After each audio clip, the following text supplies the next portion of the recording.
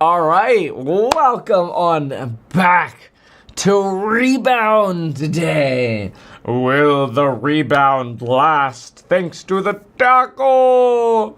Hopefully. I mean, things are moving very nicely right now. We've got two points back up, 200 points basically back up on the Qs. So we are seeing somewhat of a rebound. No big, scary institutional deleverage or anything wild so far this morning. So pretty positive. If we go look at, let's see here. We've got, here we go. Look at this. Q's up 197 now. Tesla's up 2.3. NVIDIA's up just about 343, like the Halo game studio. Fetch me! And you've got Trade Desk. You've got Etsy's in the green. Spy's in the green. Broadcom. Nice announcement on the OpenAI deal. We already knew that, and this has been previously revealed, that obviously Broadcom is working on an OpenAI custom chip deal. So it's really not a surprise. But the expanded deal here has got a lot of people very, very excited. So Brad asks, Barrow's kill count? Let's go! Dude, I love Barrow's, man. And in 2007, I can't even remember, but my kill count was huge, man. That's all I would do. All I would do to make money, man, was Barrows. It was great. And Calphi Queen. So I guess it was not. But you could take Varric, and you could go solo the Calphi Queen. It was the greatest thing ever. It was amazing. All right, so yeah, rocket ship emojis, exactly. Now, there's also a lot of enthusiasm about MP material. We were talking about this a lot this morning in the course live, and I'm actually surprised it's this aggressive because we have a price target in the course member live, and it's getting to our price target. It might get to our price target today, which is crazy. So, before the market opened, we're like, hey, this one's got the momentum. But holy smokes. I mean, this is a crazy move here. And I think it's exciting for a lot of people because it's seen as somewhat of a flight to safety in the China trade wars, which, of course, now we're expecting. With Bessent reiterating that we have essentially the meeting is still on. Donald Trump suggested that the meeting wasn't actually canceled, even after saying he was going to cancel. It's full-blown taco, which is great. Somebody messaged me yesterday, and I don't know if you saw my tweet about it, but I actually put it on a website. And they asked me, they sent me a message, a text, and they're like, hey, Kevin, what do you think about making a taco chart? And we made a taco chart. Look how beautiful this is right now. Look at this. The taco chart that I made wasn't as beautiful as this. This has been updated by our designer, and it's beautiful. It's each day it shows a taco fullness score. The fuller the taco, the stronger the market mood. I love it. We need to add some more designs. Like Lauren says, we need margarita on the right side and the full on empty taco shell on the left, and clean this up a little bit. Well, we got a taco score now. This is at meetkevin.com/data. It's free, by the way. Dustin Time says, buy the courses. Well, thanks for saying that. Look, I did one for the Bear Bulls. Oh, this is out of 10. I gotta let the designer know this is out of 10. But that's all right. They don't know the one I designed. So I will adjust that really quickly. And broadly, let's see here. Quick note, Bear Bull scale is out of 10. There we go. All right, cool. Schumer siesta. You need Schumer. That's true. We need the Schumer siesta on there. Exactly. Yeah. Well, that's the current coupon code, right? The Schumer siesta. A lot of people love that coupon code, by the way. A lot of people were using it this weekend. It's funny. I think people realize it's like Kevin's not going anywhere. May as well get lifetime access. This guy's been streaming since 2017. All of my first YouTube videos were back in 2009. I've been streaming since 2017, doing a course member live since 2018. Like, we ain't going anywhere. So, I think it's funny. Cool little designer update.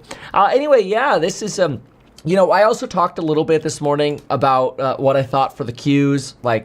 the way you have to look at the Qs is, did we basically maximally price in the day already, mostly in pre-market here? Like, how much extra upside is there is the big question. So far, we're up maybe, 10 basis points from where we were in the pre-market high. So we'll see where this goes. Tesla, nice bounce here, though you're consolidating on Tesla, right? So not great. Watch for volume here on Tesla, because once the volume comes in on Tesla, you're going to get directionality here. And I don't know that you necessarily want that directionality. Although we'll see. Right now you got an equivalent convergence here. So Meta, it's actually funny. On Friday, during the taco panic, I sent out a buy alert. And, there were some haters in the chat that are like, nah, Kevin, you're going to get wrecked on your buy alert. And, you get the classic losers or whatever. And it's fine. And so I'm like, hey, I'm going to buy some shares for the next 10 years in a company I want some shares of for the next 10 years. So I don't really care, up or down, doesn't matter, small allocation. And so I buy the dip during the panic. And, now we're up on it. And so that's great. Obviously send that alert out to those of you that kept membership, so you know about it. Restoration Hardware, we got, they're trying to rebound here, but it's not really going anywhere. Intuit's getting no love at all. Intuit's kind of been on a bleed, a little bit of one to watch. Mortgage play is a little tougher on a day like today because you don't have the treasuries market moving. So it's not a surprise when the treasury market is closed, you're just not getting as much activity on the mortgage market. Whether that's, Rocket Mortgage, Loan Depot, whatever. What I've got in the back of my mind is I feel like there's Zelensky's coming to Washington on Friday. Ooh, maybe he'll get his tomahawks then.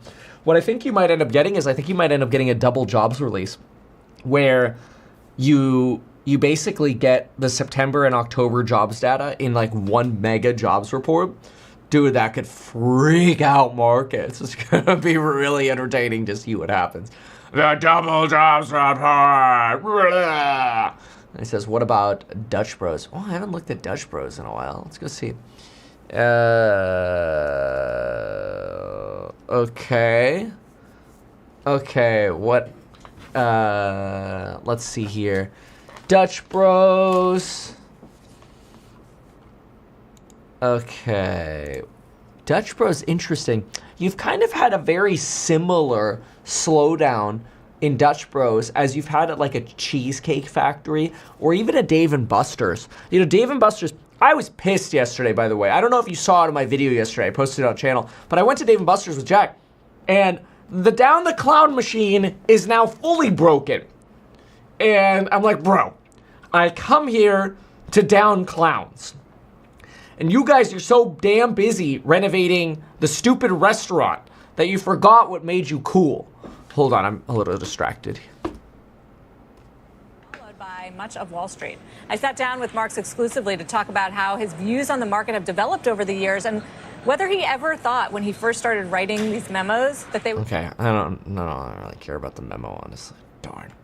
All right. Anyway, I don't remember what I was doing now. So anyway... the consumers getting whacked. The New York Times Magazine, I threw it away.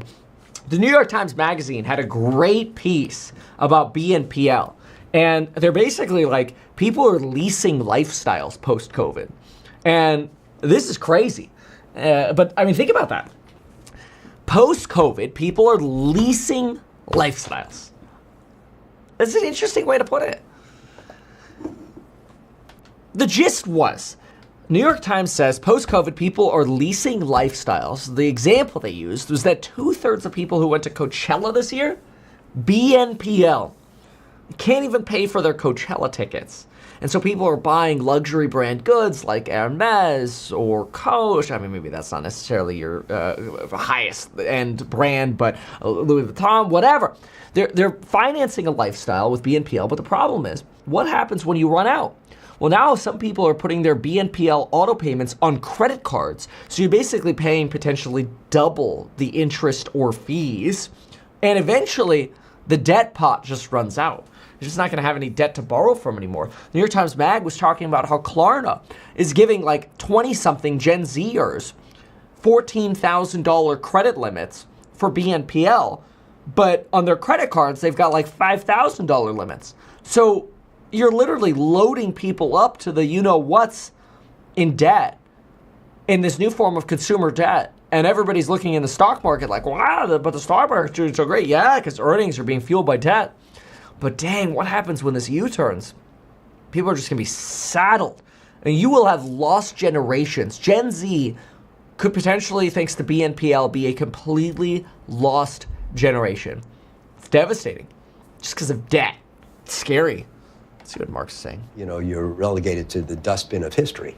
But within a couple of months, the tech stocks started to decline. And then, as I wrote in some place, after 10 years, I became an overnight success. Because it was a great call. You had also some similar warnings 2007, right before the market crash, about excessive. Oh, but what is he saying about today? You can predict these bubbles based on what? Psychology? It has a lot to do with psychology and the resultant behavior. So if you can just be sensitive to the psychology that's governing the markets and the behavior that's directing people to engage in, I think you can figure out those rare occasions when you're at an extreme, when the market is either crazy high because of excessive optimism or crazy low because of excessive pessimism. You know, there are some posts this weekend about how maybe the market isn't actually that euphoric. We'll go through that in just a moment. Or so, maybe you can make hay. Because you also had one in 2008, around just before the bottom, where you said it's starting to look very interesting. Oh, yes. Well, again, excess, that's the key. I think it was October the 8th of '08, which was very, very close to the bottom of psychology in that cycle. And I wrote a memo called the Limits to Negativism. You know, it's our job to be skeptical. What I said in the memo is that I was detecting sentiment that was too bad to be true.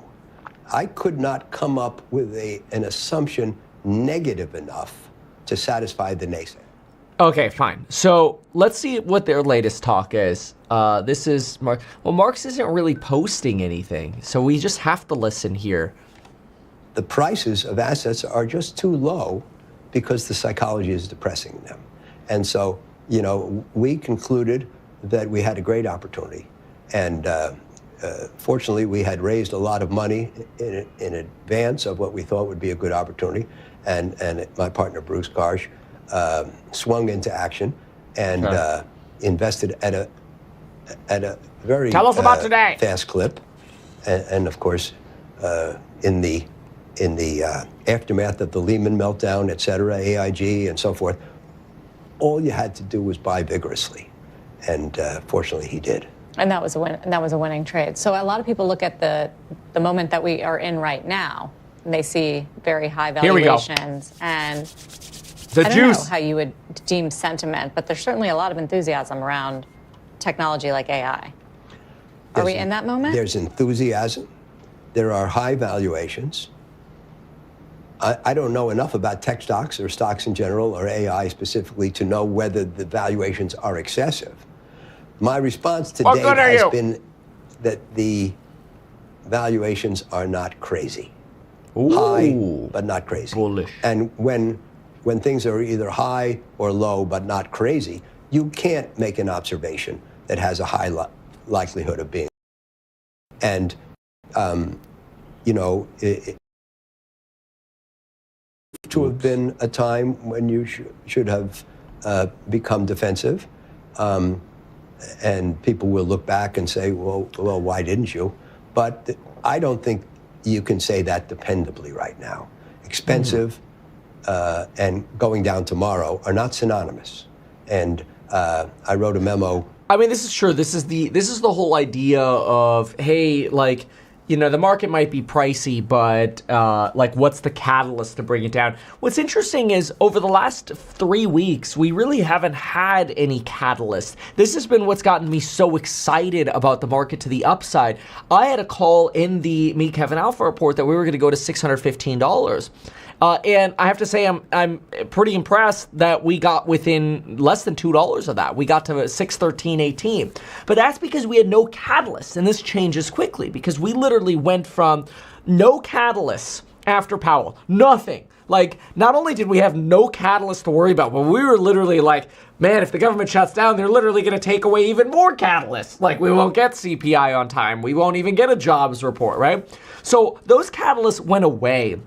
Now, post-taco, which, don't get me wrong, we had a glorious taco. I mean, we made taco charts. I asked my designer to make a beautiful version of my taco chart, which was nowhere near as beautiful as this one. But we were at an 8.2 out of 10 on the taco chart at meetkevin.com/data. I put some other things on here as well. Like I put, what are the odds of a tariff rate on China between 60 to 100% on November 12th? These odds have plummeted, now just 6%. So this is sort of the market accepting the taco. Will the federal government be shut down for 10 to 29 days in 2025? This is starting to fall because people are betting that the government's going to be shut down longer. So I'm just putting some trackers here, which I think are useful. But understand now, we actually have a lot of catalysts coming up. And this is going to be something we have to watch because Besant now expects that Donald Trump is going to meet Xi Jinping. So we're basically now getting the full-blown positive catalyst of, okay, they're going to meet and everything's going to be okay.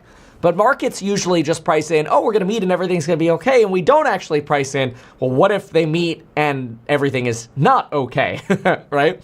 Then you've got Powell tomorrow. Powell speaks at NAB tomorrow. He's the keynote speaker. And every Fed speaker talks tomorrow, like almost tomorrow and the next day. We've got Zelensky coming to Washington on Friday, which is probably when he's going to get his tomahawks. Like, he's probably coming to DoorDash tomahawks for Ukraine, which is going to create some geopolitical tensions, maybe even oil up on that. You got CPI coming out in 11 days. You got the Fed meeting coming out in 13 to 14 days. Maybe we'll get a double jobs report, which I think would be bad. Like, imagine you get a double jobs report. I think this would be it would be a horrible moment. Like, you'd probably get TLT 100 instantaneously if you got a double jobs report, which would be September and October combined, getting released maybe at the beginning of November. And you get this double jobs report, and it potentially leads to emergency cuts from the Fed. Maybe not. Maybe we'll confirm a soft landing. But the point is, all of these catalysts on top of earnings season starting, this creates some reason to at least be a little nervous. Maybe start thinking about, like, at least some deleveraging, right? So this is where, like I always say, I tell my course members in the Meet Kevin membership, hey, like, I'll let you know when I start trimming a little bit. But what I want to pay attention to is Raoul Pal. He had a really good post this weekend, and I thought it was interesting because it actually tells us, hey, don't worry, maybe everything is fine. And I wanted to look at some of the charts that he had because he had a great thread. So let's go look at his thread here.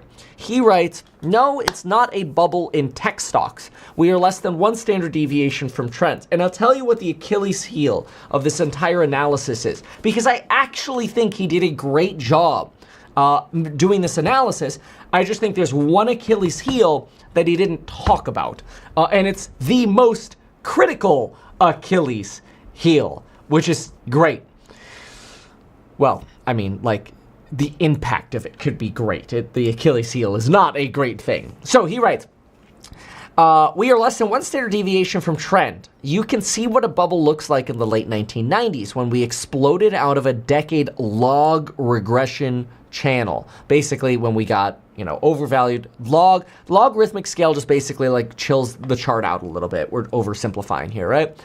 Okay, so we exploded out of the channel. Part of this was because a lot of companies with very few earnings were actually in the tech index, and the whole tech index was pretty new back then. This isn't the Achilles heel, but it's worth knowing, like, the tech index, the NASDAQ, was so sensitive to tech because that was the first time we actually had tech in the tech index. I mean, yeah, technically you had Apple and stuff like that in the earlier years, but let's be real, the tech boom was here, .com bubble. So it was an immature index, right? That's why it doesn't go back much further than that. Anyway, then he writes, but PE ratios are at bubble valuations, he says. The narrative doesn't take into account the fact of the debasement of what's happening with prices and of prices getting debased more than earnings. So basically, if he says prices get diluted 11%, GDP is 2%, PE rises by 9%, he's basically making this argument that companies are able to be more efficient, take more to the bottom line, and therefore we could justify higher PE ratios over time.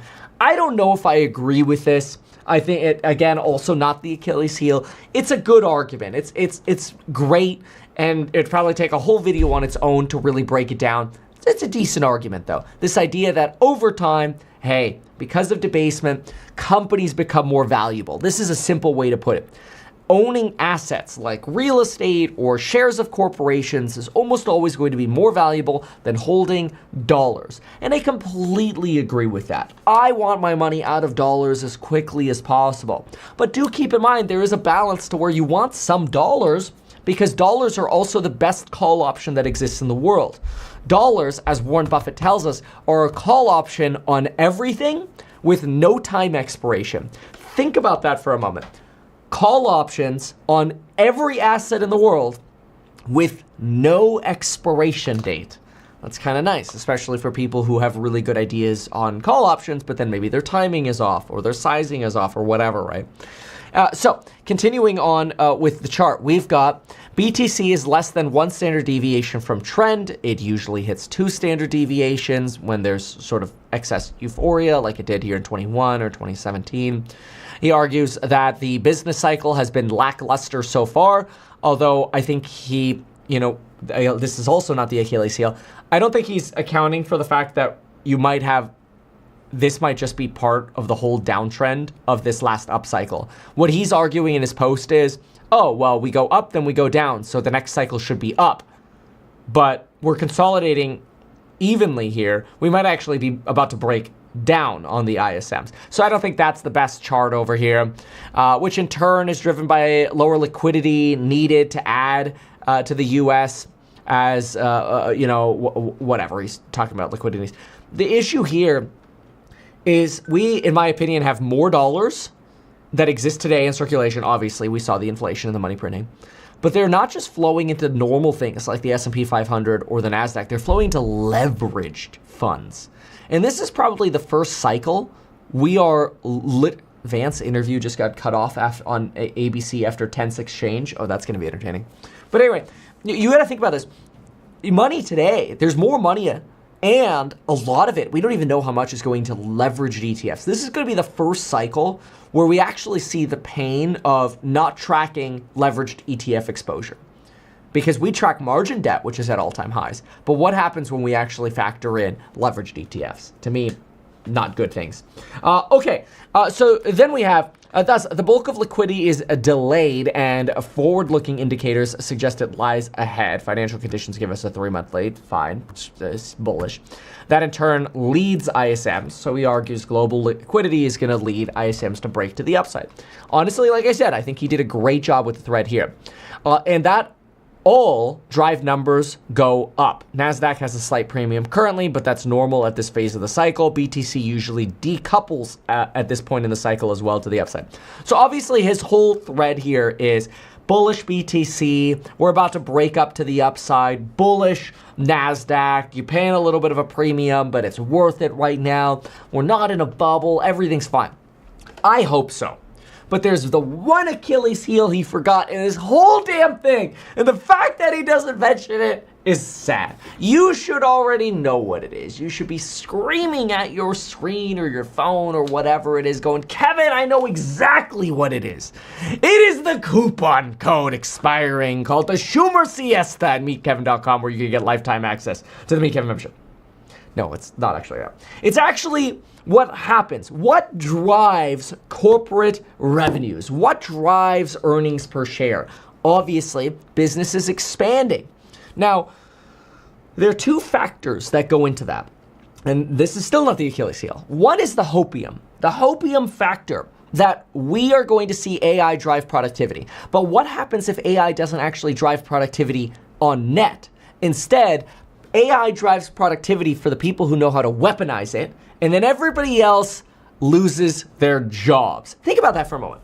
See, there are people who truly think that artificial intelligence can replace their job. those people are probably going to lose their job.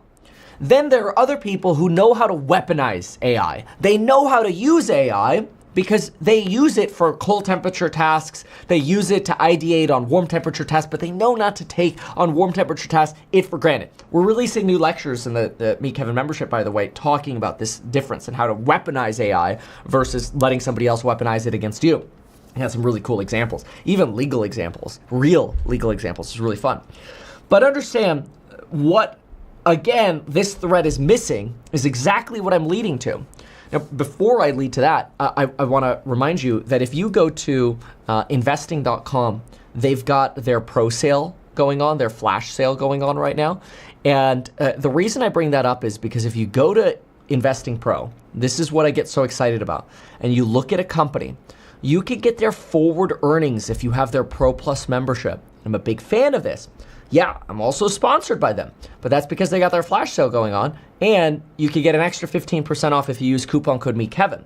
Now, what's really exciting about this is what drives earnings here, folks? Well, what drives earnings? Jobs, people having money. That's what's missing from Raul's thread. Is first of all, he probably doesn't have the Investing Pro Plus membership, which, yes, hashtag sponsor, but is amazing because they've got their flash sale going on between now and Wednesday. So really encourage you using that coupon code MEKEVIN. You can actually use this forecast tool to understand where these earnings are showing up for companies and what the forecast are. We compared it, by the way, to the, I won't mention any names, but certain like terminal software where people pay like 30 grand a year. And it's pretty dang similar, which is amazing that you could get these earnings forecasts. But think about that when we factor in Raul's thesis. He didn't talk about jobs at all. What happens if AI is super productive for some people, but it doesn't actually drive revenues? Instead, what it does is it makes existing people more productive, which means you need fewer people. That creates a really ugly negative cycle. So think about this in a more clean line, okay? Let's do this together here because I think there's a lot of value in understanding when people are so bullish, sometimes they do miss in the forest for the trees. So what do we have here? Look at this. You start with AI is productive for some, okay? This doesn't necessarily mean a biz makes more money. Right? Like, are you going to sell more Caterpillar tractors because of your workers and human resources being more productive? No, but you need fewer workers. Those people get laid off. What ends up happening when those people get laid off? Earnings per share at companies like Cake or Dave & Buster's or, whatever go down. This isn't a surprise. I mean, even look at like Dutch Bros, for example, right? Earnings go down. This is also why I'm so excited about seeing where the market's head is and why I put this banner up here, because we could see where the market's head is on earnings expectations for companies using Investing Pro. And then, here, let's do an example here together. I don't know, let's pick Bros, for example. You can also see what's going on with their earnings revisions. Look at this. So if I go to Bros, you could one-click a PDF here, and this is what's so exciting about them. Go down over here. Look at this. Earnings revisions. EPS revisions. You can see they're starting to trickle up over here on the right after coming down substantially after what's it called, the Trump liberation. But a lot of those impacts are still potentially to be felt, and I think Raul mentioned nothing about this. And this is where, again, people have this mindset that, AI is going to keep pushing this boom of chip sales. And that great. So who wins in this case? Who wins? The rich get richer. The rich get richer. That's just unfortunately how it works over and over again. These companies are able to do more with fewer people. The rich get richer. The rich earn more money, and everybody else loses. I mean, think about this. If you had a company with 10 employees and you make $10 million of revenue, okay, we're just going to make an example here together. So this makes as much sense as possible. Now, enter AI, all right? So AI comes in. You can do the work of 10 with 5 people, Okay? So you lay off 5. You lay off 5 people. Your company revenues, still 10 mil, right? But you did it with half of your human labor. That'll take a long time to show up. But when it does, it's gonna suck. So I don't know, that's the Achilles heel of this analysis. Now, does that mean this is gonna roll over very soon? Maybe not.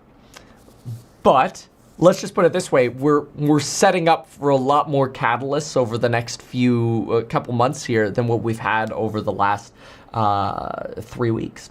The last 3 weeks, we've been in a really fortunate situation. We've been straight up, obviously, since April, which is where we first started advocating for trailing stops. If you had trailing stops over here, you would have been riding the market all the way up. Now, though, we have new catalysts to deal with, a lot of the catalysts to deal with. And I'm most worried about a double jobs report and then a potential subsequent deleveraging. So it's not saying be bearish immediately. But what it's saying is, hey, if you've got a bunch of debt outstanding, you've got margin, don't get rugged like some of the people did this weekend. Did you see what people were writing this weekend on social? I don't know how much of it is like bullcrap. I spend very, very, very little amount of time actually looking on any kind of scrolling sites. But like here, this guy was echoing some of what we saw this weekend. I don't know where this guy is from, Jakey from Super Kick, he's got Kick Channel, but whatever. People legit lost their whole portfolio. Biggest liquidation event in history. And then basically Trump says, never mind, all good 48 hours later. Insane. I mean, he's got a point. He's got a really good point here that, people did get screwed here by what happened over the weekend. But it's not just that, it's the insider trading that you had. The insider trading that we had was insane, with people minting hundreds of millions of dollars on insider trade shorts with crypto wallets opened up just moments before this news drops. It's almost like they're sitting in the Oval Office going, all right, everybody get their bets in? All right, let's send it to the Truth Social. Or it probably goes more like, Trump pulling something like, all right, I'm going to schedule this Truth to go out, and people are quickly setting up their trades. I mean, I don't know how much of this stuff is true, but look at this guy. Today was the worst day of my life financially. Over $9 million gone instantly. Typing this feels like ripping open a wound that's still bleeding, but I'm posting it because this space needs more honesty. You see wins, the 100x calls, the yachts, but you rarely see what happens when the market humbles you. It wasn't a rug, it wasn't a hack, it was me. Overconfident, overexposed, and the market did what it always does. Reminded me who's in charge. I wasn't gambling with crazy leverage. It was a, quote, safe play, the one that can't go wrong, until it does. One bad trade, one liquidation wick, and boom, 9 mil erased in seconds. The truth is, no one is untouchable. And it wasn't just this. There was another guy, too. Where did I have it? I think I bookmarked it here somewhere. There was another guy who had, here it is. This guy, I don't know, sounds very similar, but he says, I thought about taking my own life multiple times since. I can confidently say my mom saved my life by answering my phone call at 3 a.m. on a random Saturday. I owe my life to my Lord and Savior, Jesus Christ. And he's basically talking about how he got fully liquidated. So it's the leverage, man. Leverage. If there's one thing I could just say to people, recognize that as humans, we are, when things are going good, we are going to naturally be greedy. We're going to have that. We're going to be looking at our margin accounts. We're going to be like, damn, bro, I'm almost max margin or whatever it is. We're going to look and be like, oh, crap, almost max margin. But then the candles are green. Then you look, it's like, the Qs are up 2%, dude. I'm printing money on margin. But Friday was a wake-up call. Look how quickly the market tanked on Friday. Dude, the Qs were down almost 4%. If you were in on a leveraged NVDA position, let's say, you were down 10 to 15% on the largest company in the world in the span of a few hours. And that's just on technically on 2 Truth Social posts. So imagine when shit actually hits the fan. NVIDIA on a leveraged ETF position, not considering options, just a 2x or 3x leveraged ETF NVIDIA position, would have sent you down 10 to 15% on 2 Truth Social posts. Imagine the pain. when we get a double bad jobs report, or like, oh my gosh, wait a minute, we haven't been paying attention to the Achilles heel. So, I'm not here to be bearish. Trust me, look, I got a bullish price target on MP Material in the course member live stream, and we're about to hit it. Like, this is insane. MP Material, we've been tracking this one for quite a long time. We're about to hit the bullish catalyst in the Meet Kevin membership of the price target, which is way sooner than I thought. But wow, we're almost at my target. Now, I have longer term thoughts on that. Like, is that a profit take? What to do? We talk about that in the Meet Kevin membership. Remember, you could join using Schumer Siesta. Did we add Siesta to the soundboard? If we haven't added the Siesta to the soundboard, we really ought to. I don't think we added the Siesta to the soundboard. That's unfortunate.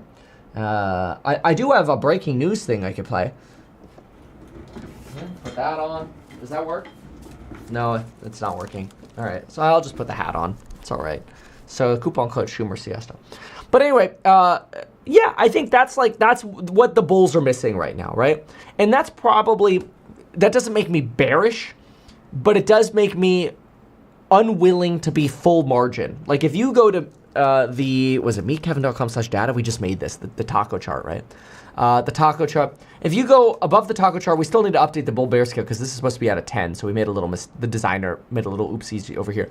But I'm actually like the little bear bull scale. I put it at 4 out of 3 out of 10.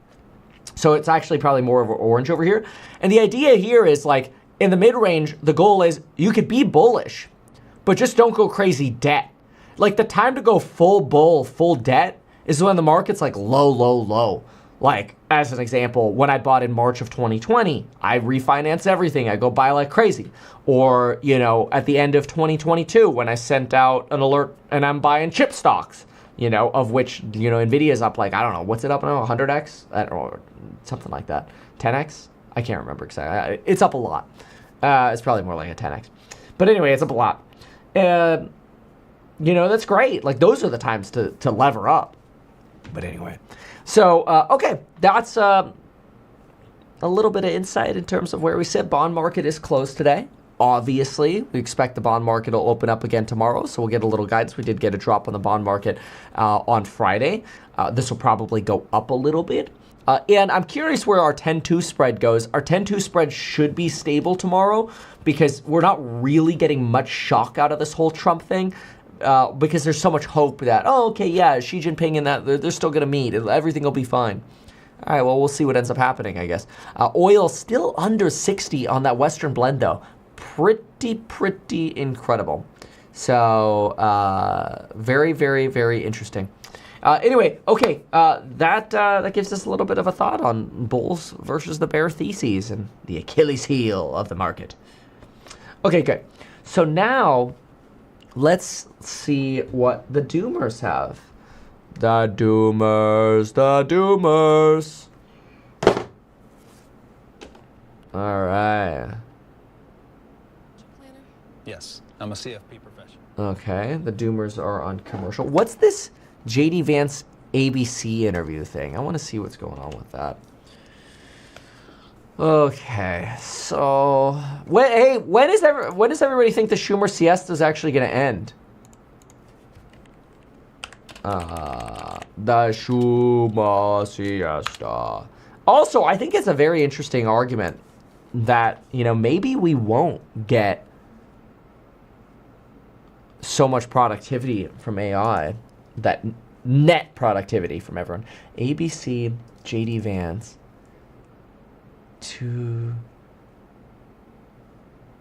That's 2 hours.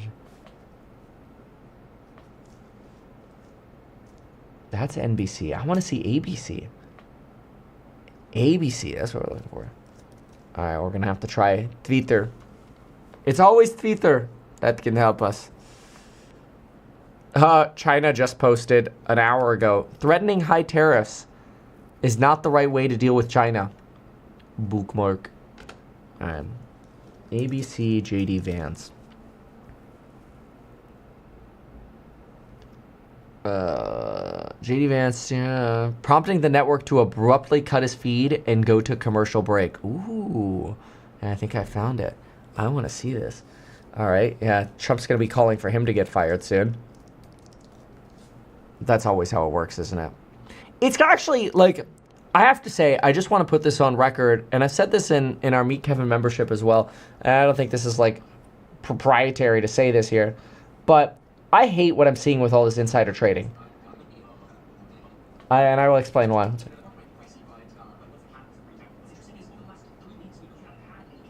Hold on one sec.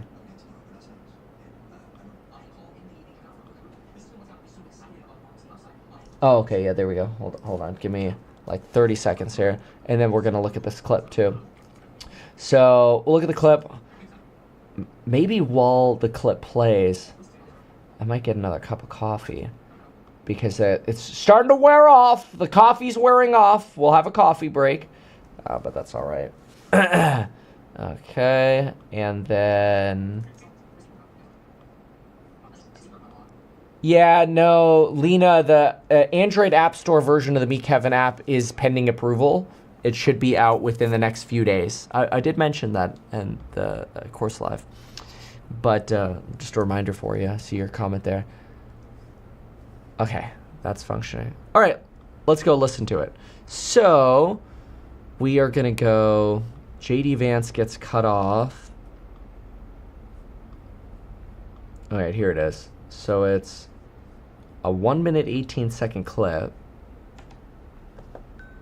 All right, here we go. J.D. Vance gets cut off on ABC. I don't know what tape you're referring to, George. I saw media reports that Tom Homan accepted a bribe. There's no evidence of that. And here's, George, why fewer and fewer people watch your program and why you're losing credibility. Because you're talking for now 5 minutes with the Vice President of the United States about this story regarding Tom Homan, a story that I've read about, but I don't even know the video that you're talking about.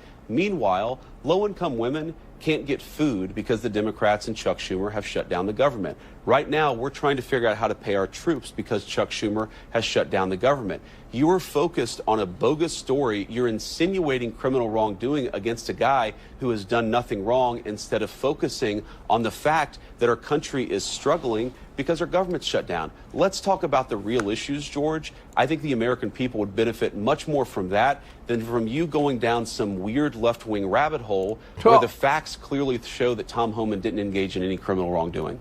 It's not a weird left-wing rabbit hole. I didn't insinuate anything. I asked you whether Tom Homan accepted $50,000, as was heard on an audio tape recorded by the FBI in September 2024, and you did not answer the question. Thank you for your time this morning. No, George, I said that I don't. Up next, we'll be right back.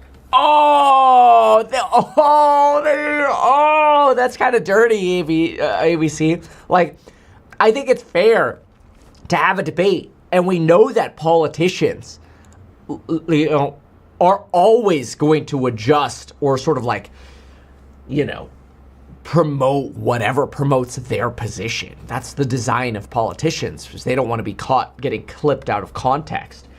But man, cutting them off? Dang. Take a look at this. Here's that sort of like OG story. Tom Homan was investigated for accepting $50,000 from undercover FBI agents. So in an undercover operation last year, the FBI recorded Tom Homan, now the White House border czar, accepting $50,000 in cash after indicating he could help agents who were posing as business executives win government contracts in a second Trump administration. I mean, honestly, this does not surprise me at all. Like, does not surprise me at all. Because look at people like Trevor Milton, full-on fraud for rolling a hydrogen-powered semi-truck down a hill to raise the stock price of Nikola, to rug pull thousands of retail investors and steal millions of dollars from them, bankrupting people. And they convinced JP Morgan to call Nikola the story stock that should be bought while it's at all-time highs. This is insane.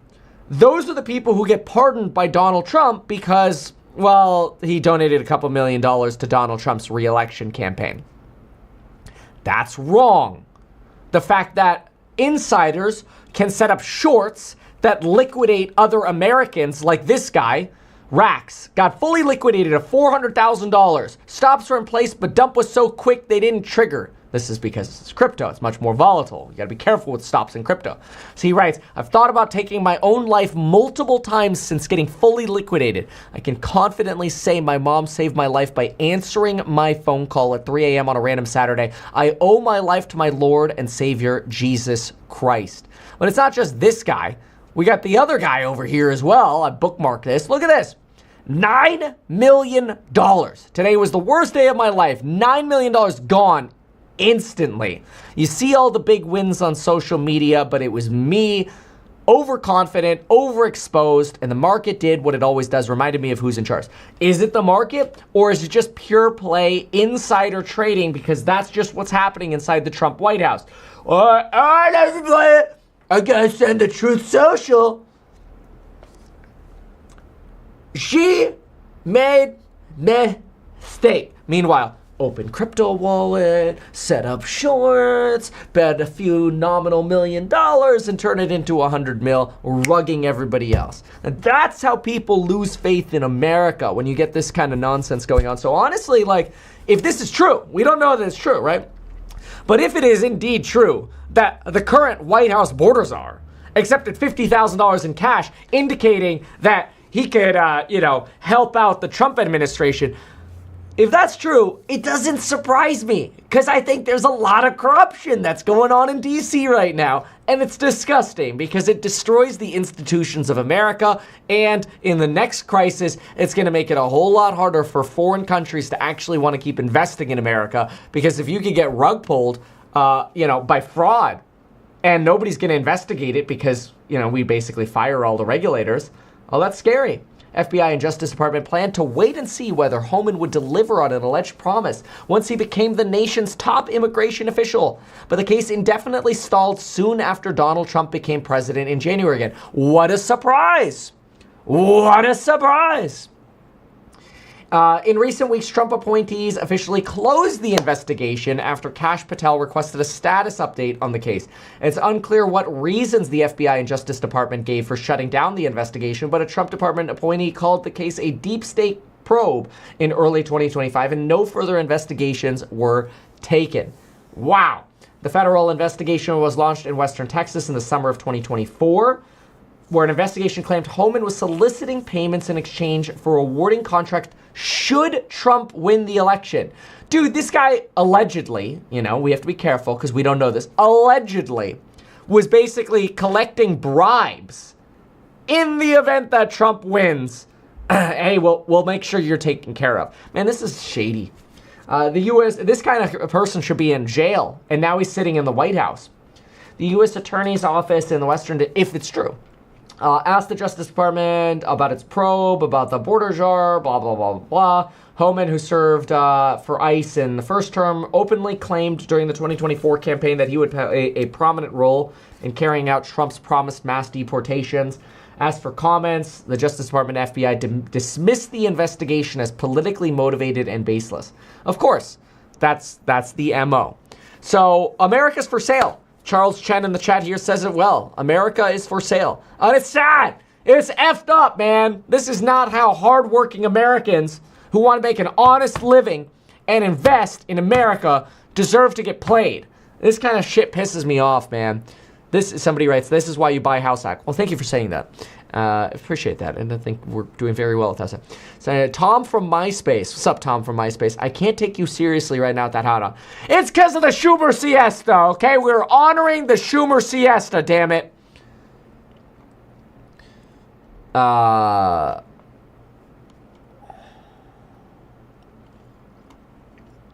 Honestly, looking at all that, I don't know that I could really blame ABC if it's true.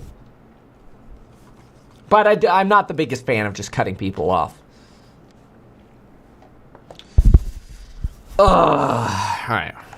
Absolutely, Matt. I mean, I think the first goal is really to mark the moment because there's no sort of doubt about the fact that the significance of what Trump has achieved in basically under a week, something that was inconceivable 2 weeks ago, bringing everybody to the table, bringing a ceasefire, bringing back the hostages, releasing Palestinian prisoners, and now having serious discussions about what the future of Gaza and the potential Palestinian... Somebody wrote, this is a cool one. Like, these mugs, by the way, so check this out.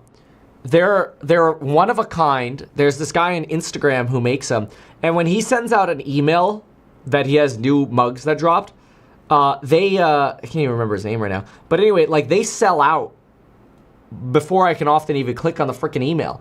But it's also kind of retarded how expensive these things are. This is like $100 for a mug, and it's crazy. But they also look sick.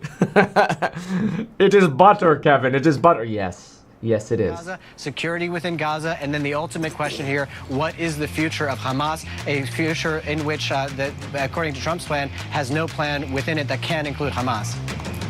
All right, Oliver, thanks very much. Really appreciate your coverage today from Jerusalem. Bloomberg's Oliver Crook. That does it for Open Interest. We'll continue our coverage of President Trump from Egypt. This is Bloomberg. They're getting some jazziness in there. So... can we get... I wonder if we can get... oh, wow, look at this. This Homan stuff goes deep. Look at this. Nonprofit files a lawsuit against the FBI and Department of Justice for withholding the video in the Homan bribery case. Wow, that video is going to end up getting edited together like the Epstein jail cell video. The nonprofit organization Democracy Forward sued the DOJ and FBI Monday after the agency failed to release a key video with the recordings in the alleged bribery scheme involving Homan. Homan, the current border czar, became subject of a federal bribery investigation after he allegedly accepted a bag filled with $50,000 in cash from undercover FBI agents in Sep 24. Agents reportedly posed as business executives and gave Homan the money after he offered to help them win government contracts in the second Trump administration. Multiple requests from congressional representatives, extensive media coverage, and possible information leaks to news outlets. After all of this, the DOJ and FBI have not released the video showing Homan received the cash. And they issued a statement saying they found no credible evidence of any wrongdoing. Right, because, you know, Trump shut it down and so did Kash Patel. The lawsuit argued that if the DOJ and FBI withhold such information, it runs afoul of FOIA, the Freedom of Information Act, which provides U.S. citizens the right to request information from any government agency. The problem is, when they actually release this video, it'll end up being edited and doctored up, and you can't trust it as far as you can throw it. The second problem is, the people who are probably processing FOIA requests right now are probably furloughed, or worse, fired. So even when the damn government reopens up, you ain't gonna get it anyway, because the institutions of America are getting gutted right now. There is no regulatory regime anymore. They're all getting fired. That's the whole Project 2025 plan. Hey, but then again, you get a lot of people that are, this is what I voted for. Like, all right, we'll see how it all plays out, I guess. Ah, man. I'm tired of this. I need more coffee. Oh, dude. That is so itchy. How do people who wears sombreros? Does anybody in the chat wear a sombrero? How do you wear this thing for a long time? It is so damn itchy. Can't wear it. It's too itchy. I can't handle it. I don't know how you do it. Man. Hey, maybe I need to go to Mexico and get a real sombrero. This one's from Amazon. It's on Amazon. 500 up 1.1%. It's regained less than half of what was lost on Friday. I'm tired of you, CNBC. Strong numbers. I think bottom line is with the market signing now up, a couple hundred points down the Dow, is cooler heads will prevail. And I think it makes a lot of sense because, let's face it, we need China. We need access to their critical minerals. We generally have the advantage over China because China needs to have access to America's $20 trillion consumer market. For the Democrats, three major Democrat players right there, to acknowledge what Donald Trump did and give him credit for it, literally give him credit, is a shocking turn of events. This is really, I think, a sea change in the Middle East. We now have Israel, more than 75 years old, having won every military conflict in which the country's been engaged. It's not going anywhere. He had the guts to back Israel when he knew the cost. Politically at home, he's put the world on notice that the U.S. isn't ceding the future to communism.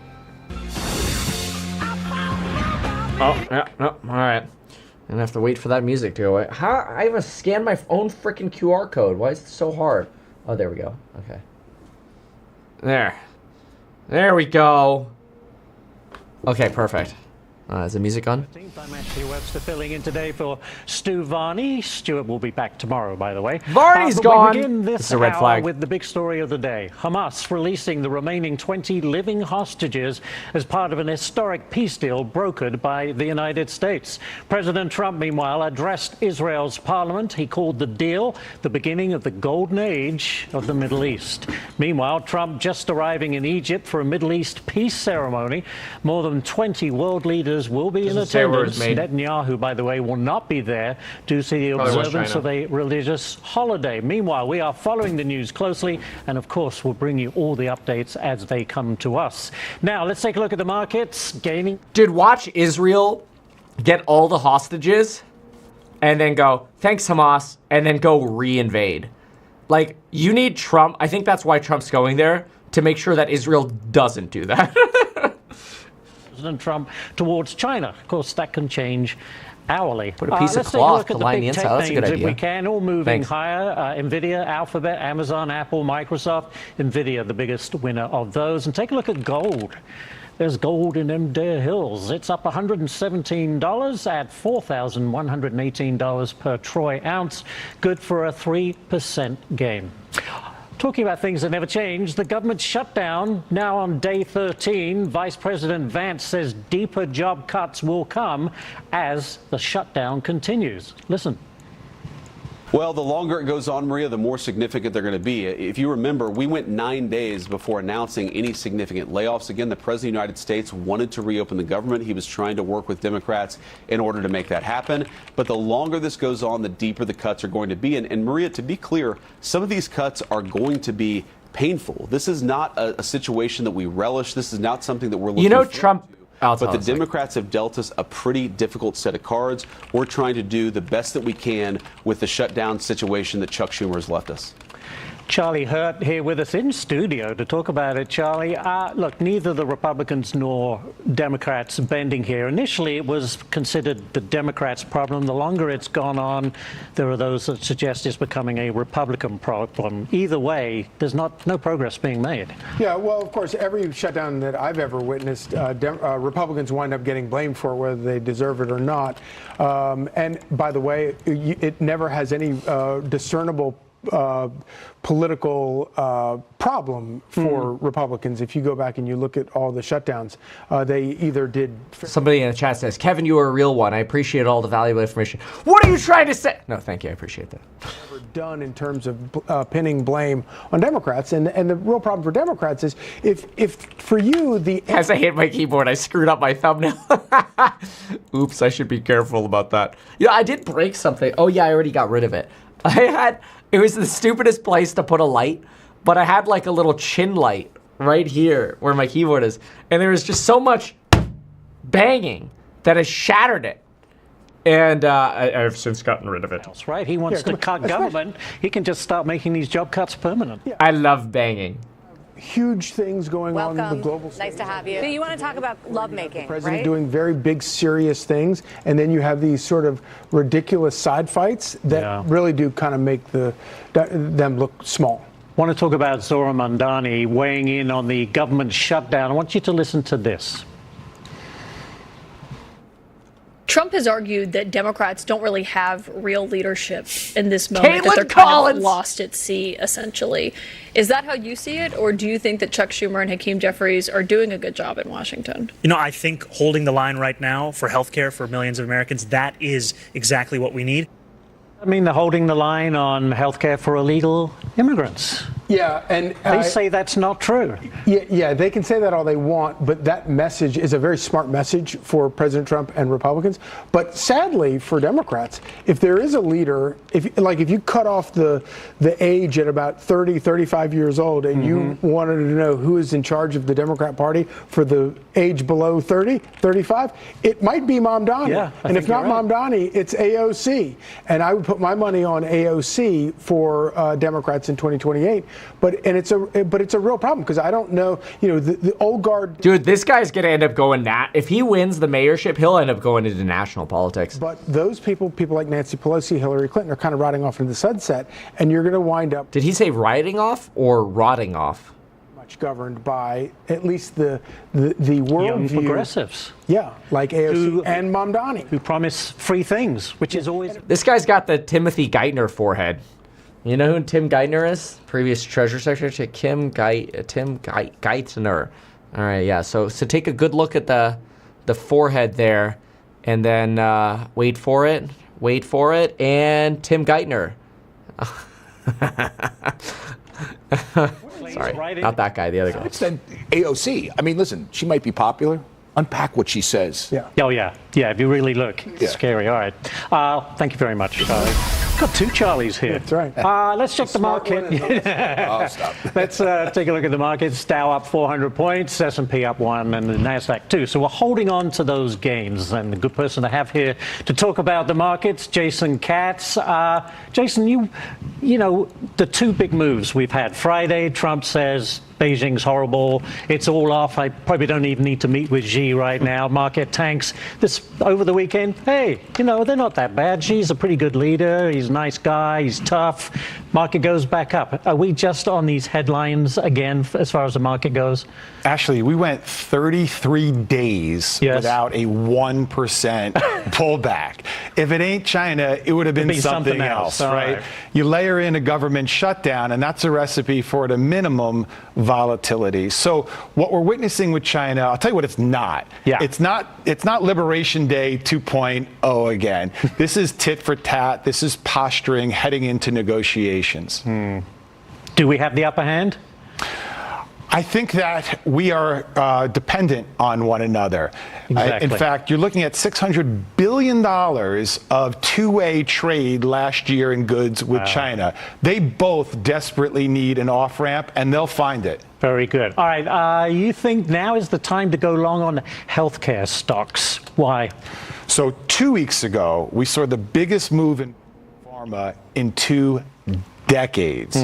So the bark wasn't as bad as the bite with respect to what Trump has proposed in terms of tariffs. If we have manufacturing stateside, if these drug companies have preferential pricing here stateside, it's not nearly as onerous as everyone feared.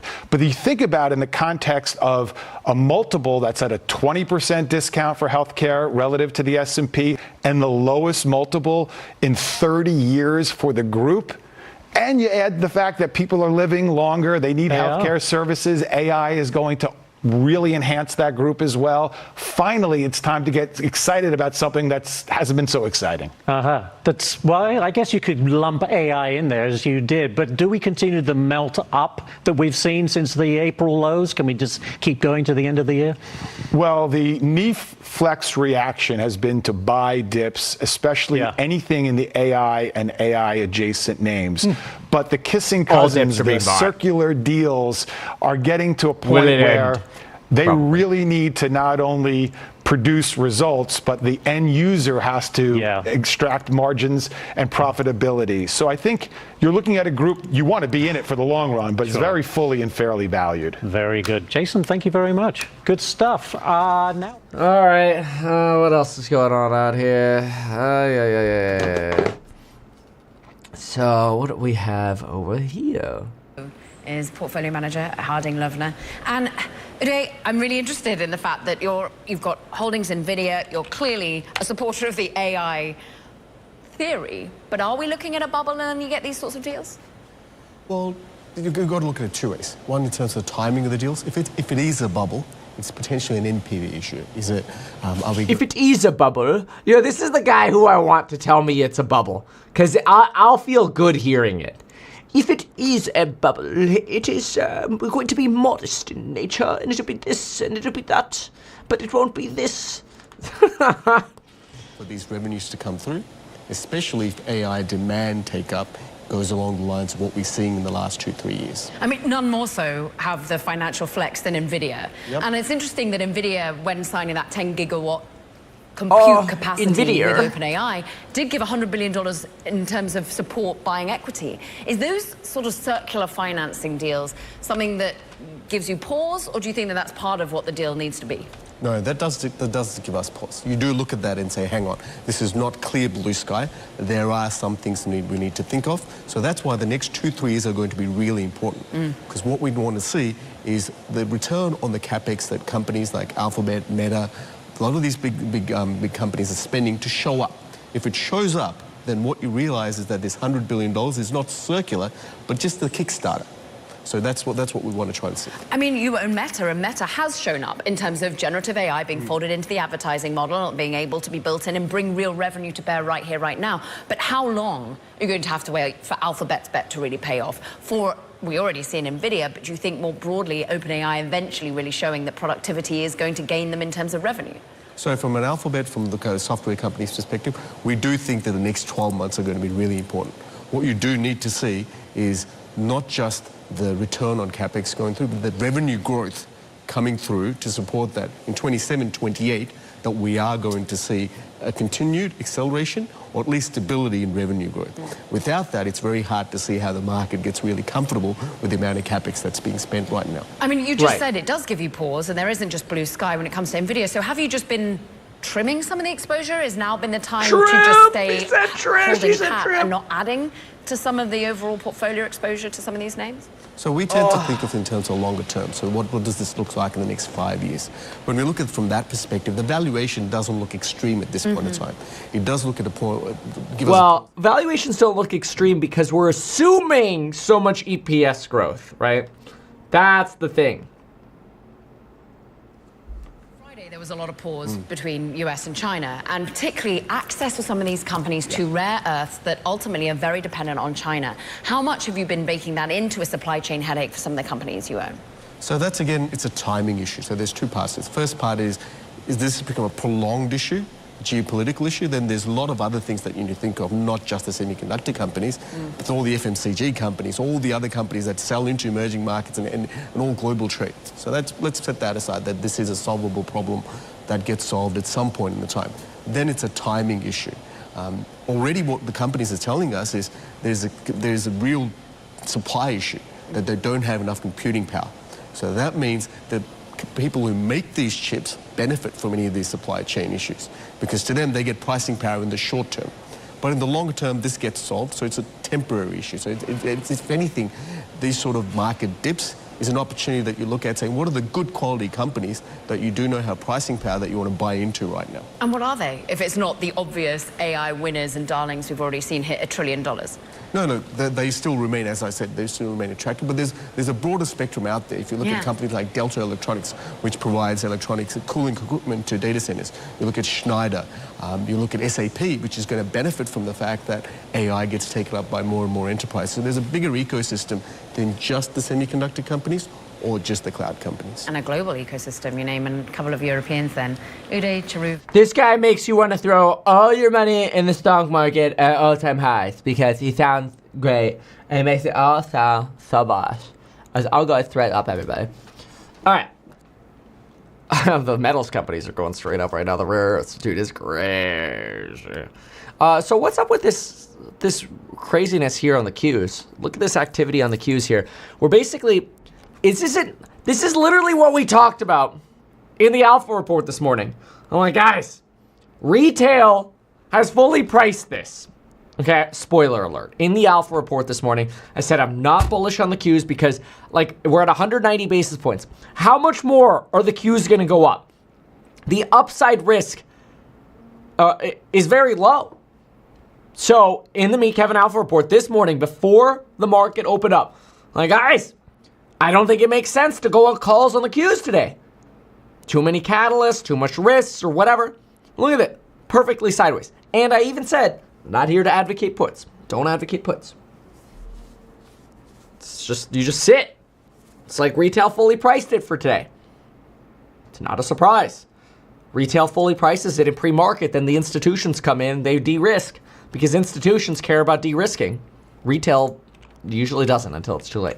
Okay, let's go see what else is going on in the world of news. It is 8:16. Bitcoin's what do we have? 114.4. Well, that's nice. That's not bad. All right, let's see what the commies have for us. So, Jim Jordan, the indictments are retribution. Yeah, no shit. Fareed, Gaza ceasefire reveals. Whatever. Comedians react to Bondi's cheat sheet during Senate hearing. Oh, did she have a cheat sheet? I want to see the cheat sheet. Do they have a picture of it? Okay, so here's Bondi.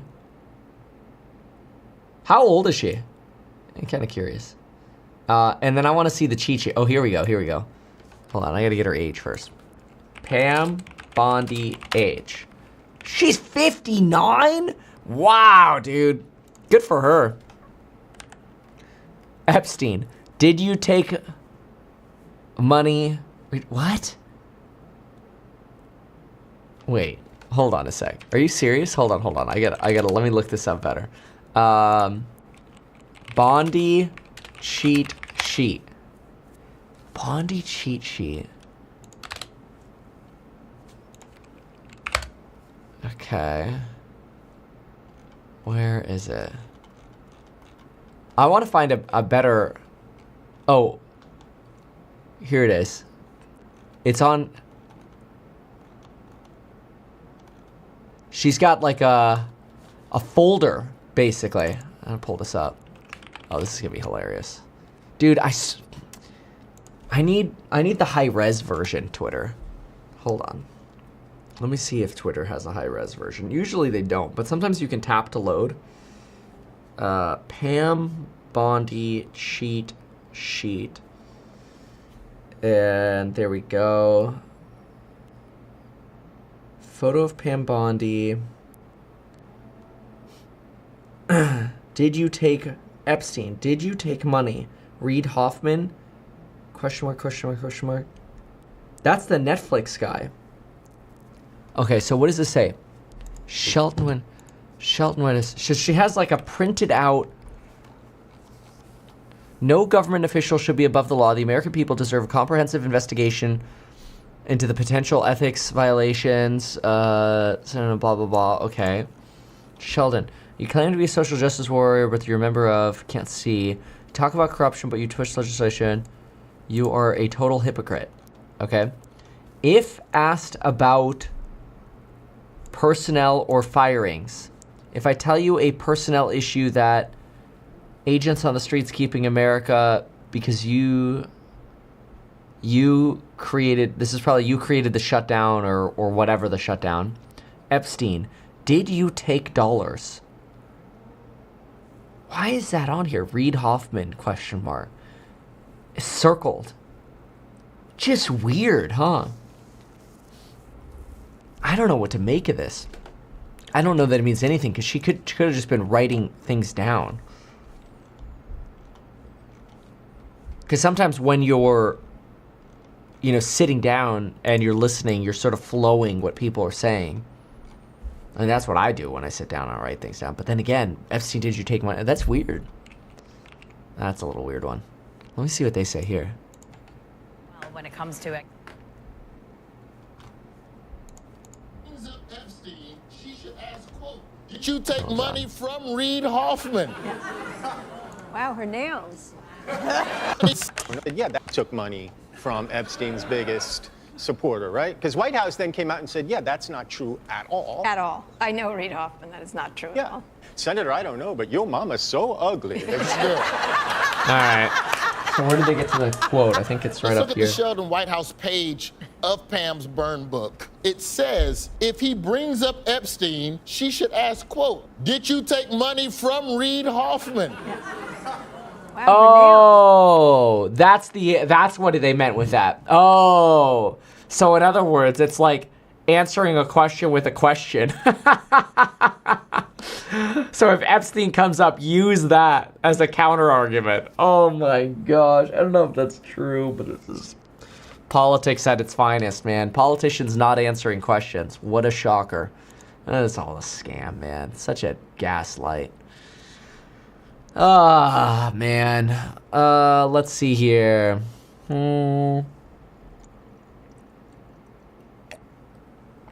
Alright, so that's boring. What was Fox got? Let's see.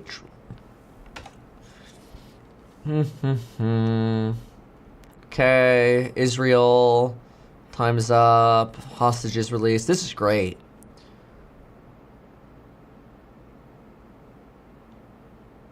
First images of hostages being released. I want to see that.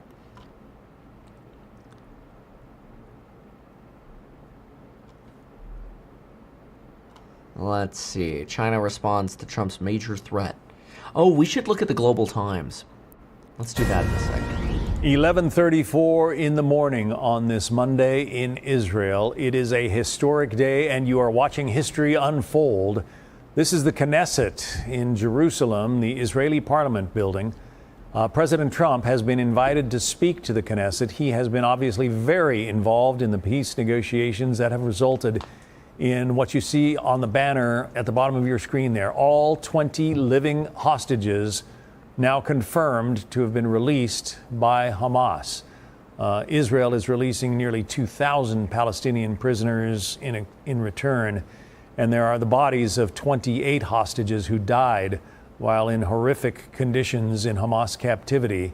Those bodies are going to be returned in the coming days, perhaps weeks, because it is not known where all of them are. If you're just joining us, you're looking at the Knesset. President Trump will be the fourth U.S. president to address the Knesset. He's also being given the Medal of Honor, the highest Israeli medal that can be given. That will be bestowed on him today for his role in making this deal happen. Our chief national security correspondent, Jennifer Griffin, is in Tel Aviv. She joins us now live. Jennifer. Thank you. John, it is an extraordinary moment here in Israel. We've just confirmed with the IDF that all 20 Israeli hostages, all 20 living hostages have been released by Hamas. The last 13 are in the hands of the Red Cross. They are making their way to the IDF checkpoint right now. The IDF is still in 53% of the Gaza Strip. They had pulled back to that line, that ceasefire line, as part of the agreement. These last 13 hostages, some of whom had already been making phone calls and video phone calls with their parents and their spouses and their loved ones at the base in Re'im from their Hamas captors' phones while they were waiting for the Red Cross. The Red Cross then went through medical checks. They identified all 13 of the Israeli hostages, and now we can report that that convoy is on its way to meet the IDF as we speak. All 20 will return to Israel shortly. We have seen preparations at the Re'im base outside the military helicopters, which will bring the hostages to the three hospitals here in Tel Aviv that have been making preparations for the hostages, medical doctors, psychologists, care packages for the hostages who've been kept. I mean, it's great, honestly. Like, it's fantastic, and I always say you got to give credit where credit's due. It's good. If Trump didn't beat on Iran, this wouldn't have happened. Let's listen to Johnson on the shutdown. Get ahead of them, and so. Oops. League, that was the art of distraction you just saw there. They're trying their best to distract the American people from the simple fact that they've chosen a partisan fight so that they can prove to their Marxist rising base in the Democrat Party that they're willing to fight Trump and Republicans. There is no objective truth to everything he said there. The Republicans have already said we were going to have thoughtful conversations, deliberation, and debate about continuing the COVID-era Obamacare subsidies because they don't expire until December 31st. They're trying to pretend like that's a September issue. It never was.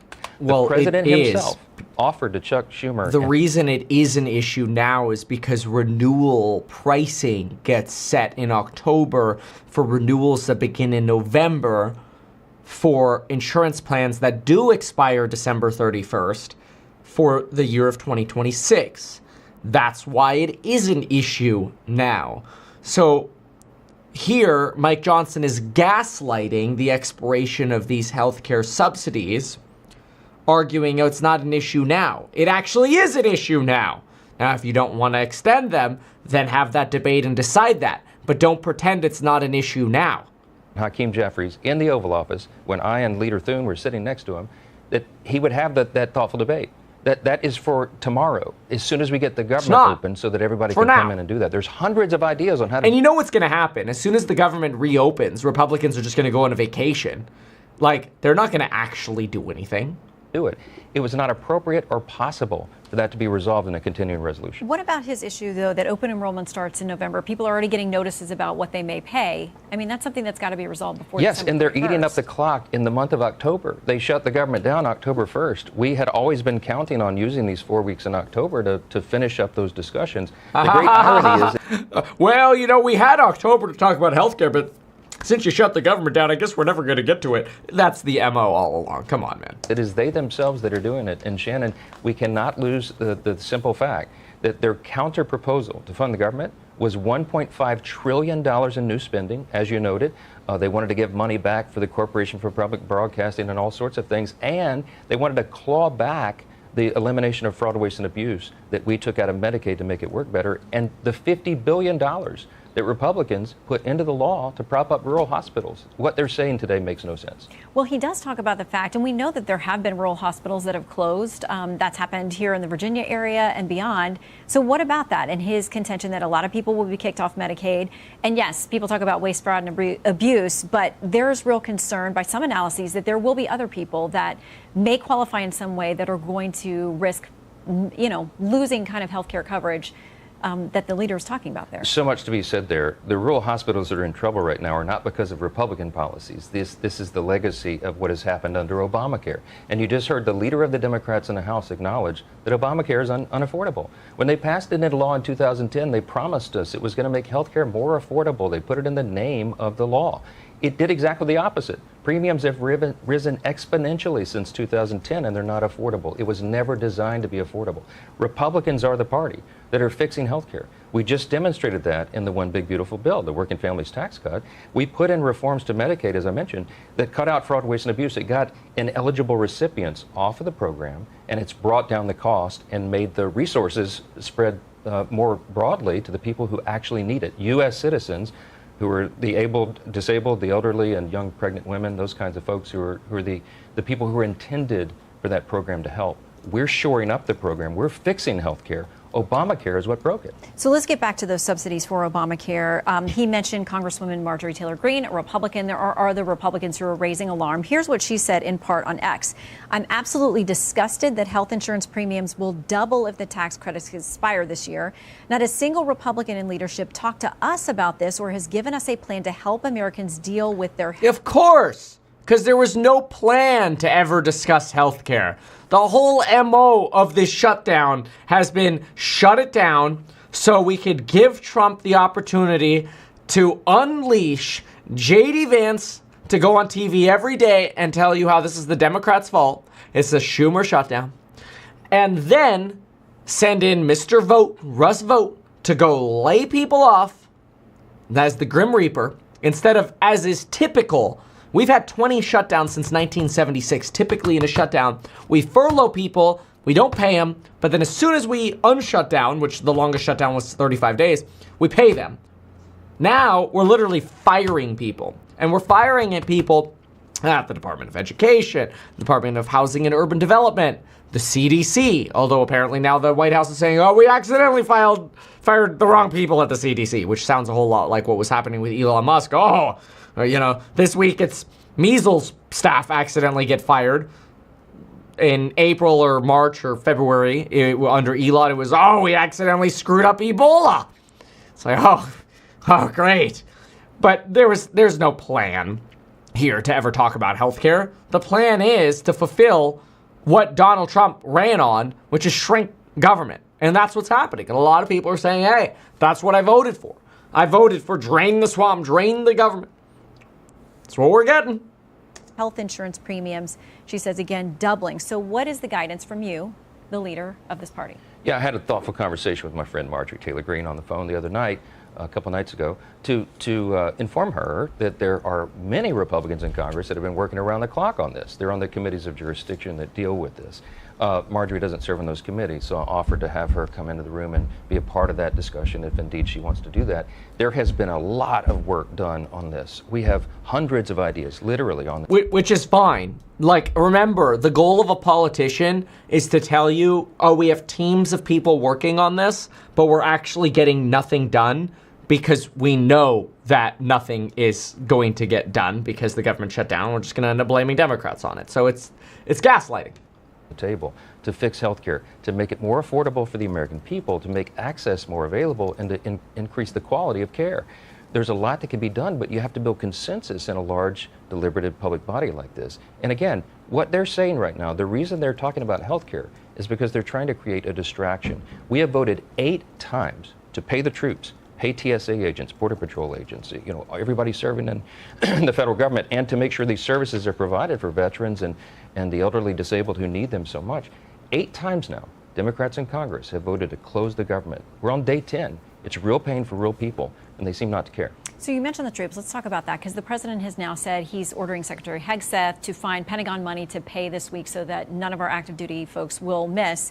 And I think all Americans. Yeah, remember, the sales pitch is drain the swamp. But what it really is drain the part of the government you don't like and then prop up the other part of the government, like the insider trading arm or the, well, actually probably that, and tax cut arm.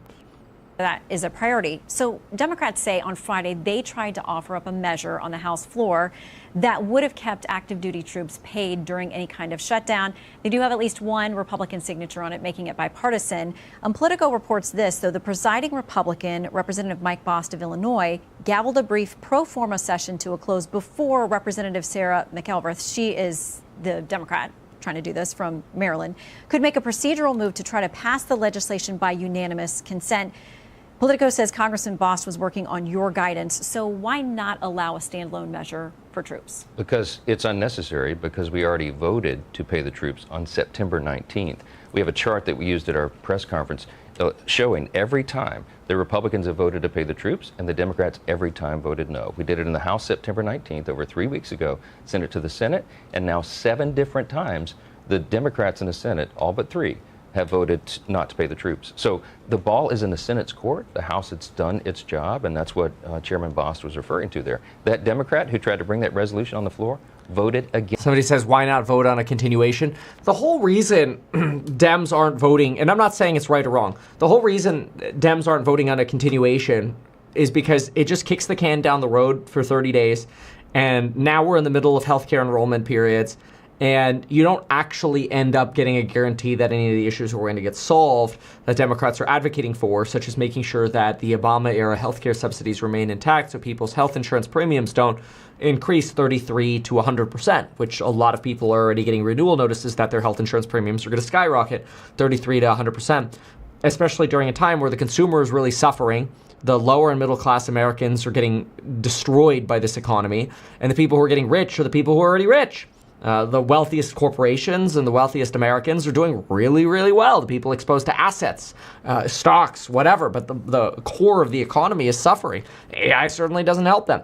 So the idea is, hey, let's wait and maybe leverage the shutdown to try to get the poor Americans who need help supported. Now, then, of course, the Republicans are branding this as, oh, well, you're just trying to get health care for illegals. That's Gavin Newsom's fault. I want to be crystal clear about that, because the federal government does not authorize Medicaid funding, which are medical payments for poor individuals, to go to undocumented immigrants or to illegals. However, states like California go, monkey see no evil, here's the money to poor people for Medicaid. And then, of course, if illegal immigrants get in that line, yes, technically some of that money flows to illegals. Now, on the flip side, though, the counter-argument to that is California is a donor state, which means California funds the federal government more so than it takes. So then, is money actually really flowing to illegals? Who knows? But you could see, when you actually look at that context, it's this is not that crystal clear there's so much gaslighting when you hear just the Democrats or just the Republicans. But it is one of the reasons why China is making fun of us right now. China is massively making fun of us in this because China's like, see, this is how a two-party system fails. This is why we only have one party in China, the Chinese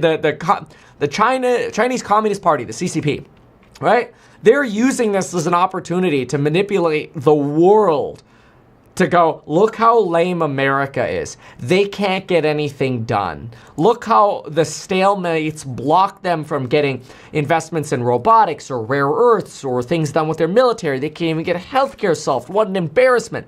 Mind you, that is technically a feature of the American system of government. Stalemates. Stalemates were designed in part by the founding fathers to make it so that our government really, even in times where one party is heavily in power of the three branches of government, you could argue three branches of government right now because the Supreme Court is so Republican. But even when the government is controlled by one party, there's still an opportunity for the other side to hold progress up, which is what you're getting with Democrats right now. The whole premise of that is that the founding fathers didn't want government to get steamrolled by one party, which to some extent, a lot of extent, is really happening by Trump right now.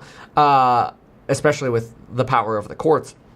I mean, we'll talk about this in just a moment. But the founding fathers didn't want that. They wanted stalemates because they wanted the government to only actually operate when it needed to, because by design it would then keep government smaller. That's why we had bipartisan support for the first COVID measures under Trump, the first $1,200 stimulus check, for example, because there was an emergency. And oh my gosh, what a surprise. All the politicians got together. But I always think this chart is really interesting. It's this chart of how often justices voted for each administration. And it's so super clear that I keep this on my desk because I think it's so valuable, because as a child, I thought that, people in the Supreme Court should be not politically biased. But then when you actually look at their voting records, you see that Kagan, Sotomayor, and Jackson all vote for Biden policies 77 to 88% of the time, and vote against Trump policies, they vote for Trump policies 0 to 26% of the time. Whereas on the flip side, you get Alito, Gorsuch, Kavanaugh, and Thomas, who vote for Biden policies 18 to 41% of the time and vote for Trump policies 89 to 95% of the time. So clearly there's even political bias in our justice system, which sort of just like breaks the mold of like our childhood impressions that, we're supposed to have an unbiased and fair justice system. We don't. Against paying the troops. Go look at the record. Every single one of them, and only one Democrat in the House voted to pay the troops. And that vote happened 3 weeks ago. So I want to get back to the optics of this, because we heard we saw what Senate Minority Leader Chuck Schumer said about this is getting better for them every day. I want to play a little bit of what he said about why you guys are going to get blamed for this. Here's what he said. Republicans have the White House. They control the House and the Senate. So when people are laid off, when people are not paid, when people are not getting back pay, they know it's the Republicans trying to do it, even though they're using it to try and bully us. They think the polling is on their side. The American people are going to hold you responsible. Chuck Schumer is incapable of telling the truth right now. I mean, he's been in Congress for 44 years, Shannon. I mean, almost half a century. He knows this is basic civics. Every 8th grade civics student can point out the fallacy in what he just said. It requires 60 votes in the Senate to get this through. We only have 53 Republicans. We've got to have a handful. Yeah, every 8th grader might know that, but what most 8th graders don't know is that historically, during shutdowns, both sides provide some form of give. This is a very rare shutdown where you're getting no give from the Republicans. The Republicans aren't throwing in any additional rider to give Democrats a bone. Usually, flip side, true, when you have Democrats and they're in control and there's a shutdown, they give stuff to the Republicans to keep bribing, basically, Republicans to come on their side to get 60 votes. The Republicans here are trying to do that with Democrats, but they're not giving anything. So yeah, there's hostage taking, but that's the whole point. Like, that's how government works to get stuff done. It's, you give a little, then you get a vote. You give a little more, you get another vote. And that's how you end up getting things done. Polymarket right now is suggesting that will Congress pass a funding bill by ... 2% chance by October 15th, which would be in 2 days, so we're not going anywhere. By Halloween, only 31% chance, and by November 30th, 82% chance. So it looks like the markets seem to be betting that we're going to get a funding bill done in November. And almost markets are guaranteed that we're not going to get anything done over the next few days. It looks like we'll be going into a creepy Halloween, huh? Of Democrats in the Senate who apply common sense and agree to reopen. Somebody says, you trust a 44-year-old politician versus Trump who isn't a politician. No, see, this is the problem, is people hear these like zingers from Mike Johnson, and they don't understand that that actually has nothing to do with the question he was asked. He was asked about the shutdown and whether or not Republicans would take blame. And his answer was, well, Schumer's been in the business for 44 years. Okay, first of all, that's a total misdirection. It's a red herring. It has literally nothing to do with you answering whether or not you're going to take blame. And then this person in the comments eats that up hook, line, and sinker and tries to suggest that Trump is not a politician. You got to be kidding me, dude. Trump was the president for 4 years. And then he spent 4 more years bitching about how he wasn't the president for 4 years. And then now he's president again. So we're talking about at least 9 years of being a politician. Nobody knows politics better than Trump. And this idea that he's a businessman, there are a lot of people in politics who are businessmen, but Donald Trump is hands down a politician. Now this idea, but Trump is different. Yeah, you're right. We have the most corruption in the White House we've ever had before. Oh! The government, so that we can continue all these discussions. As you pointed out to Hakeem Jeffries, this is a clean continuing resolution. What that means for folks back home is it's exactly the same levels of spending. By the way, it's Biden-era policies and spending, which we loathe. But we're trying to get through the appropriations process to change that and fix it for the country, and they ran out of time because the end of the fiscal year, September 30th, we just need 7 more weeks to finish it. And right now they're eating up the clock. They're doing this for political cover. Chuck Schumer, when he voted for the exact same measure back in March, took a lot of heat from the left of his party, and he doesn't want to sustain that any longer. So he's doing this and inflicting pain for his own selfish reasons. Well, we have not brokered an end to the shutdown here on Fox News Sunday this morning. I'm a peacemaker. I wish we could. We are glad to hear from both sides. We appreciate your time, and we'll watch and wait as the American people look. I'm a peacemaker. Honestly, listen. How do you know a politician is lying when their lips are moving? Brothers, arguably one of the best businesses out there in the media ecosystem. You just look at some of the, the IP. It's top tier IP. I mean, whether you're thinking of Game of Thrones or, Harry Potter or DC. Somebody here in the chat says, Kevin was never this vocal on politics when Biden was in office. People say this, and they are so damn blind. Go back to my videos. I was the first YouTuber to call on Biden to step down. The second he walked out on that stage, I muted my mic and said, this guy needs to step down. He's done. This is horrible. When that speech was done, that debate was done, I was the first person to make a whole video on how Biden needs to step down. And guess what the comments were then? Oh my gosh, Kevin was never this hard on Trump when Trump was in office. Kevin's being so mean to Biden. Man, suck a fat one, dude. You're so blind, leaving stupid, dumb, uneducated comments. It makes you look dumb. Because I do my best to be neutral and provide neutral perspective. And then you get these jackasses that try to write these zingers. And they're so uneducated, it makes them look like clowns. Of the company's profit. But again, here it's the same old story, which is, advertising revenue, affiliate revenue in decline. So we're going to see, EBITDA fall. And so that's kind of where really the big head scratcher is for David Zaslav, because the offer that Paramount is giving now is for the entire company. So he's also he can get to offload the TV networks, basically kind of say bye-bye and not have to worry about it. If you go through with the split, the problem is what happens to the TV networks. There's not a whole lot of, bright prospects in terms of growth. And the bigger problem is that it will also have a lot of the debt. Remember, Warner Brothers right now has about $30 to $35 billion in debt, majority of which will travel with that global networks segment. The story will keep unfolding. I don't care about Warner Brothers. U.S. media and analyst for Bloomberg Intelligence. Sticking on entertainment. I don't want to hear about your media analyst. Take your inhaler, sis. The two-timing, and he's very busy. That's all I know. Thank you, Madison. Very good. JP Morgan Chase is launching a $1.5 trillion plan to boost America's economic and national security. What's the details on this, That is a lot Lauren? of money. It's $1.5 trillion in spending over 10 years. It's a move to boost critical industries for national economic security. JP Morgan hiring bankers to provide advice, financing, investment for supply chain strengthening, defense, energy, and AI. More debt! CEO Jamie Dimon says the U.S. has allowed itself to become too reliant on unreliable sources. And he wants to change that. He said in a call with reporters this morning, this project is an internal effort, has nothing to do with the Trump administration. His bank reports earnings tomorrow morning.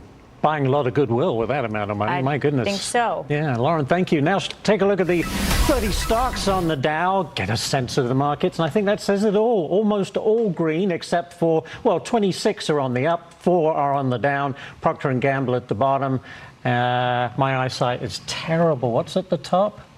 Goldman Sachs. Thank you very much. Good Lord, my butt. Who said that? Thank you very much, Madison. Kamala Harris claims that President Trump is manipulating the Department of Justice. A justice system is actually supposed to be blind in the way that it does its work, not targeting people because I hate of Kamala, who they but she's are, right. or for that matter, what they look like. We're going to ask Alicia. I mean, but then again, Trump was targeted pretty heavily too, so it just slices both ways. This doesn't make it right. Walk over to the set right now. She's waving. Is she going to be walking? Here she comes. Very good. Okay. That's the awkward little intro. Weird. That's going to make her feel weird later. All right, whatever. Not my problem. Next. The Schumer siesta. Oh, these clowns. Oh, man. The only people left standing providing backing to terrorists in the region. Yeah, the president shaking hands with his buddy from Italy, Giorgia Meloni. Giorgia Meloni is a big fan of President Trump. He a big fan of hers as well. Elon so the other likes her part of too. the sticky wicket here is the hostages have been released. They don't have yet back all of the deceased hostages. The 7 or 8 of them remains have been returned. But then there's this idea of implementing phase 2. And the president said, well, they kind of all go together. And he believes that we're already to a degree into phase 2. But one of the big issues with phase 2 is Hamas disarming and giving up power. And so far, they have not committed to do that. So unless they do, this may not go forward. Well, it was interesting to me. Yesterday, you had Hamas shooting at Palestinians. They were accusing a specific tribal group within Gaza of aiding and abetting the Israelis. So it is, I think that we have no idea how chaotic things are inside of Gaza. I was hugely relieved to see that they got these 20 hostages out in the middle of all this. But Hamas knows, I think, that their game is up. They may be hanging on to their weapons, but they also know that if they present a threat to Israel, Israel will not hesitate to go in and take them out. They also have a lot of people in Gaza who don't want them to be in leadership anymore. So you see this real sea change happening and a potential for a better future for Gazans. And I think that Hamas's best days are behind them. All right. Hey, I know you've got to skedaddle and get on the couch for Outnumbered, so we'll see you in about 11 minutes or so. Thanks, Martha, for joining us. Good to be with you, John. See you then. All right. Let's bring in Brett Baer, the special report anchor and executive editor. Brett, you talked with the president while he was on his way between Tel Aviv and Sharm el-Sheikh. Did he talk at all about this idea of phase 2 and Hamas not fully signing on to that part of the agreement yet? John, good morning. He did not talk about the Hamas not moving forward. He talked about optimism as what he saw as he heads to this meeting with these world leaders. He talked about how extensive this list was that was showing up for the Gaza Accord signing, and how he thought this was a moment that could change the face of the Middle East. Seemed pretty elated. He was in great spirits as you take a look at him shaking hands with all the world leaders coming to this meeting. He thinks that this is the beginning of a big piece of the puzzle, in his words, of changing how this region works. He thought that the speech that he delivered at the Knesset was well received. He talked about how he went off teleprompter a lot, as he often does, as you know. But this in particular he did. He mentioned the little part where he talked about pardoning Prime Minister Netanyahu. He said that got a lot of attention, but I think he should be pardoned. And you know, it was just a few-minute conversation in between Israel and Egypt. But I think, you know, as you look at him with UK Prime Minister Starmer, he thinks that the world is responding. And it is, you know, leadership that is different. He has chosen different paths to get to this diplomacy. And I talked about it last hour, about peace through strength and what that strike in Iran really meant as far as sending a signal that Iran was out of position now to support these terrorist proxies, including Hamas. It did change the dynamic. And his version of this peace through strength and diplomacy has changed the dynamic right now, is what you're looking at. Yeah, and the president continuing his conversation with Canada's prime minister that they were having in the Oval Office last week as they all assemble there for this class photo. Let's bring in Benjamin Hall, Fox News senior correspondent. You know, one thing I'm very interested to see here, Ben, is as the president greets for the class photo and shakes hands with the leaders and emissaries from Gulf states, Saudi Arabia, Qatar, Bahrain, the body language is wholly and completely different than it was between President Biden and those same people. And I'm wondering if that's the relationship that the president has with leaders in that part of the world. That's what helped lead to this peace agreement. Oh boy. There's no doubt. I mean, you look at the... Yeah, I mean, this is great. This is great for the Middle East. Like, I'm very excited about this in the Middle East. So credit where credit's due. Trump's doing fantastic on this. I was listening to this while I was in the bathroom, and I'm like, you know, you gotta give credit here. This is great. By the way, look at what happened when I got out of the bathroom. Yeah, this is what happened when I got out of the bathroom. I get zerged by the twins. Take a look at this. It's 23 seconds long. I think it's worth it. Hi. Good morning. Hi. Look at that. That is the potty. Are you going to go in the potty? Oh my goodness. Watch her get shoved out of the way. Oh, that's right. Oh. It's just what happens when you open the door. All of a sudden they come in. I just get zerged by them. So we got this, you see this, I don't know if you saw it, but you see this little Target cart? They shove it around all the time. They sell these Target carts at Target now. They're the cutest thing ever because the kids like push the little Target shopping carts around, and they're so awesome. And I think like 2 days ago, I was at Lowe's with Jack, and I'm like, no way. Lowe's is trying to pull a Target by having a kid version of what everybody knows at Lowe's. And so what does everybody know at Lowe's? You can't make this up. Look at that. The 5-gallon bucket. Miniature kid version. Just for like scale comparison. So I got a couple of them. Of course. This was awesome. Anyway. Alright. Alright. Let's see. What else is going on? When House Hack Middle East office open up? Dude, I'd love to take House Hack International. We gotta finish the United States first. So, but thank you for saying that. Okay, cool. It's called Charge by the Hour Bucket. Labor and materials. T&M. All right. So what do we got here? It's the Financial Times. Oh gosh, poor guy almost falls out of the van. Like, imagine that. You're a hostage. You've been a hostage for 700 something days, and you just like fall out of the van. Oh, that guy got shoved out of there. Holy smokes. Look at him shove him. Dude, this guy's huge too. Wow. Just yeet him out. Get off my bus. Jeez. Man. How's that, Gaza? We will make the best landlord in Gaza. JP Morgan backs America First, $10 billion investment. Fine. How mega batteries are unlocking the energy revolution. Yes. OpenAI expense chip spending spree with Broadcom deal. Yes. Let's look at the information. Let's see what they're up to. Ads. All right, AI ad tech land grab pits Salesforce against Google, Microsoft. Yeah, it's not good for Trade Desk.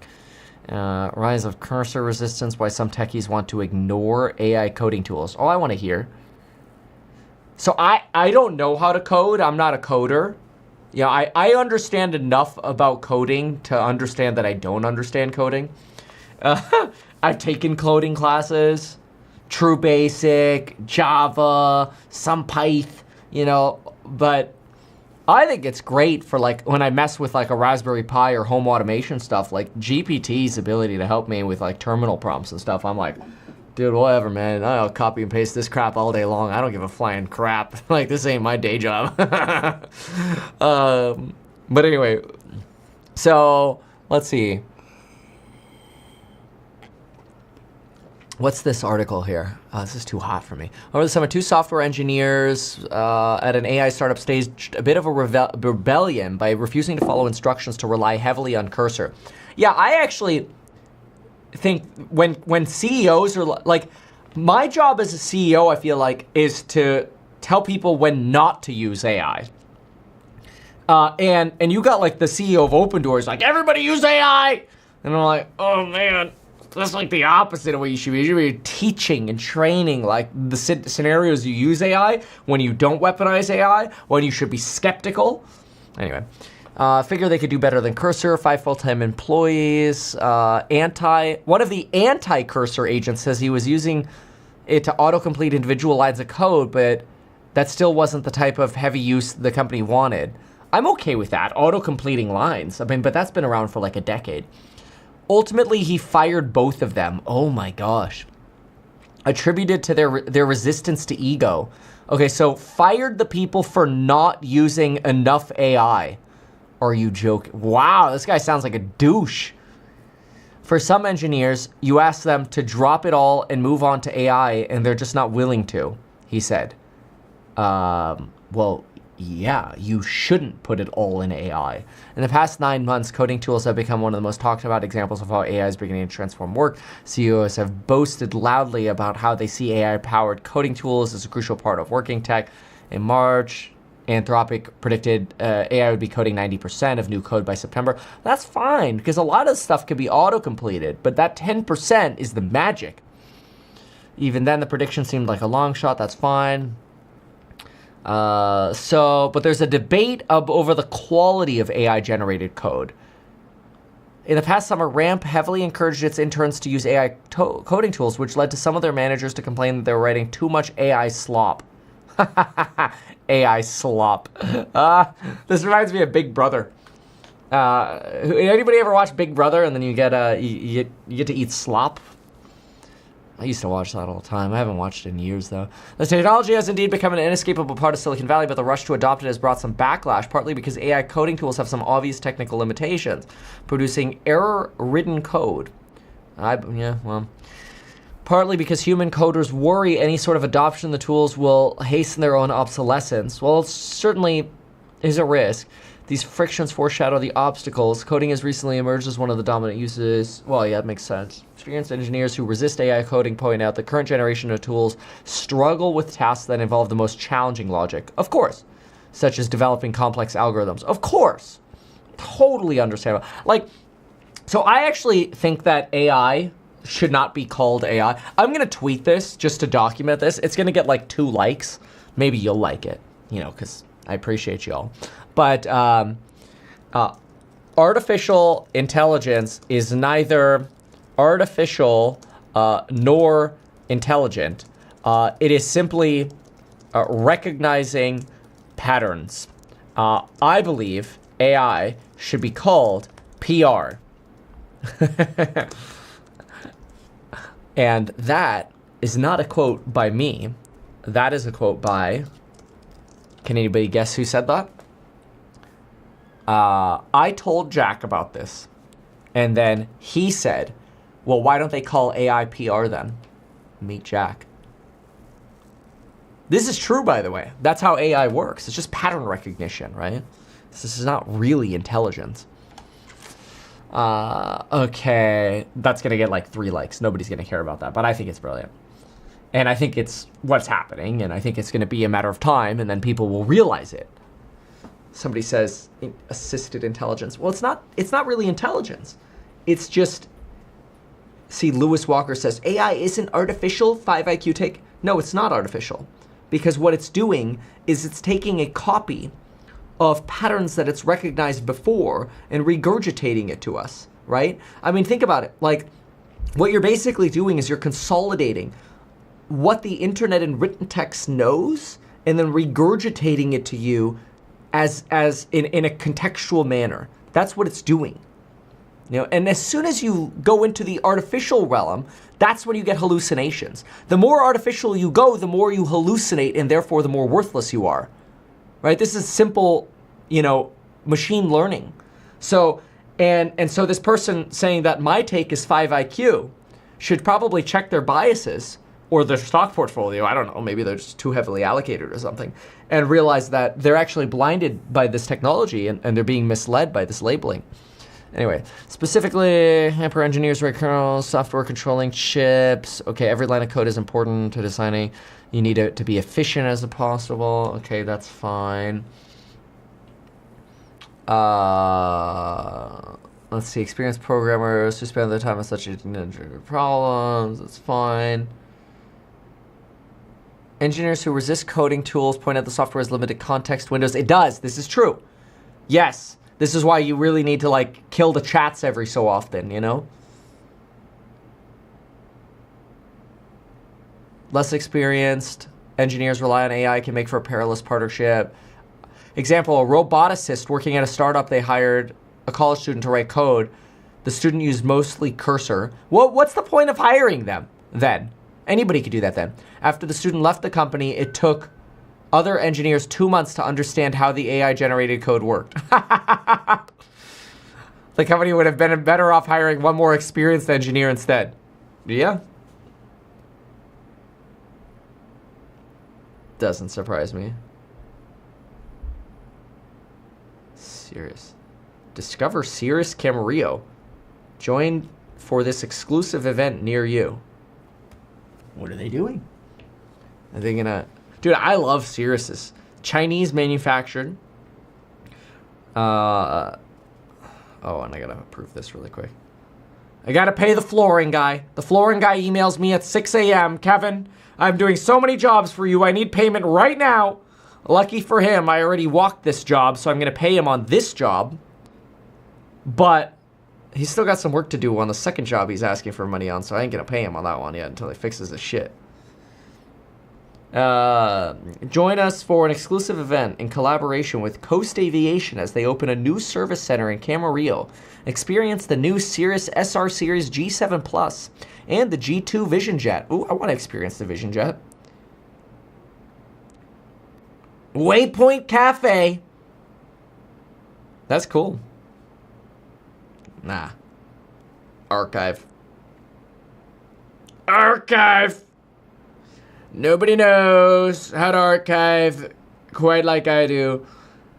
Preliminary title report. You sent me 2 emails. I asked for the title report. You sent me 1 email to say I just sent it, and then a second email of the actual document. You are wasting my time. I just want to read the exceptions, okay? That's all. I gotta sign in. I'll do it later. Good lord. Gotta read the insurance policies, damn it.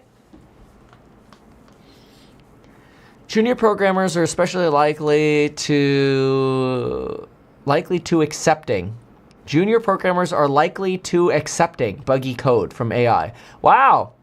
The information can even pull off typos. According to multiple engineers, because they might ask an AI agent to solve a problem they can't solve themselves, in which case they might struggle to evaluate the proposed solution. Yeah, totally agree with that. Traditionally, software. Oh, I was dicking around yesterday with DIN rails. I love this stuff so much. Let me see if I can show you a picture. Where was it? I'm sure I have a picture here somewhere. Oh, that's the taco scale. Oh, I don't actually have a full picture. This will be good. This will have to work for now. I'll just show you my progress later. But I'm working on this little side hustle. Well, it's not really a side hustle. It's just something I do in the middle of the night when I can't go to sleep. So I mounted these DIN rails to a specific wall, and I'm gonna work up like door locks and stuff like this with the automation. But the right, I love these DIN rails so much because on the right I put the voltage transformer. Was on the bottom I put in the 120 volts, and then I get I have multiple now 5-volt outputs that I could use, and it's great for these boards to power the boards. But I love this stuff. Like DIN rails are so great for mounting and working with electronics. I'm surprised. Like if you go to Europe, everybody I feel like uses DIN rails in their circuit breakers in their panels, panel boxes. We don't do them here in America as much. It's actually disappointing because it's such great technology. I love that kind of stuff. Okay. Yeah, all right, interesting. Oh, let me see the top comment here. Top comment. Perhaps the most stupid metric of all time. I ship 50% more code than last. Yeah, I agree with that. That's a good one. Okay, let's go see the next top comment. This is why AI code review is the next unlock. And then they pitch a product. Yeah, whatever. Boring. Boring! Next. All right, what else does the information have for us? My rental dishwasher works, but the display monitor is not showing the time. Should I replace the dishwasher? Cost $700. $700 because it doesn't show the time? What, like time remaining? Dude, when you turn it on, set a clock on your phone. I'm not replacing a $700 dishwasher because the clock doesn't work. Suck a fat one. If the dishwasher washes dishes, I'm sorry, the clock doesn't work. We ain't replacing it. That's crazy. This is why we have a clause in our contracts. We don't warranty this stuff. Obviously some of it you have to, like the core functions of it, right? It's actually a good idea to add. You know what? Now with the smart technology, you know what? That's actually something we're gonna add. That's a great idea, actually. I'm gonna write this down. Lease addendum, smart or ancillary features in appliances are not warranted as long as function of appliance continues to operate. Everybody should write that down. You just got that for free. This is the stuff we put in the property management course, by the way. But everybody should have that in their leases if you have tenants, because that's bullshit. You're not gonna replace the whole dishwasher because your little clock doesn't work. This is the dumbest thing ever.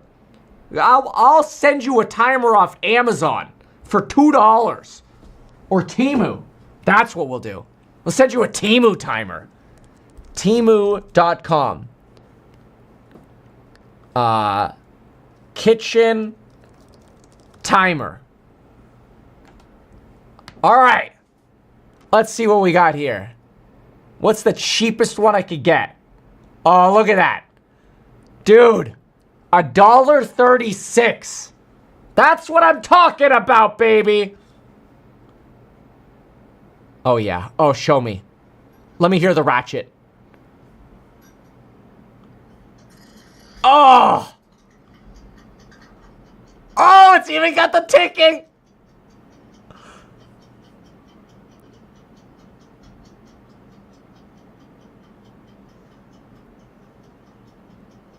Oh! It's perfect! It's perfect! Oh, it's beautiful. I need it. There's your $700 solution. Yeah, shipping is going to cost you 5 times as much money. That's right. Oh my God. Besson. All right, what do we got over here? Oh, my Aura ring's gonna tell me I'm stressed out again, isn't it?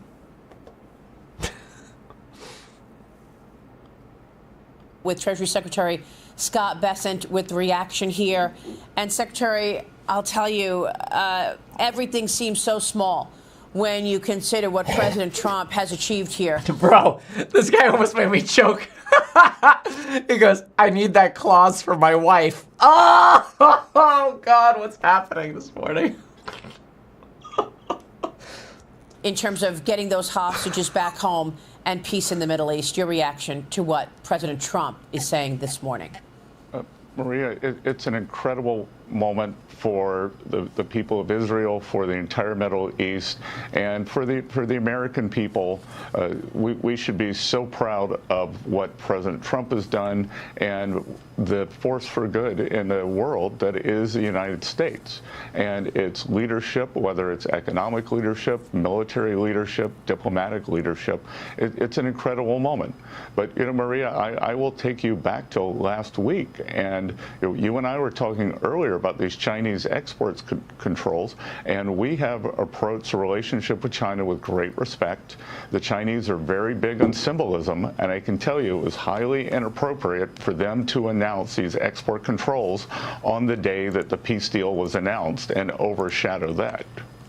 And I'm wondering if that was by design, Secretary. I mean, the Chinese government doesn't do anything by coincidence. I mean, the fact that President Trump has clinched this incredible peace deal, and they come out in the middle of all of this last week on Thursday night and say, oh, we are going to be tightening our restrictions on rare earth minerals, knowing that this is one of the cruxes of the fight between the two nations, does not seem coincidental to me. Your thoughts?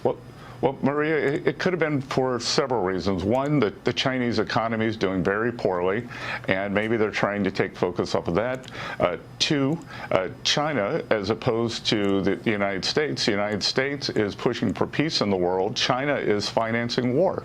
China purchases of Russian oil is financing the Russian war machine. They purchase Iranian oil, and we have been calling them out on that. So maybe it was to distract from that. And three, maybe it was a mistaken attempt to try to gain leverage before the two leaders meet in Korea in October. And I can tell you, trying to get leverage in front of a meeting with Donald Trump is a bad idea.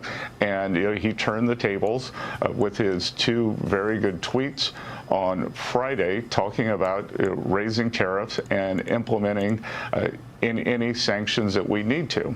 Yeah. So it was a miscalculation, but we are communicating now. I am confident that we can move forward.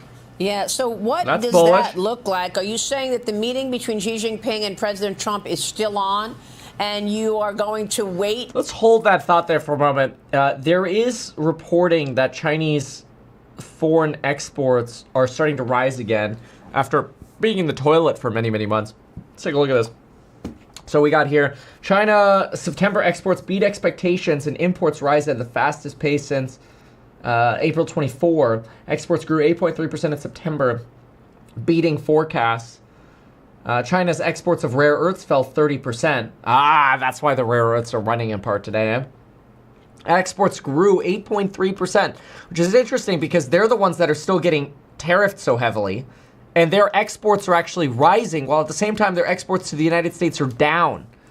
So that's actually very interesting. So those are some things to write down right there.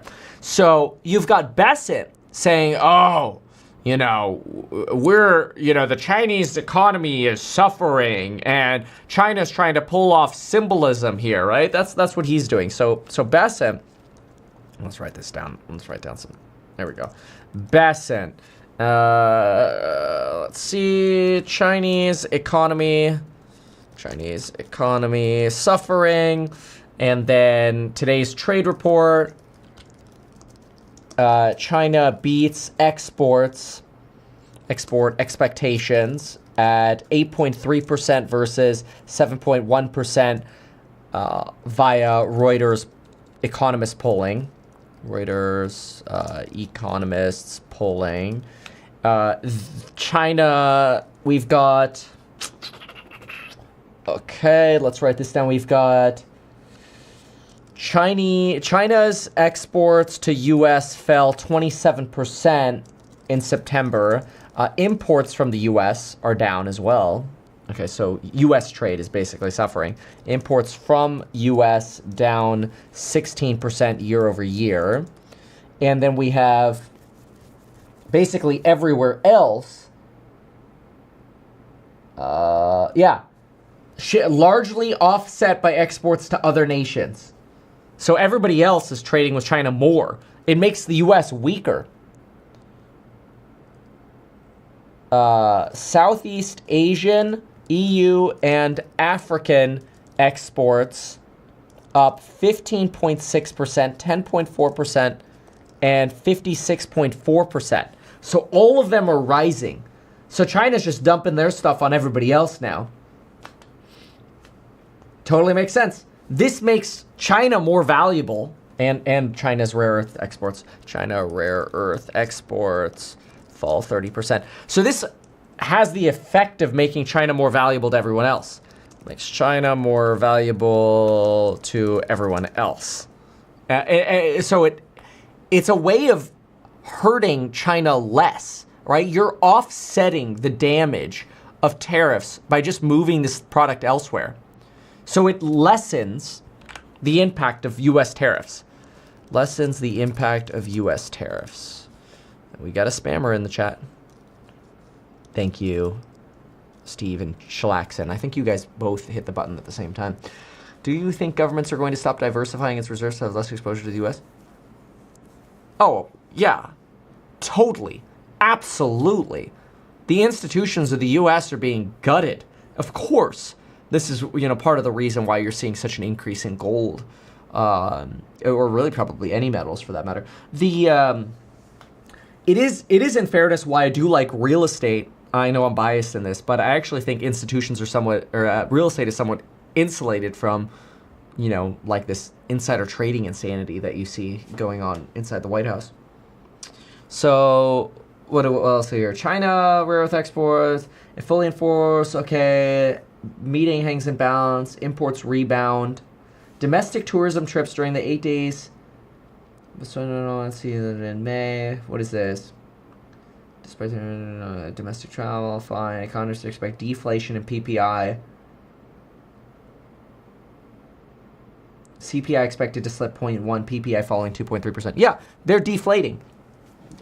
Totally makes sense. So you've got deflation in China. So PPI, what'd they say, 2.3%? Yeah. PPI down 2.3% expected in China. CPI down 1 or 0.1% expected in China. So basically, China is deflating to become everyone else's manufacturer while cutting out the U.S. Yep. Well, it's just strengthening China. Crazy. Okay, so let's keep going with that Besant yapping. To implement any of these sharper tariffs that you've discussed here, 100% tariff on Chinese imports, until after that meeting on November 1st? Yes, that's the signal that the president has given. He did say in his in his truth post that he could always pull it forward, but the idea is to give them time to meet and talk this out. They have a very good relationship, and I believe that the president thinks that this may have been, from a lower level official. The Chinese system is quite brittle, so this may not have come from Xi Jinping himself. This may have come, from a Chinese hardliner. They have hardliners on their side too, who are always trying to undermine the relationship. too soon to tell you about the Whoop. I actually just started wearing it 2 days ago because I've been testing, do I need a Whoop, which I got as a gift, thank you, the Oura Ring, if I have the watch. So I'm like comparing all the tech. I'll let you know when I figure it out. Interesting.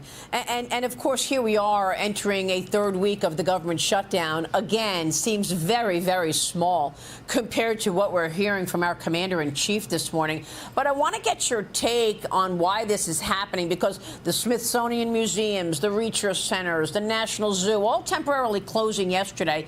Federal employees receiving notices that they will be laid off in 60 days. But my sources are telling me that the whole reason that the Democrats are doing this is because they want to be there for next weekend's No King's March in Washington. Oh, not this where crap you're again. going to see these His poll numbers versus AOC have collapsed, and if in fact they are waiting for this No Kings protest, passed a clean CR, Leader Thune finances. We want to use the Farm Credit Bureau to give them the credit for next year's plantings, but it's they want to cater to the radical.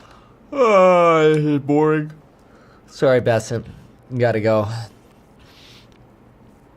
Okay, let's see what else we have. All right, what does WAPO have for us? Trump says war is over. Arrives in Egypt. That's great. Wave of retirements is putting huge strains on the government. Tens of thousands of federal employees have taken retirement or voluntary departures on top of the layoffs. Oh.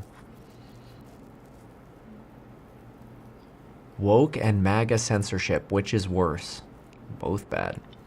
Historic waves and departments. Mass exodus includes 150,000 who accepted buyout offers and were largely removed from payrolls at the end of last month. Oh, that's right. The September, layoff payrolls we're not actually seeing yet.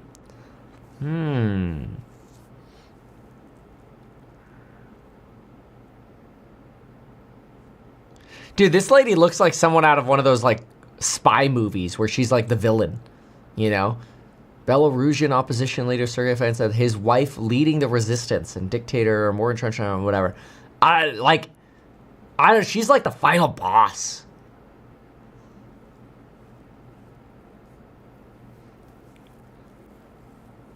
Okay. Microplastics are everywhere. Whatever.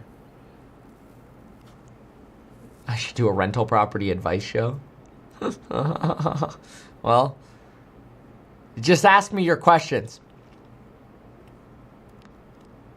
Airports say play down, shut down. Okay.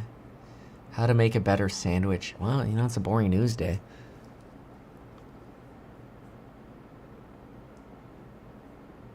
Women are taking pay cuts as companies mandate return to office.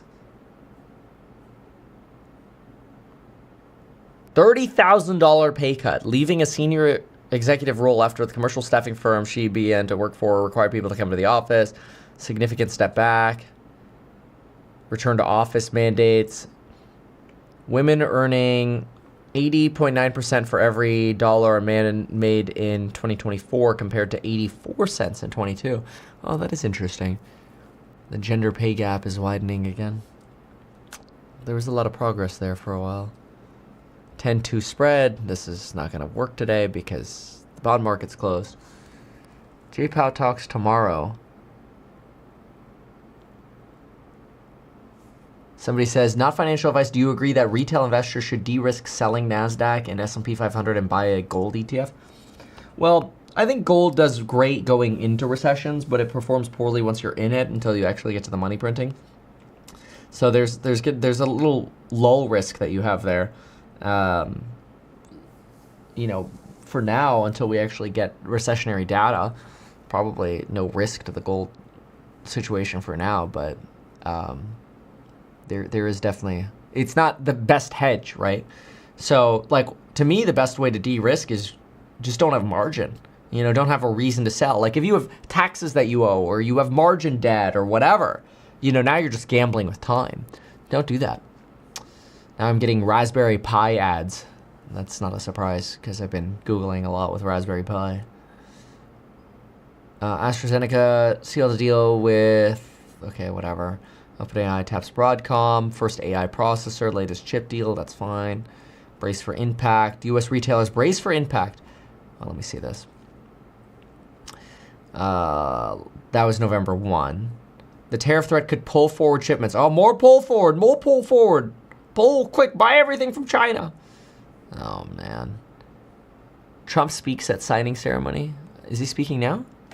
Incredible this is. This Yes, is he an is. incredible day for the world, let alone the Middle Abbott. East. So I just wanted to thank the media. They really treated it with respect. I wish you could be like that on other things, but that's perhaps too much to ask for. But on this, tremendous, everybody feels the same. Just tremendous respect, and we appreciate it very much. Can we get the documents, Wow. please? Little micro cap penny stock that just exploded. Okay.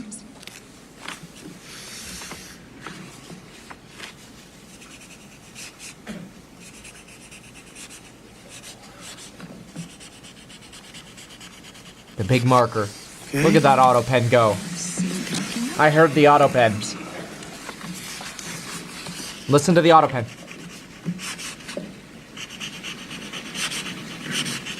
This took 3,000 years to get to this point. Can you believe it? And it's going to hold up, too. It's going to hold up. Okay, thank you. Wonder if Biden's auto You pen can use sounds my that pen good. if you want. Have a pen? Can you use mine? Okay. Okay.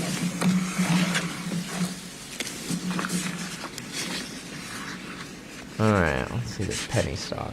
American Battery Technology Company, ABAT. ABAT, 10K annual.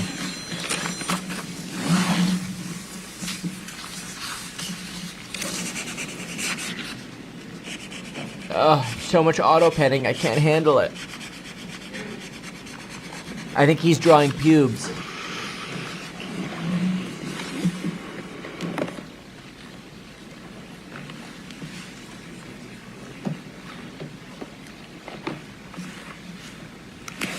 American Battery. Critical Battery Minerals Company. Oh, here we go. In lithium ion industry. Working to increase U.S. production of lithium, nickel, cobalt, manganese. Uh-huh. Right. The company's headquarters are in Reno. Mineral Exploration Office. Oh, they have an exploration office. Okay. And a recycling plant for lithium batteries. Uh-huh.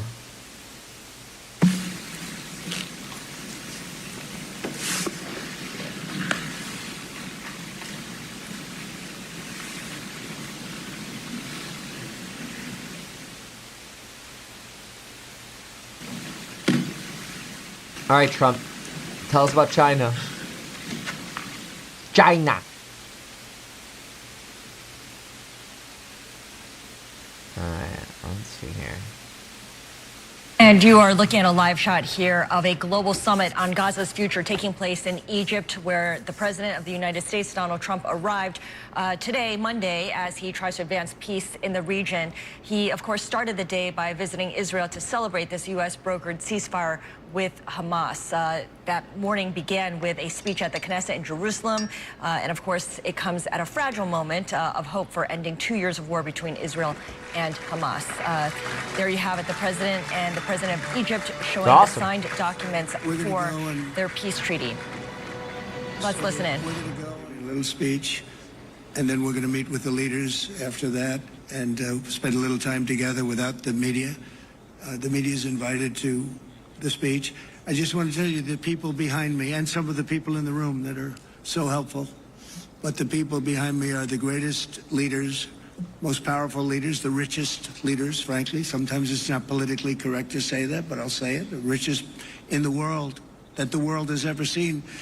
And yet when you get to know them, I know every one of them in their own way, and I can say in particular some, because that's the way life works, but some of the greatest people you'll ever meet, and people that really care for their countries. And why this happened is they all came together and they wanted to get Gaza straightened out. They wanted to get the whole thing straightened out. It got to a point where it was just crazy.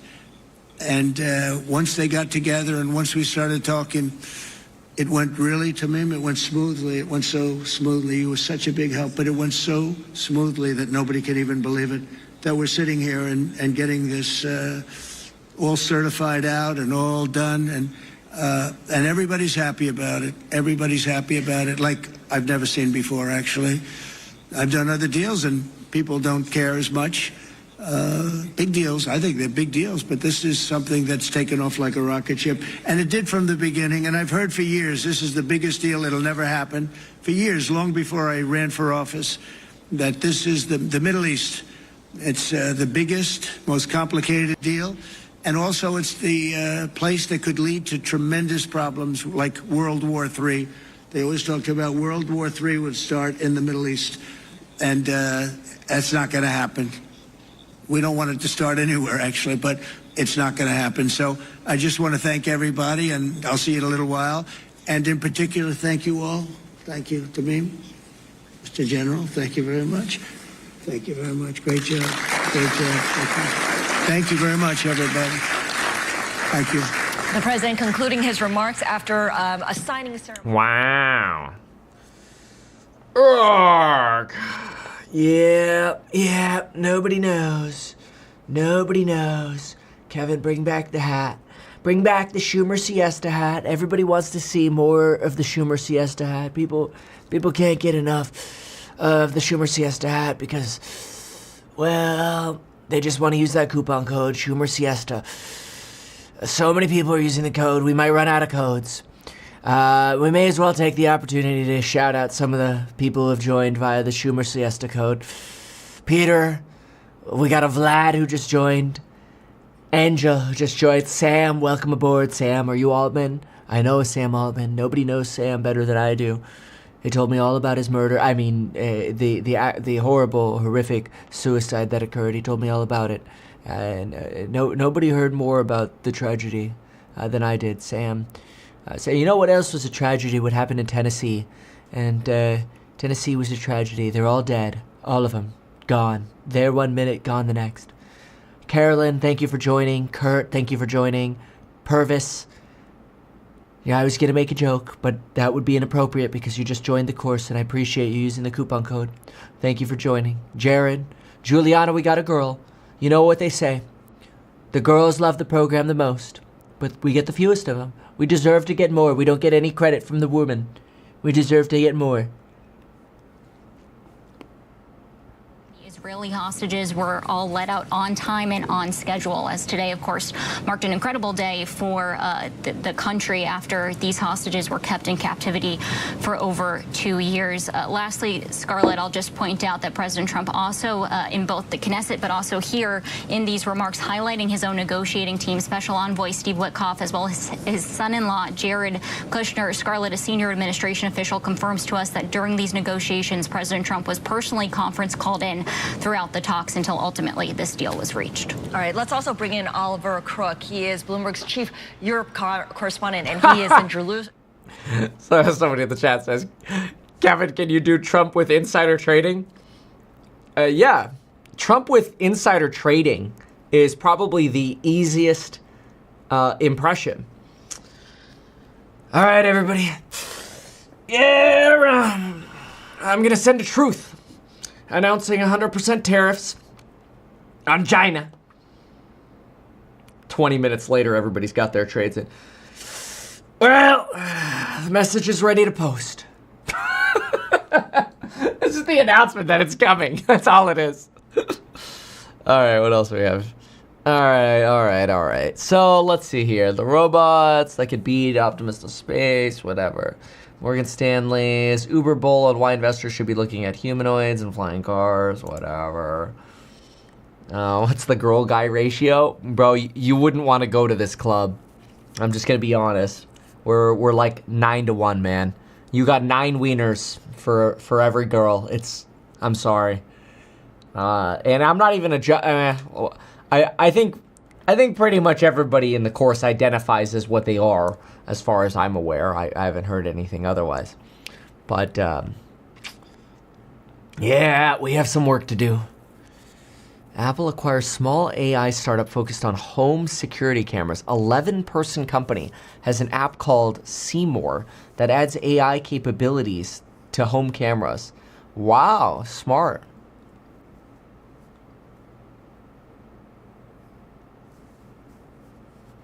Good for Apple. Mandy says, girl member here. Welcome, Holly. Well, that's awesome. Thank you. Well, Leona, hi. Well, oh, hello there. That's awesome. Thank you. You were saying that. Jessica, a woman. Thank you. Okay, let's get to some more work here. Kalshi raises $5 billion valuation for the betting markets. That's crazy. How much money are they making? That's what I wonder. Like, how much money can you really be making on these betting markets, on spreads? I mean, they must be like their own market makers almost. Maybe then they make, their own versions of Citadel. Maybe they do make a lot of money then. I'd be very interested to see how much money they actually make.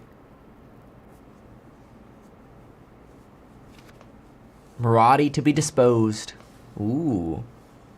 Or deposed. Not disposed.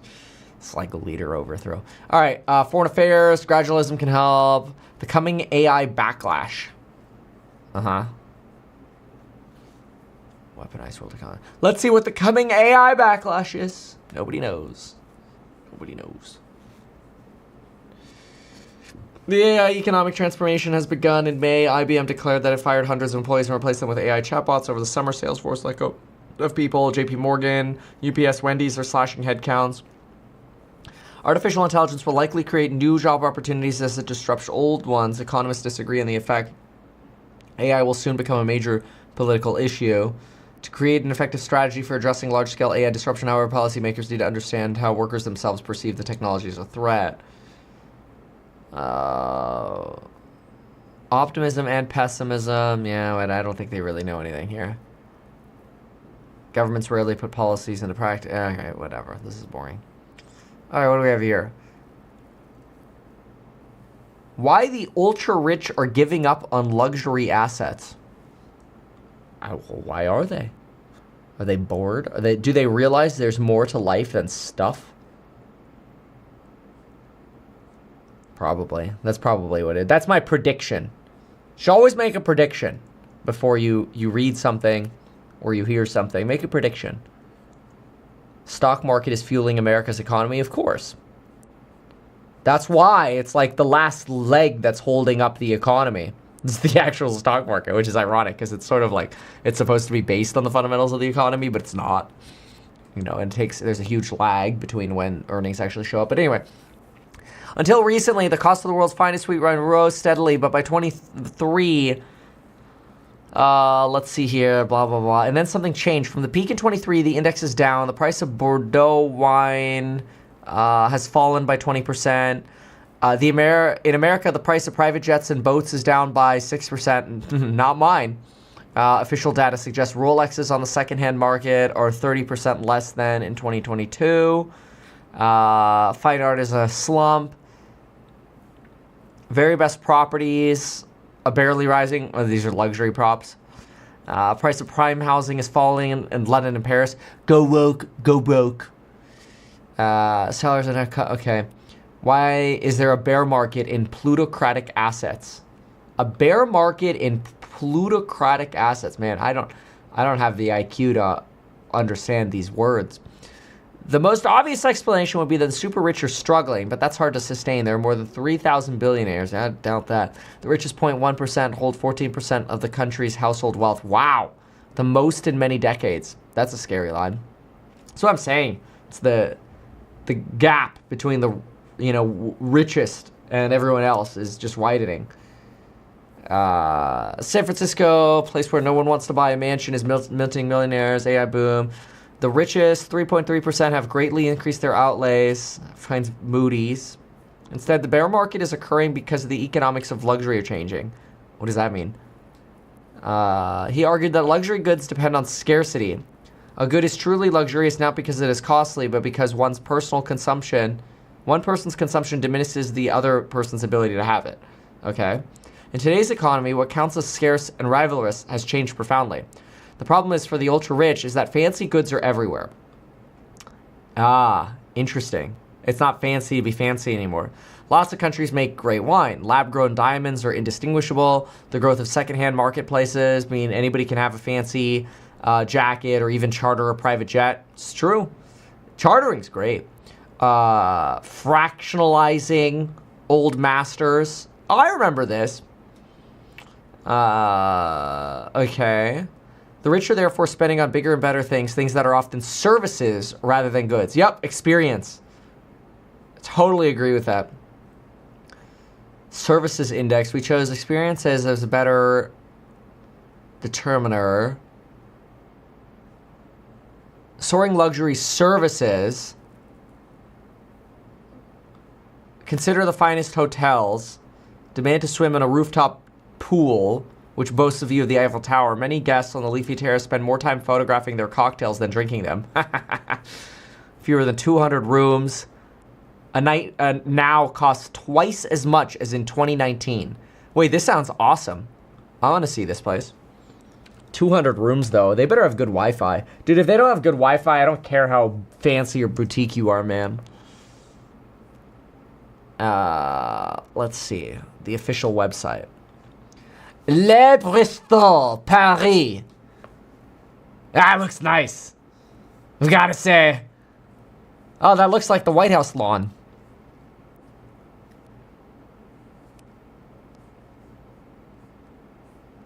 I like how that makes you feel like you're on a cruise ship right here on the left. Rooms and suites.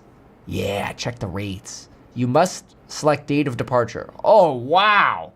Holy smokes. That's pricey, dude. Man, you know I could get a Marriott for a fraction of this. Dude, $4,000 for tomorrow? I mean, I guess if I go next month, it's like $2,000, but still, dude. You can spend Christmas there for $3,000. That's crazy. Per night? Dude, that's not worth it. No. Many people like them, but the best are hard to find. Salaries for maids are 50% higher than in 2019. Housekeepers now routinely pull $150,000 a year. Wow. You can resell a watch, but you can't resell a day spent on center court at Wimbledon. I mean, that's true. This is actually, I've actually said this for years. You got to spend money on experiences in life, not crap. Price of a ticket to the Super Bowl is double. Wow. You're buying the knowledge of the food, the hours, the service at a restaurant. Yeah. I agree with this. I actually think this is very healthy for people to get away from buying junk and focus on experiences with their friends and family. And that doesn't mean like you have to go spend $4,000 a night on some dumbass hotel in Paris. Like, this is stupid. I'll find you a better hotel right now. All right, let's go here. Meet Kevin Hotel. Le Bristol. Okay, we're at Rue de Freiburg. Yeah, whatever. I'm gonna rue my ass. Okay. We're going to find a better hotel together. So, welcome to this edition of Finding a Better Hotel with Meet Kevin than what The Economist is talking about. So The Economist is talking about why the ultra-rich are giving up on luxury assets. And basically what they're talking about is the rich are spending more money on things like services like restaurants and good hotels rather than spending money on things like watches or clothing or art, because those things aren't really that exclusive anymore, whereas having a good experience is the key. And then this led us to look up this hotel they used as an example, which looks beautiful. Le Bristol Paris, which is awesome. I mean, this looks beautiful. I love the white coffered ceilings, the artwork. I feel bad for all the children that slobber up these beautiful white chairs. I would never have white furniture like this in my house, but then again, I have 7 children, and this looks really cool. Like, yeah, I want to try that too. But the problem is I then looked at the room rates, and I'm like, bro, I'm not going to spend $4,200 for a sleep. I'd rather spend money on a really good experience, going to a game, I'll go to the Super Bowl, or whatever, than spend it on a bed for the night. That's crazy. So what we're going to do is we're going to go try to find a better hotel. So we are right here at Le Bristol. Let's go ahead and zoom out just to get an idea of where we are, which is actually really interesting because there are plenty of better options than this. So first of all, this whole Champs-Élysées area, this is so damn commercialized. I don't ever want to stay in a hotel by the Champs-Élysées again. It is a way too commercialized, not interested. It's basically like you're in an American mall that's outdoors. Bull crap. If you really want value, you go ride a bike from the 14th, okay? The 14th arrondissement. I don't know how to say it correctly. It doesn't matter. But you go over here to the parks or the catacombs. This is where you could actually get some value. Saint Michel. This is a great area over here by the Pantheon or even the Jardin du Luxembourg. I like this area a lot better. You could walk to the Cathedral of Notre Dame. I'm not French, okay? I don't know. But you can walk over here. You've got parks. You've got CVS equivalents, you know, markets, grocery stores, food, which is great. I'd rather be in a hotel over here. So let's see if we could find like a Marriott or something in this area or a Marriott equivalent. You know what's really good? Are the Hotel Mercures. That's like your Marriott equivalent. So let's get a hotel. See, look at this. I don't really want to be on this side. That's too noisy over here. Let's see here. Hotel Mercure. Mercures are great. What do we have over here? Look at that. $289. You know, I'd already start considering something like this. I like the location. Hotel Mercure. Fantastic. $379. Dude, I spend a fraction of the money. 90% savings. I'm going to have a great location. I'm going to have a cute little boutique hotel. The rooms are small. It's Europe. But who cares? This is good enough. $389, and they've even got the bikes outside, the city bikes that you could rent. This is so much better. Why are you going to spend $4,000 on a hotel per night? That's insane. And I get a fantastic location here, close to the metro, close to this is so much better. You know, and if you like the bars, okay, so if you're really into drinking, you could go, although you have to be careful with the protests, Bastille, you know, you could go over here. It's going to get a little sketchier over here quickly, okay? So you got to be a little careful. I might actually rather go up a little bit more. Let's see if I could get any Mercures in this area over here. Let's see here. Yeah, see, you're getting down to 179. This is where you're going to get the bar scene, okay? The bar scene, the college scene. You want to go to the riots, you go to Bastille. If you want a little nicer, I'd probably go up more this way. You got to be careful because some of these streets revolve very quickly. Nah, I probably wouldn't. Never mind. I'm going to stay away from that side. So 14th, baby. That's what I'm saying. You go over here, call it a day, save your money, go spend on something else. 14th if you really want to save money. Or you could be over here, you know, the 6th, which is where we were looking at the hotel. 6th, 5th. 14th gets into like the more college-y area. Then it starts getting dirt cheap. Like as soon as you get further out, it gets dirt cheap. Which is great if you want to save money. But $4,000? No thanks. Like over here by the Eiffel Tower, talk about getting ripped off, man. That's my take. So, oh, you actually got a Mercure over here. See, that actually could be a good deal. That actually might not be bad. This looks more like a business hotel. So you're not going to get the boutique element here, but I take this too.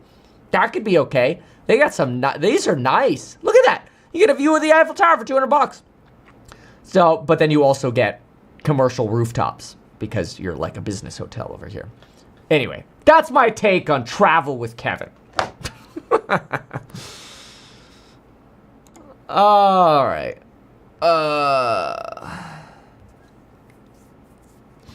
So what else here? Big bank earnings kick off tomorrow, we know. And Bank of America's debt. Why not buy JP Morgan equity, for instance, or Goldman Sachs equity, given what you just told me? Yeah, no, I think we've been playing that more on the debt side. We have seen, I think, an inefficient market on the debt, and there has been, I think, a better risk reward from our perspective on the fixed income side. Citi on the equity side, I think, you know, was more of not just the trends I've spoken to, but also the restructuring that's going on, driving a little bit more outsized returns than the other. But I think we like the big banks here specifically, particularly over the regionals at this part of the cycle, given capital markets. Some of the larger banks I do think are getting sort of priced to perfection and sort of looking for opportunities to perhaps buy in at a lower cost here. Okay, you had mentioned that Goldman Sachs and Morgan Stanley would be definitely banks to watch given they're highly levered to the capital markets and trading environment. I want to get your take on consolidation. Ooh, what do we have here? Now this could be interesting. Hold on a sec. Hold on, I gotta sign in again. What the hell? That Fifth Third's bid for Comerica is going to kick off another round. It hasn't happened just yet, but who is a most likely obvious target? Yeah, I think when we look at the opportunity set, obviously seeing Fifth Third and Comerica, I think sort of gives more confidence that you will see more big regional bank M&A, and that's important for scale to compete against the big guys. So names that make sense in the M&A discussion to us are names like First Horizon, Webster, Valley, those type of sized institutions, I think could greatly benefit from increased scale. Where do you expect the most surprise to come from in this round of bank earnings? Not just tomorrow's earnings reports, but also Bank of America, Morgan Stanley on Wednesday. Yeah, I think what we're going to be watching for particularly, I do think we're going to see continued NIM expansion here. I think deposit costs are coming down and importantly, deposits are growing. One thing I'm watching for is shortening up of deposit durations. I think you're going to see more and more repositioning as we look forward to further rate cuts. And then the other area that I think could be a bit of a surprise, there's clearly been a search for yield going on the asset. A search for yield. That's why you invest in House Hack. All right, let's see this Jamie Dimon piece. Jamie Dimon is now ranting in the Wall Street Journal in the opinion editorial section. Jamie Dimon, the CEO of JP Morgan and Chase, the largest too big to fail bank in the world and the largest just bank in the world, because apparently those are two different levels of banks. Jamie Dimon, the antiquated banker who has old dated technology at the firm and doesn't do a good job for their clients. My opinion, hashtag don't sue me, bro. Although if you sue me, it'd be funny because this is my opinion. I think Chase sucks as a bank and there are way better banks that have options for efficiency, productivity, accounting. Mercury's a great option. What Intuit is doing is great. Obviously, I mean, I actually even think Bank of America is more efficient than Chase, and I don't like the big banks. I think we don't hate the big banks enough, but all that disclaimer out of the way on my opinion, let's see what Jamie Dimon is up to. In the opinion editorial, he starts with the brutal invasion of Ukraine, the indiscernible terrorist attack on Israel, and other major conflicts should display any illusion that the world is safe. Oh, he's going to turn into some World War III bear here? Let's see what happens. The U.S. has allowed itself to become too reliant on unreliable sources of critical minerals. Oh, I think what I hear there is MP materials to 100. I think that's all I hear. You know, there's actually a penny stock that's running today. It is called... it's actually this company right here. It is American Battery Technology Company. It's been running for a few days here, and it is a pretty much pre-revenue company. They basically set up an office to explore critical minerals and do battery recycling. Their only revenues are $4.2 million on battery recycling. They then blow $15 million on battery recycling. So they take in $4 for every $14.8 they spend on recycling. Imagine doing a lemonade stand and selling lemonade for $4 and it costs you $15. It's crazy. They're losing money hand over fist. They are spending 5 times as much money as their revenue on G&A, which is insane. $21 million. And then their R&D is $8.4 million on top of $1.8 million of exploration expenses. So in other words, massively money-losing business, but because it is critical mineral, oh my gosh, critical mineral, buy. This is the euphoria of the stock market right now, right? I mean, MP Materials is almost at $100. You've got TMC, the, pre-revenue, deep sea water, has nothing to do with the Titan submersible implosive stuff. exploring for critical minerals in the deep sea stock that makes no money is also going to the moon. All these companies are going crazy because of this talk about critical minerals. And China, by the way, just announced that they have reduced their exports of critical minerals 30% year over year.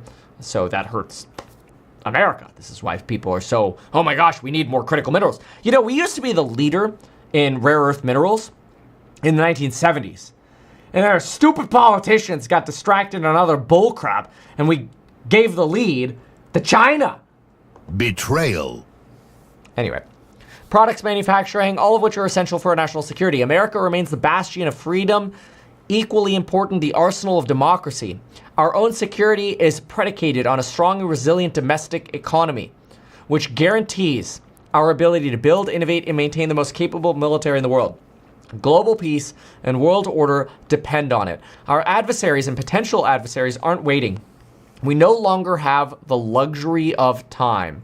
America needs more speed and investment. It also needs to remove obstacles that stand in the way. Excessive regulation, bureaucratic delay, partisan gridlock, and an education system that is misaligned with the skills we need. So first of all, investing in education, so needed, but no politician does it because it takes decades to see education pay off, and politicians want votes today. So no politician is going to end up fixing education. I ran for governor on the premise of fixing education and building what I called future schools, which would teach people tech skills before the AI revolution even hit. Man, that was forward-looking. And I lost because the politicians don't win on education. They win on, insider trading and cutting regulation. Oh, sorry, that's a topic for a different video. That's why JP Morgan Chase is launching the Security and Resiliency Initiative, a 10-year, $1.5 trillion effort. So notice they're not saying it's a $1.5 trillion investment. They're saying it's an effort. That's probably because they're just going to lend. Yeah, see, exactly. To facilitate, finance, and invest. So basically, what Jamie Dimon is doing is he's basically saying, guys, we need to invest more. I'll finance for you. Yeah, my legs are wide open, please. Please borrow from JP Morgan. That's basically what Jamie Dimon's doing. He's a banker. What do you expect? Bankers want to give you debt. And you should be skeptical. Pay off your debt. It's time to go Dave Ramsey debt-free scream where we are in this sort of environment. Crucial to national security and economic resilience, from critical medications and minerals to military equipment and semiconductors. This will help create economic growth. It will also include direct equity investments of up to $10 billion of our own capital. Aha! So the headline is, we're doing a $1.5 trillion effort. And the line below that is, only about 0.7% of what we're talking about here will actually come from us because we don't have $1.5 trillion. But we'd love to take your corporate deposits and lend out $10 for every $1 you deposit with us because that's fractional reserve banking. Go to a bank and deposit $1, they turn around and turn it into 10. It's crazy. This effort will cut across investment banking, middle market banking, commercial banking. It will include special research on private industries, blah, blah, blah, blah. Our efforts will focus on 4 areas: supply chains, defense and aerospace, energy independence, and frontier and strategic technologies for AI, cybersecurity, and quantum computing. Notice he basically listed every frickin' industry that exists. Everything that exists. If you're a manufacturer, you're in. We'll lend to you. Cybersecurity, we'll lend to you. You can call yourself anything AI related, we'll lend to you. Grid, batteries, we'll lend to you too. Next gen connectivity, we'll lend to you. We'll lend to anyone. Are you in healthcare?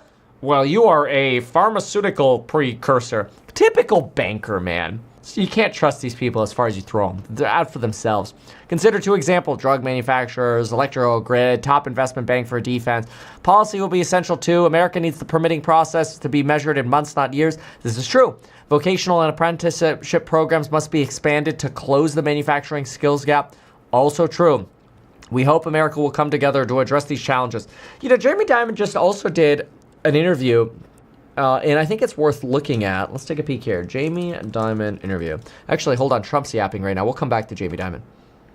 Done things over the last month that I think were really unthinkable.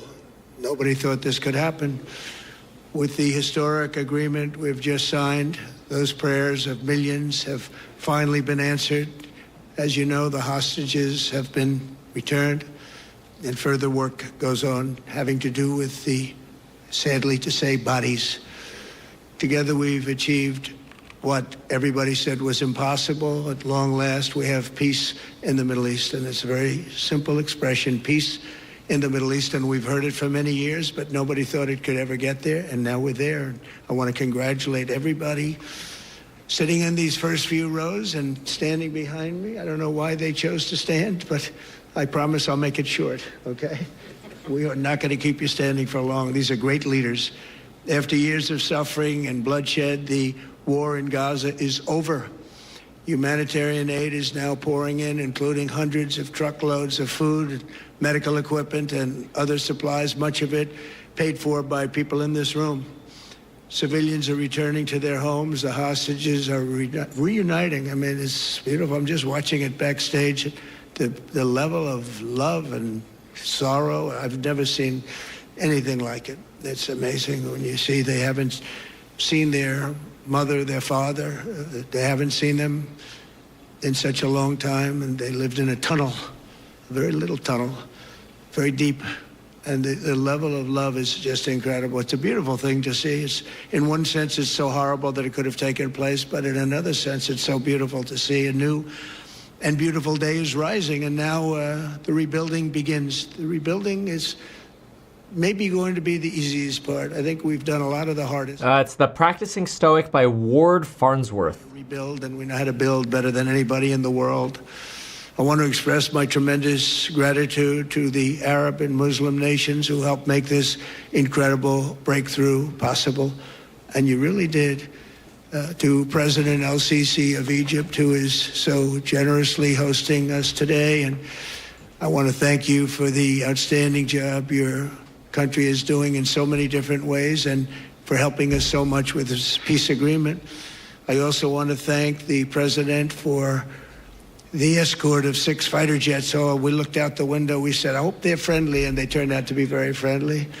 But we had 3 on each side, and they are beauties right out of the great, really American manufacturing hub. We make the greatest military equipment in the world. We have the strongest military in the world by far. And I knew exactly what those planes were, and I knew exactly how much you paid for those planes, too. You paid a lot, but you got a pretty good deal. And they are great planes, and we just appreciate it. That was quite an escort in. That was very impressive. But Air Force One was really, it was covered with Egyptian desert just a few months ago. If you think about it, just a few months ago it was Egyptian desert, and now it was just a few feet off our window. And it was a spectacular sight, and I appreciate it very much. Really, that was pretty good. You got our people by surprise. I don't know if they were thrilled right at the beginning, but they were thrilled as we sailed along very, very calmly and safely. And I'm deeply honored to receive from you, Egypt's highest state honor, the Order of the Nile. The Nile is so beautiful, so magnificent. It's such a beautiful title, the Order of the Nile. Thank you very much, Mr. President. Appreciate it. Great honor. I also want to give a very special thanks to the Emir of Qatar, a man who's outstanding. He's been a friend of mine for a long time, long before politics, and he's a fantastically respected man. His Highness Sheikh Tamim is respected by everybody. He's respected by everybody and in the most positive way, not only because of power, because of his heart. He's got a tremendous heart, and he's a great leader, and his country loves him. Thank you very much for being here. It's an honor. Let me also express our condolences to the Qataris on the tragic car crash that claimed the lives of your cherished diplomats, some of whom were known by our people, and they were supposed to be incredible people. So please extend our sorrow and best wishes. That was tough. That was really tough. On this extraordinary occasion, I also want to give our sincere thanks to President Erdogan of Turkey. He's always there when I need him. He's such a tough guy. He is tough as you can be, but we love him. And when they have a problem with you, they always call me to handle it. And usually I come through. We just have a good relationship, and we have from the beginning. And so I want to thank you very much and say hello to your wife, your beautiful wife. And it's great to be with you. Always there. When I need him, he's always there. Thank you very much, Mr. President. And I also want to thank, I just spoke to him on the phone, His Royal Highness Crown Prince Mohammed, Saudi Arabia, a special friend of mine. Boy, he's come so long and so far, and he's doing a fantastic job for his country. And I want to just thank him. And His Highness Sheikh Mohammed of the United Arab Emirates is here. Where? He's here someplace. Well, he's not here. But he's here in spirit, I can tell you that. And he's been another one. He's been absolutely incredible, and we appreciate it very much. And His Majesty King Abdullah of Jordan. And thank you very much, King Abdul of Jordan. He's here. Thank you. Thank you. All right. Thank you very much. I don't think I'm going to watch this much longer. We appreciate it. Appreciate it. Prime Minister Sharif of Pakistan. Yeah, this isn't going anywhere. All right. Sorry. You got to listen to that. I was listening to it, I'm going to steal one of these white bread sandwiches from Lauren. Dude, I almost never have white bread because it's not healthy for you. But it's so good. Amazing. All right. Let's listen to this. We are in that bull market. Is there any complacency there? Is it underpinned by rational factors? Is there more momentum? Yeah, look, we're in a bull market. It's been clear. Asset prices are high. Credit spreads are low. Consumer's still okay. The consumer has jobs. Remember, the jobs are what usually starts to force people to cut back and change things. And consumers spend less and companies cut back. So far, so good. There are a lot of issues out there that the economy's got to deal with, from all the geopolitical stuff. Maybe they'll sort out well. What's going to happen to inflation? I'm a little more nervous about inflation not coming down like people expect. That might be a surprise. On the other hand, there's a lot of spending. There's a lot of government spending, which is inflationary too, by the way. And so, I don't know. I hope for the best, plan for the worst. And you're not worried about a recession in 2026 for the U.S. You made that clear. I think it could happen in 2026. I'm not worried about it as a different statement.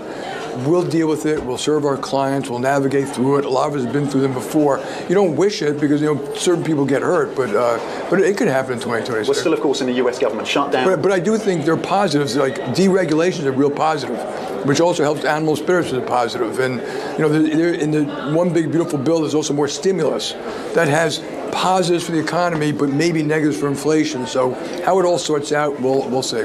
Markets are looking through the U.S. government shutdown. Is there a period of time, if this shutdown continues, where markets start to wake up and become concerned?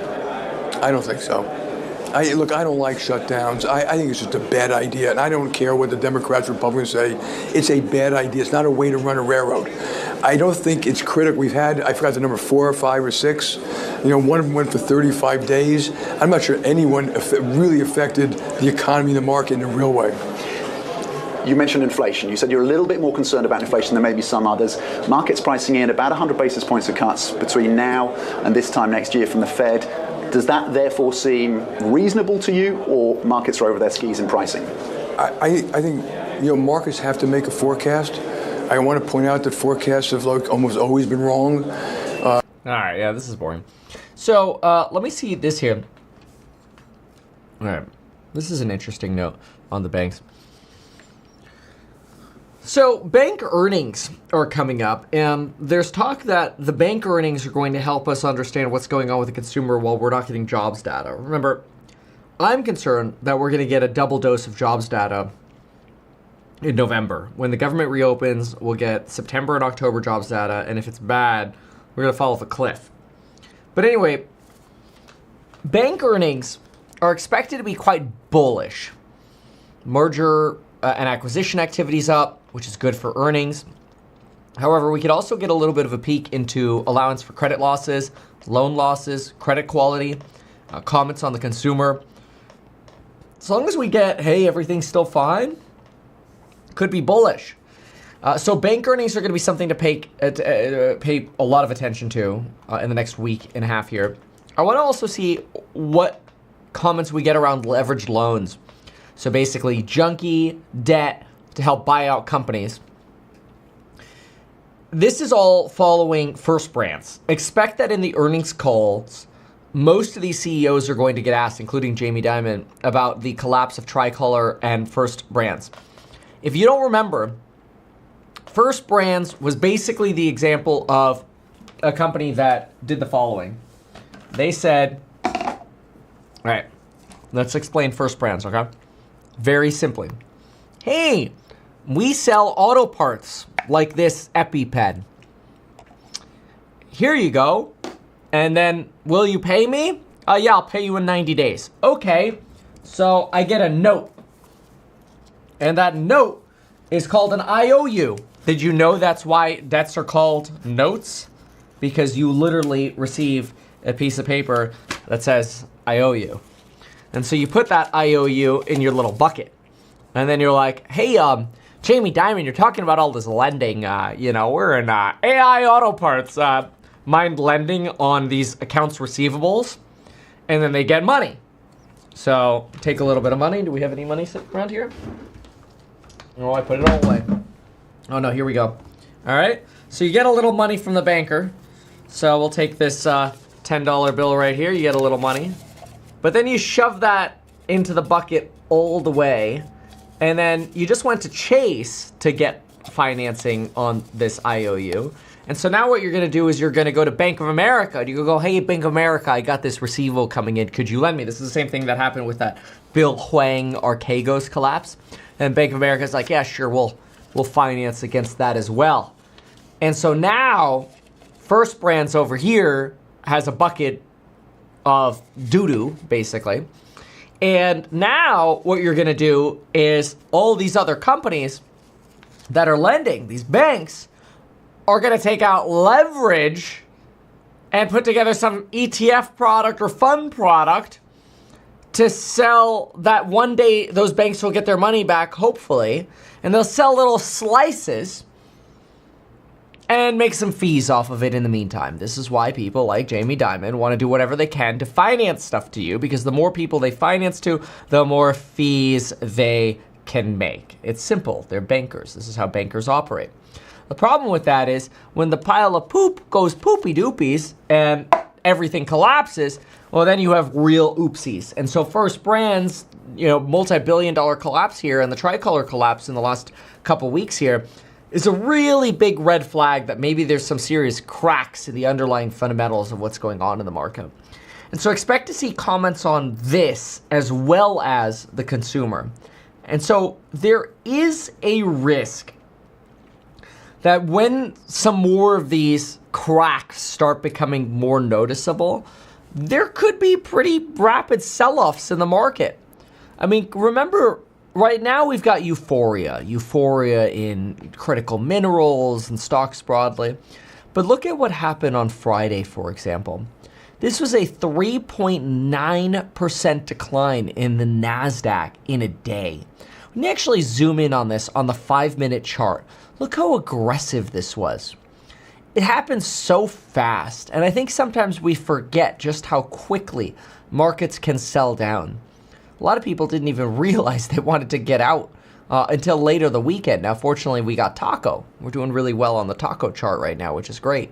I'm gonna try to make a promise here. I should be careful about keeping the promise, but I'm gonna try to keep this promise. If you go to meetkevin.com/data, where the Meet Kevin membership is, but /data, we went ahead and threw up a taco chart, so you can see where we sit on the taco scale. We're high taco right now. I can't believe it. You're taking a low-key approach today. He's my friend. That's great. Good job. Thank you very much, Emmanuel. Germany, the new chancellor of Germany he's easy to spot because he's very tall and he's very smart and he's doing a fantastic job for his country. Appreciate it very much. And congratulations, a big election. That was a big one. That was going to change things. Greece, we have Greece. We have Hungary. Oh, Victor, where is Victor? Victor. We love Victor. Victor, I call him. I put the little accent on it. You are fantastic, all right? I know a lot of people don't agree with me, but I'm the only one that matters. You are fantastic. He's a great leader. I endorsed him the last election he had, and he won by 28 points. So you're going to do even better this time. You have another election, and you're going to do great, and we appreciate it, and we're behind you 100%. That's Hungary. India is a great country with a very good friend of mine at the top. And Dude, he's boring. Let's switch. Problem when you have so much, you have Oh no my idea gosh, what to no. do with it.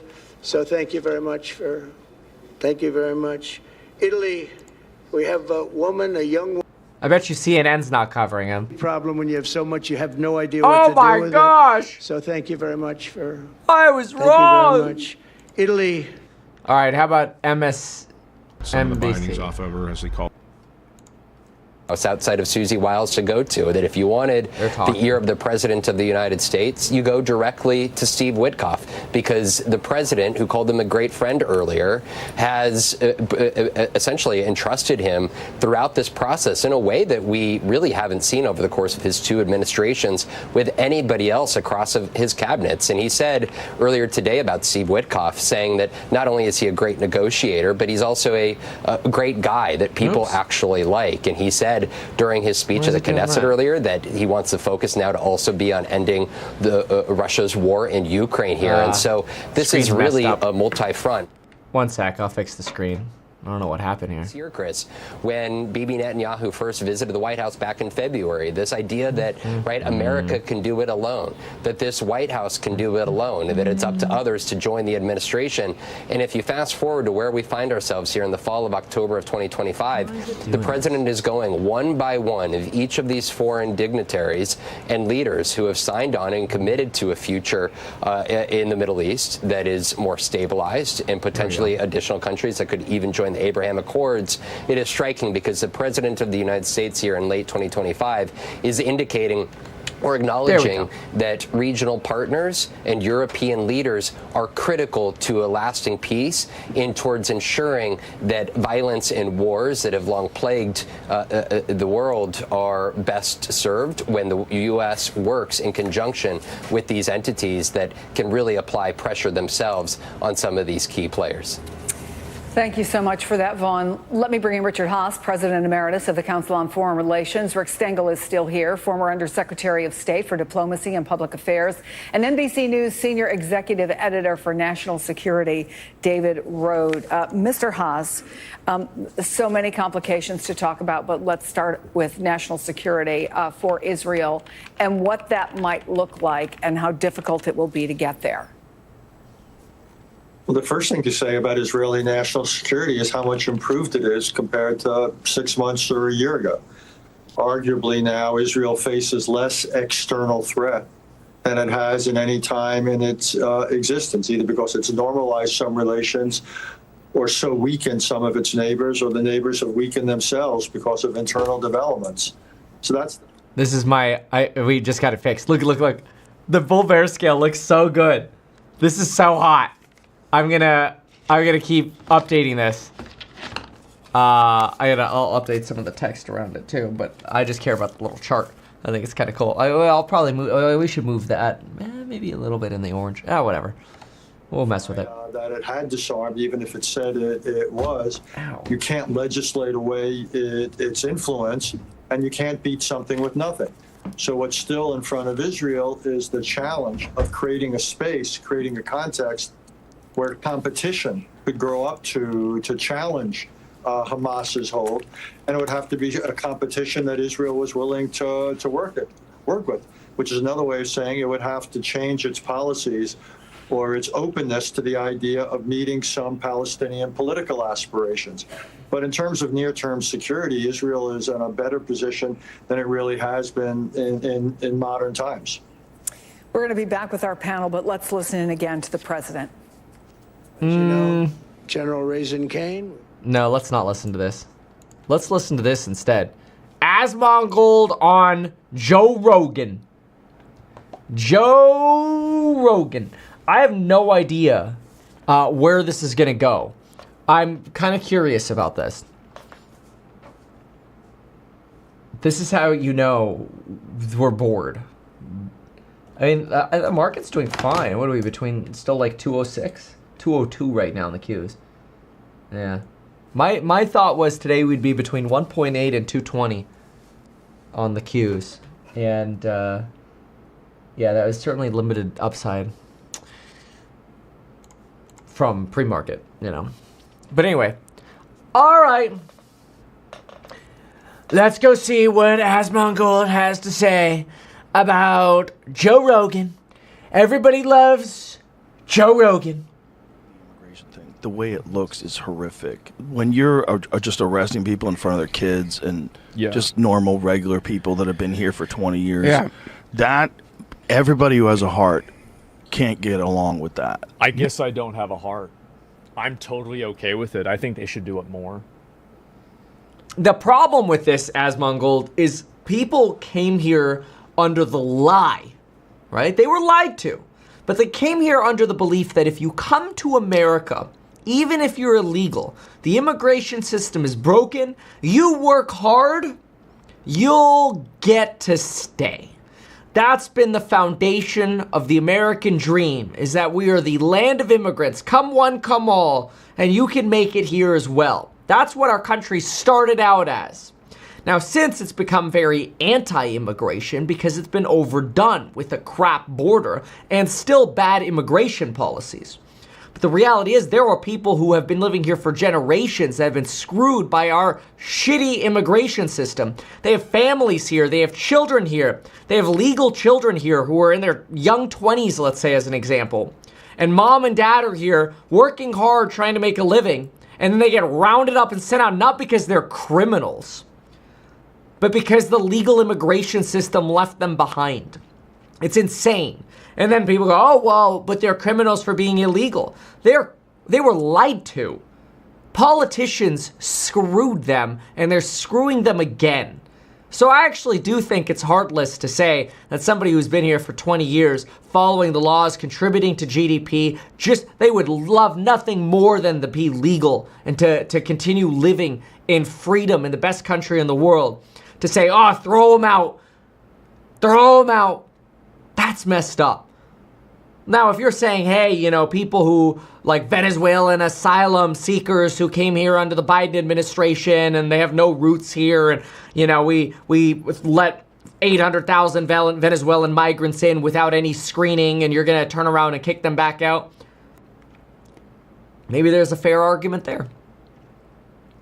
But so many people have been screwed by this immigration system, man. So it's so much harder to paint this with a broad brush and just say, kick everybody out.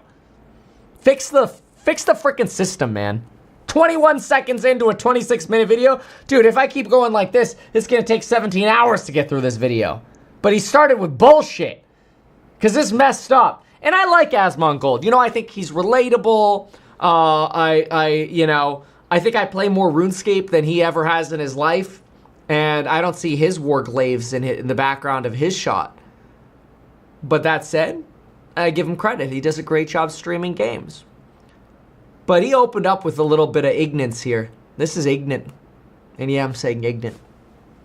Just because you have your kids with you doesn't mean that you're immune to consequences. Oh, come on. This is like making this equation like, oh, if you're a shoplifter, just because you have your kids, you shouldn't get arrested. That's a false equivalence. I'm not even going to break it down. You already know what I'm going to say. It's emotional manipulation. Right, that can't be the only way to do this. All right. Because I agree, Joe Rogan. The other way to do it would be to have closed the borders ahead of time. Yeah, and actually have a proper legal immigration system. Correct. And that way it would have never been an issue. Well, it's been an issue way before the border. This is not just about the border. You don't understand immigration if you think it's just about the border. People could fly their ass in and then overstay their visa, which is wrong. And there are also many other ways. Through asylum, through the sealed border. You could have a sealed boredom, get an asylum claim, get released on your own recognizance for 2 years or whatever while your asylum case processes in America. And you're just looking not to go back to hell. Anytime that somebody gets apprehended by the police for committing a crime or doing something wrong, they're separated from their family or from... Oh, no shit, dude. Oh my gosh. Is he trying to explain this to like a 7-year-old and removing all the context? I mean, now it's like, let's just compare everybody who's gotten screwed by the immigration system to any other crime. All right, I'm going to fast forward this because this is exhausting. If they've been productive members of society for 20 years, no criminal record. Oh shit! That's exactly the same example that I was using. Productive members 20 years, and I haven't watched this Joe Rogan quit. Productive for 20 years, no crime. I'm in alignment with Joe Rogan so far here. I'm picking a side. I usually stay in the middle. I'm picking a side. Joe Rogan's my side today. They worked the entire time. Yeah. They paid taxes. Find them a pathway to citizenship. Somebody in Asmon Gold's chat is like, they've been here for 20 years. Why can't they figure it out? It's not a matter of the people figuring it out. They would love nothing more than to be legal. They would love nothing damn more. But you can't. Because the legal immigration process sucks in America. Because politicians are fucking weenie babies. Way where you can do this. Nope. Because if you do that, then you provide a reward structure around people breaking the law. It's nothing to do with the reward structure.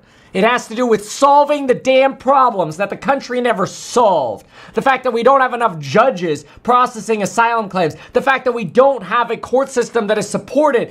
That these judges and the staff, the clerks that work with these judges are so overworked that they have 3 to 4 years of immigration backlog processes is insane. Our immigration system is more than broken. Asmon Gold, you're standing on the wrong hill here, man. Very clearly happened is that people like Joe Rogan, Theo Vaughn, a couple of these other podcasters, they are afraid of the negative optics of, arresting people in front of their kids or something like that. This has nothing to do with that. It has to do, again, with politicians screwing human beings, Americans who are trying to, just live a free life. This is like going to round up people at the car washes or construction sites. People are being productive, aren't committing crimes. And what happens in the meantime? Well, if you're taking bribes working for the White House, you get your case dismissed. If you're a fraud like Trevor Milton, you get your fraud dismissed because you donated for Trump. You want to make a quick buck in crypto? Just show up at the White House, listen into an Oval Office meeting and insider trade while they tell you and forecast exactly what they're going to do. All that shit goes unpunished. But the person working their ass off for 10 hours a day, who's been here for years just trying to make a buck and trying to get ahead, they get deported? It's fucked up. Like that. And they don't want to be seen as that kind of a person. But I don't know that I could stand continuing to listen to this clown. He's pissing me off now. We'll have to go to a different video. Come on.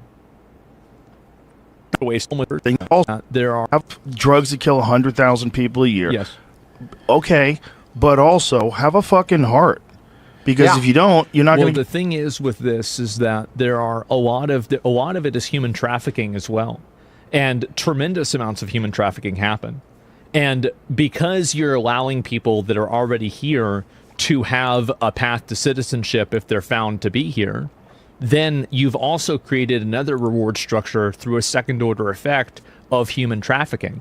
Because now, if somebody who is already in the United States is able to get a fast-tracked path to citizenship, that makes it all the more important to find somebody that will traffic you into the United States. No, but it shouldn't be done through, oh, you're here, therefore you get a fast track. When I ran for governor, see, I actually tried to contribute to this change, rather than just yapping about it on the internet.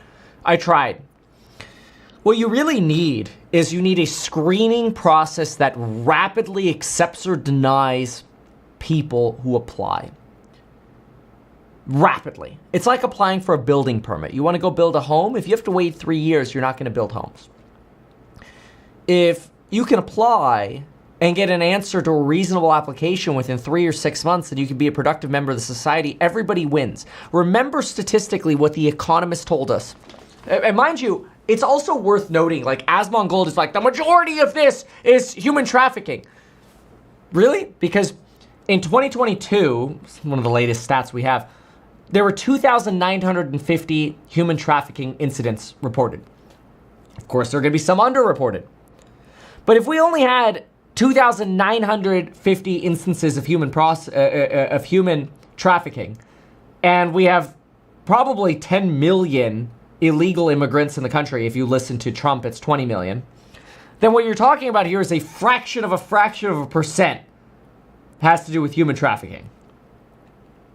Now, you can compound that per year, but I think Asmongold's kind of pulling that out of his ass. So the reality is the time frames suck for immigration. And remember what The Economist tells us, that per capita GDP actually expands when you have vetted immigration. Everybody benefits when you have positive immigration. Everybody's wealth goes up by a multiple of vetted and positive immigration, which I define positive immigration as people who are actually contributing to society. You don't want to open the door up to criminals.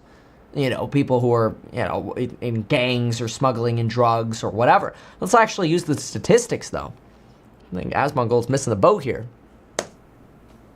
And this is the problem, I think, with a lot of this logic here, is that it's not logic. It's just emotion. Yeah, because you're not even using stats yourself. You're talking about logic, and you're making stats up. Committed was coming over here as a kid. Yeah. They probably didn't even know what the fuck was going on. Yeah. Correct. Yeah, man. Just, you know, a lot of kids got snuck across when they were already born in Mexico. And and that's the reason why you can't let them be kids. That's the reason why you can't give them citizenship. Because if you do, you've just created a reward structure. Well, I mean, build again off of what Asmongold said earlier. If you seal the border, which it is, you can't come over. And now, forget about this whole like, oh, we're going to incentivize the bad. You got to fix the problems of the bad, prevent the problems of the future.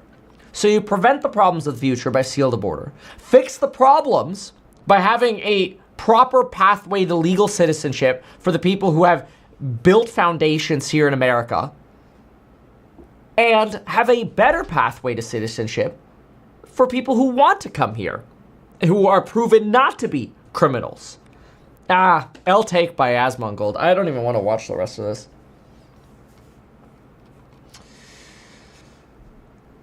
All right. What else?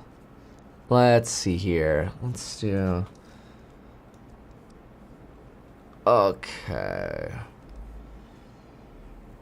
Let's see what else he's got. So, Witcher country. What is this? This is peak desperation. Someone's the Young Turks. Oh, here we go. Here's another one. All right, let's see Asmongold react to the Young Turks. Cenk Uygur had an Asmongold related meltdown. So this is the title of the video here. Asmongold says protesters should be used for slave labor.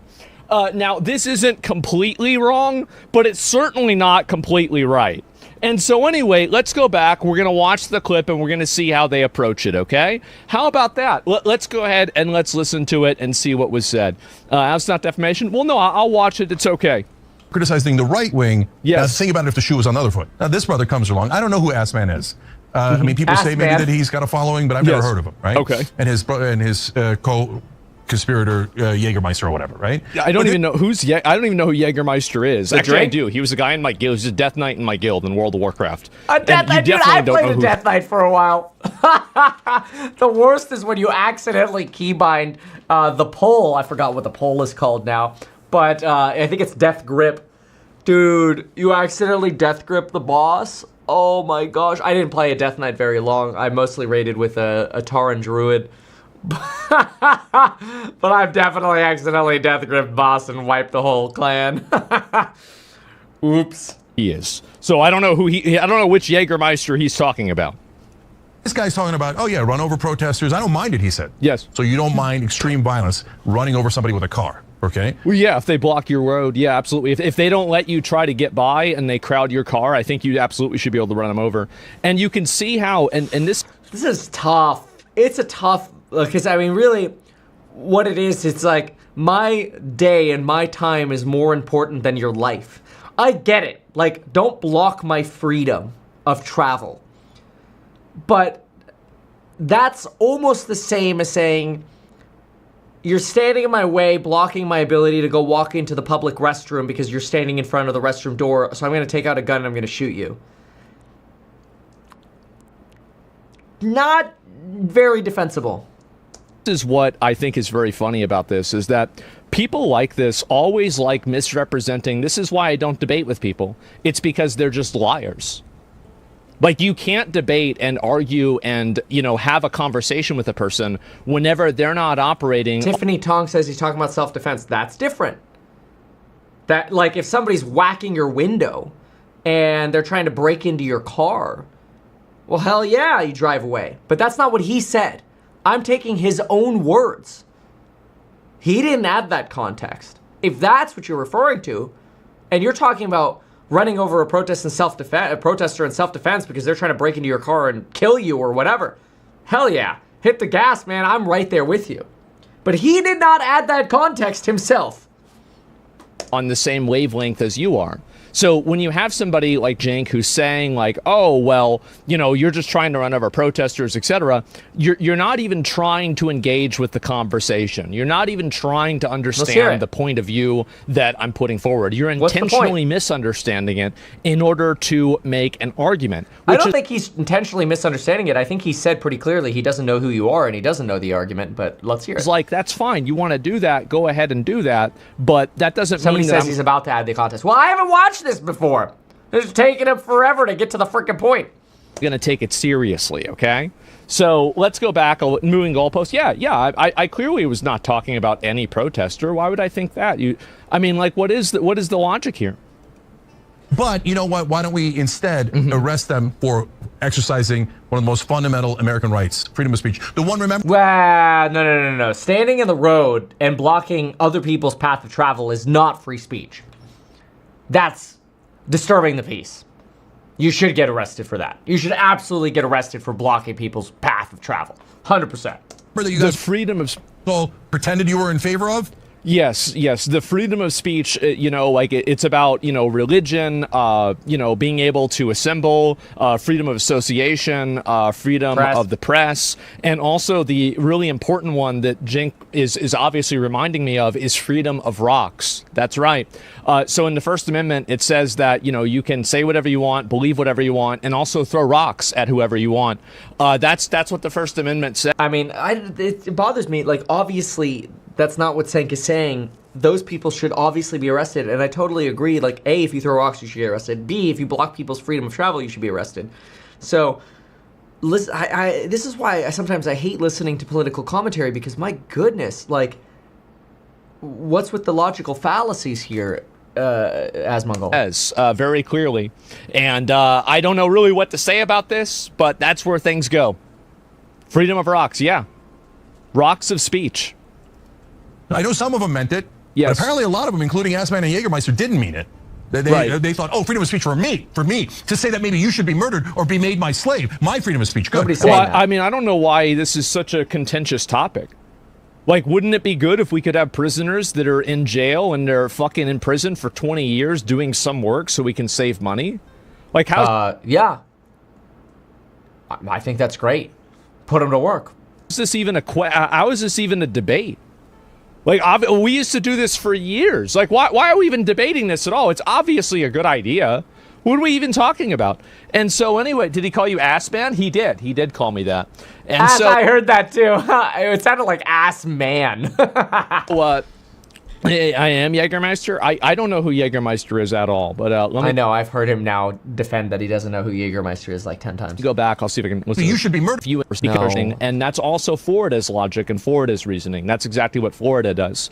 So if you're mad at me for saying this, that's totally okay. But you also have to understand that there is an entire state in our country that has the exact same viewpoint on this than I do. Don't try to act like I'm some extreme radical or some crazy person when there are states with millions of people in it that agree with this. They and probably do. Good. And by the way, I wouldn't cancel that. I don't mind him saying the terrible things that he says. Now we know who he is. Sure. So, and I'm not afraid of his speech. Yes. I'm not afraid that the majority of Americans are going to look at that and go, oh yeah, well, I think we should, instead of having freedom of speech, if anyone exercises... They did. That's why they voted for Trump.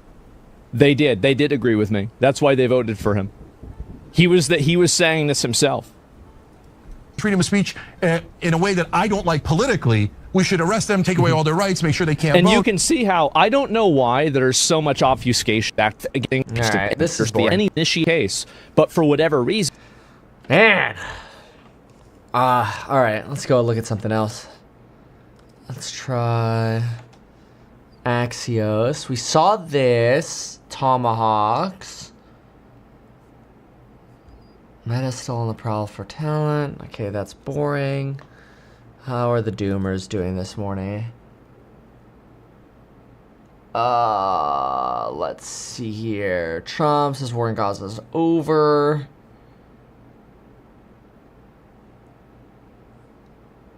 Grindr jumps most in 15 months after report of buyout. I forgot that company was public. I'm almost afraid to write that in here. Grindr. 10%. Wow. They've been going soft. Little PP. Okay.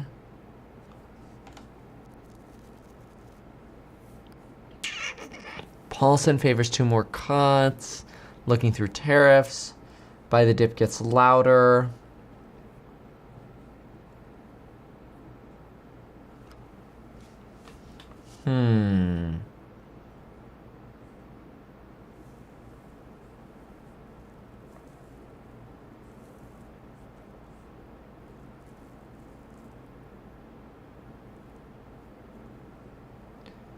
ATV accident. Lending Tree founder dies in ATV accident.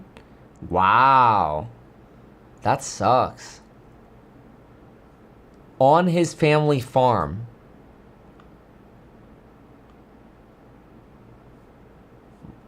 Wow. Wonder if there are any pictures of this farm.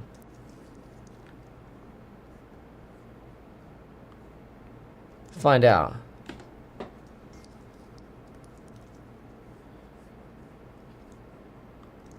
Okay. So... No. That's crazy. Dude, imagine being 55, CEO of a company, got a family, and then... I mean, you crash in an ATV. Or it flips on you. ATVs are known for flipping. You know, I think it's more than just a helmet. Often. I don't obviously know, but it's often the flipping that gets you. It's because it's the weight of the machine. You know, it's not like a bike. You just push it off of you. These ATVs are heavy, man. Absolute crushing power in an ATV. Okay. Let's see what the suits are saying. Suits. Okay, let's see here. Let's go see what the suits have. ATVs are fun. Okay. Here we go. Let's see what we got today. T.S. Lombard. The carry trade final round. Why the economy is so weird. Ooh. Why is the economy so weird? Talk bearish to me. Oh, yeah. Snowmobiles are super fun, too. Why is this economy so weird? Feels like I've been saying this a lot, but investors are confused about where the economy is heading. Data are always hard to read at a turning point in the cycle. But the situation will eventually be resolved as the downturn broadens. Recessions are head-clutching moment of clarity. Okay. Yeah, this is such a weird distortion right here. this idea about GDP up, payrolls down.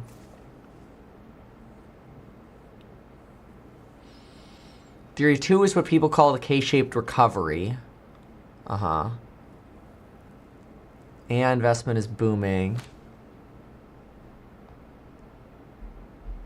Oh.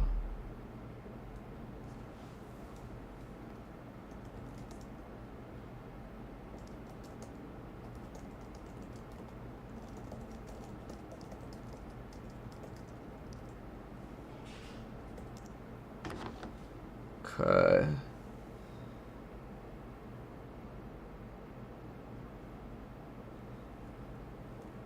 Hold on a second. That's that. What is this?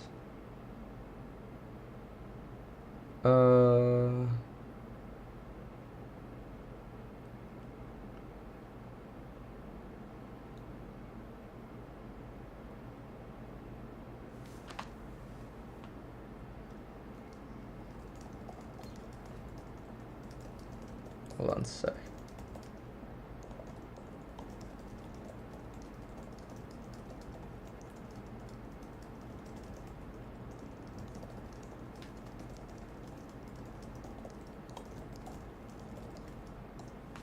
Okay.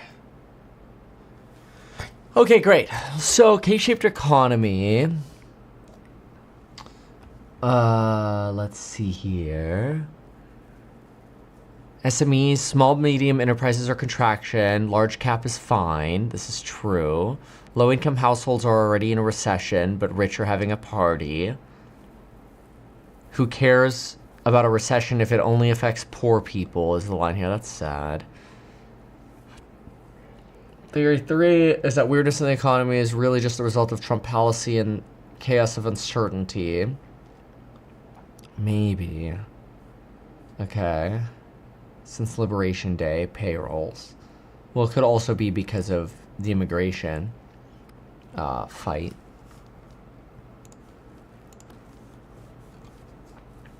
Okay, fundamentally, I don't think there's anything wrong with the U.S. economy. Balance sheets are in great shape. Worst of Liberation Day is over. Fed is cutting rates. Tariffs have squeezed margins. And those might be reasons why the workforce is getting squeezed harder. It's pretty basic piece here, honestly. I don't think that's good. So that's kind of worthless. I didn't like that T.S. Lombard piece. No, there's no research in that. Okay. Let's see what else. ANZ. China, tit for tat is the new normal. Well, that's what I'm worried about. Tit for tat is the new normal. Let's see. China exports have remained steady despite tariff pressures.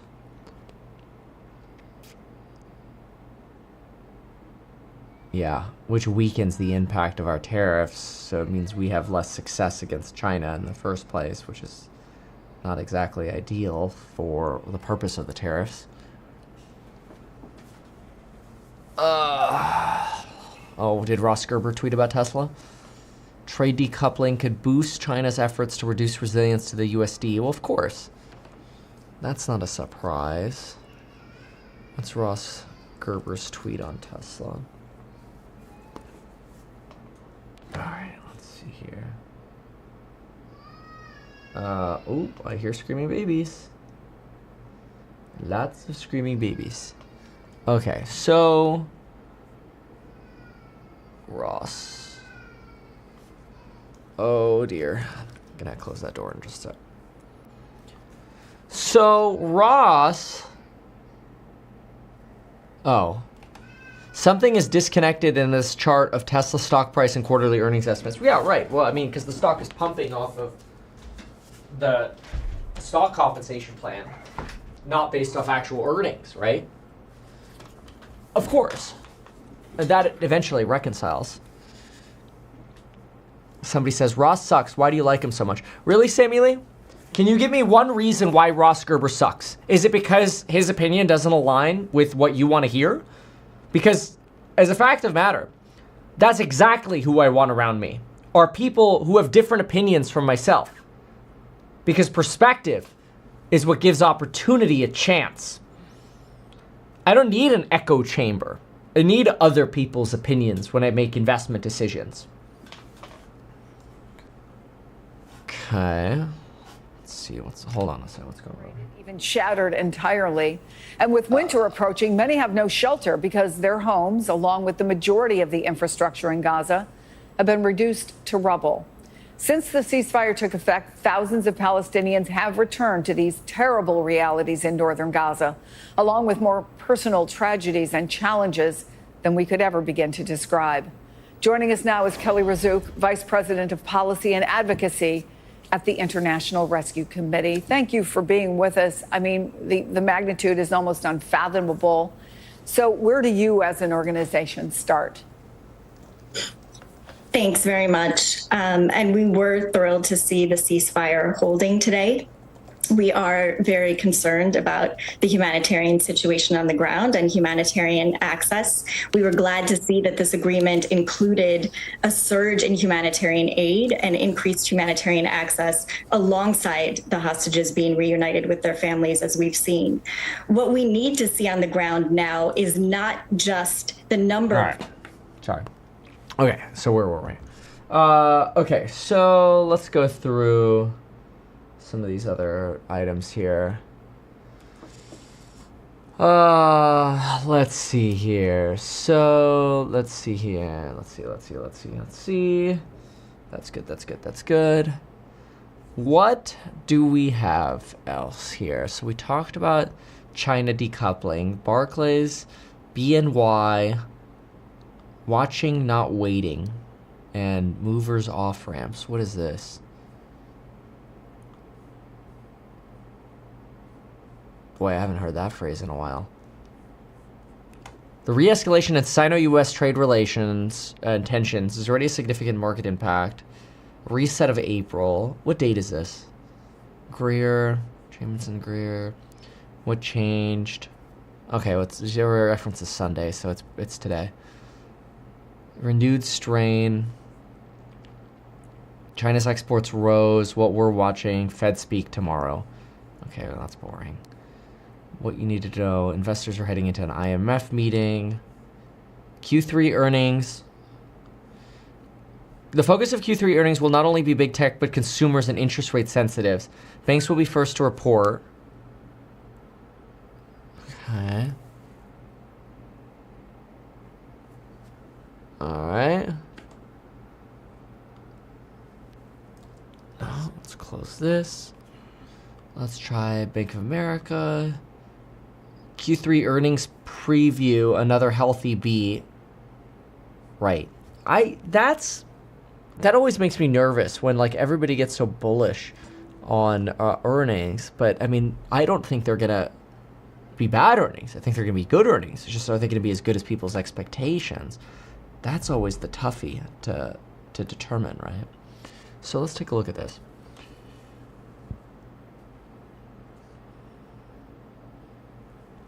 So expect a 4% beat, but good guidance is not a sure thing. Right. Agreed. So the latest tariff curveball poses a risk going forward.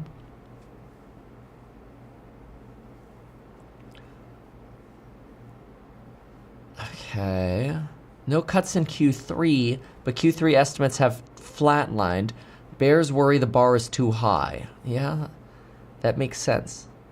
Best corporate guidance since 2021.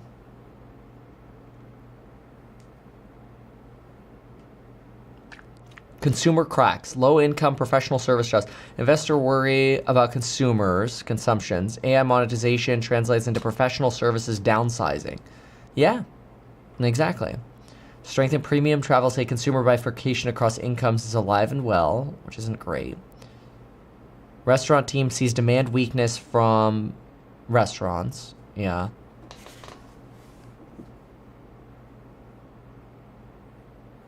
Mm-hmm. Broadened out to other consumer consumables. All right.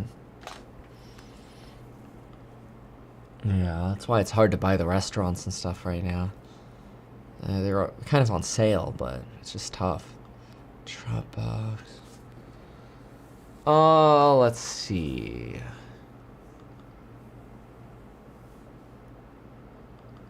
Okay, so that's Bank of America. That's boring. How about Citi? Citi. Somebody's leaving me a voicemail. Why are you leaving me a voicemail?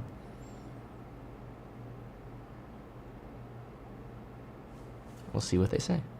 Oh, they didn't say anything.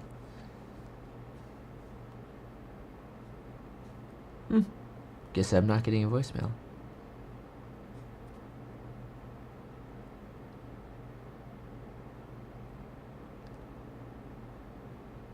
Oh, figured it out. Okay, good.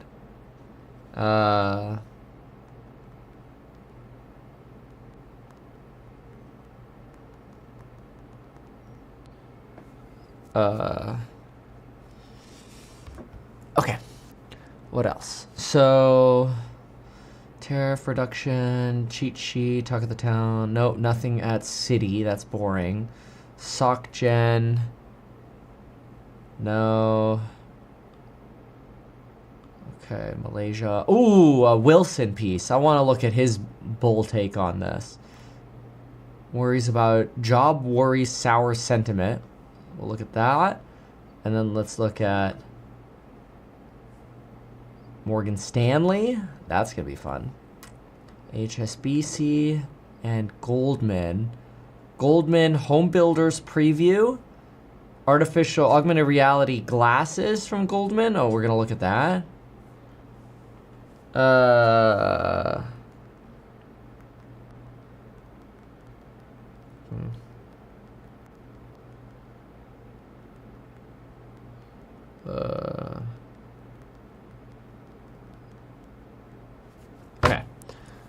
Okay, then we're gonna three things in China, trade growth accelerate. Talked about that. This is gonna be juiced. We're gonna look at some juicy data here in just a second. Retail takeaways. Okay, that could be interesting. Hiscox. Ooh, Hiscox does updates. Oh, that could be interesting. I actually think they're a pretty good insurer. Siemens Energy, Solar Industries. Ooh, I want to see what Goldman says about solar. But I'm going to make a cup of coffee first. All right. So that's what we're going to do. I'm going to go make a cup of coffee. And then we're going to go through some data. If you don't like the data, oh well.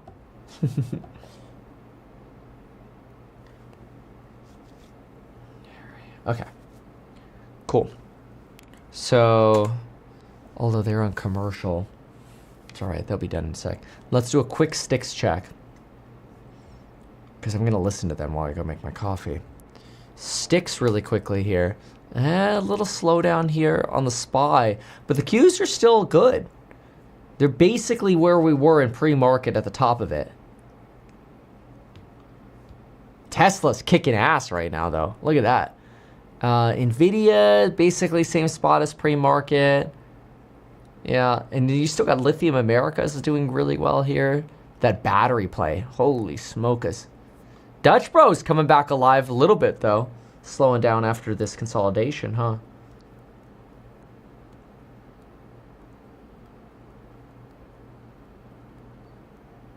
Somebody says, what the F is up with these quantum stocks? Yeah, be careful with the quantums.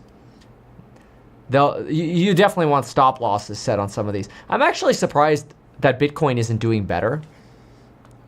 It's like it got fully priced in at 115. And that's it. SoFi off 30. Wow, Sunrun's moving today. Does that mean Enphase is moving? Hold on a sec here. Let's go Enphase. Not really, dude. 34 bucks on Enphase when Sunrun's up 10%. Dude, we're gonna look at that solar piece in just a moment. All right, I gotta go make this cup of coffee. I think this is gonna have like one more commercial. I'll be right back. Well, why choose between advertising that builds your brand or advertising that drives immediate sales? With Marketing Architect's All-Inclusive TV, you can choose both. Creative you're proud of and sales activation day one. Well, butter my biscuits. Both is better.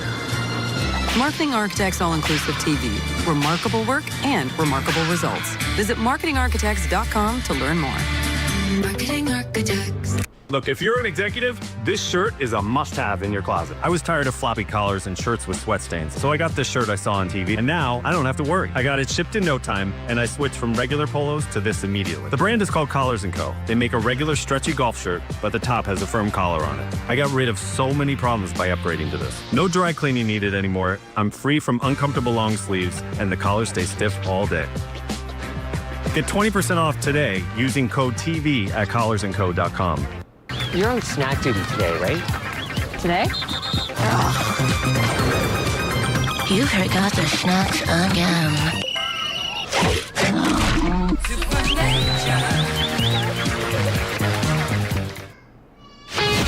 This is Bloomberg Business Week Daily, reporting from the magazine that helps global leaders stay ahead, with insight on the people, companies, and trends shaping today's complex economy, plus global business, finance, and tech news as it happens. Bloomberg Business Week Daily with Carol Masser and Tim Stenivek, live on Bloomberg Radio, television, YouTube, and Bloomberg Originals.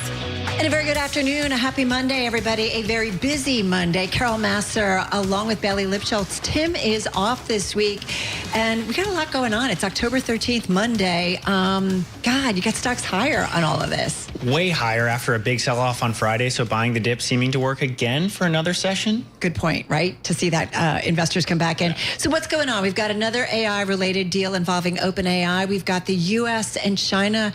Bailey, it seems like not so good on Friday, right? But over the weekend, it feels like there was some movement that maybe these trade talks are continuing. Seeming to walk back via True Social yet again, surprise, surprise. But to your point, we're seeing critical minerals rallying and rare earth stocks rallying. So a lot of excitement, or at least maybe a sigh of relief on this Monday. Exactly. All right, so we're going to try and tackle all of this. I do feel like they're big, big, big issues. So we're going to get into the latest on that ceasefire deal between Israel and Hamas. At the same time, I'm sure you've been watching OpenAI and Broadcom today.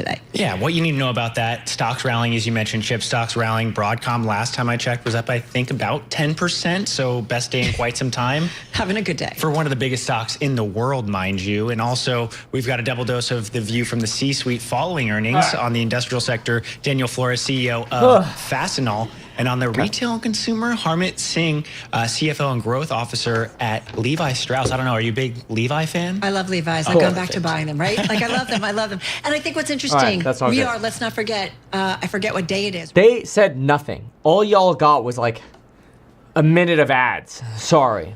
And then they come back and say nothing. They're just freaking bored today. That's what it is. It's okay. Let's go get our data here. So we're going to go into these data sheets. Let's start with Mike Wills. The greatest bear ever turned bull. All right.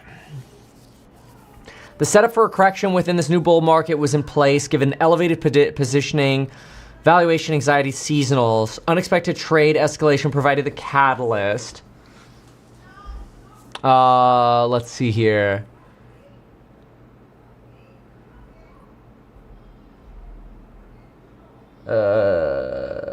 Let's see here. Okay.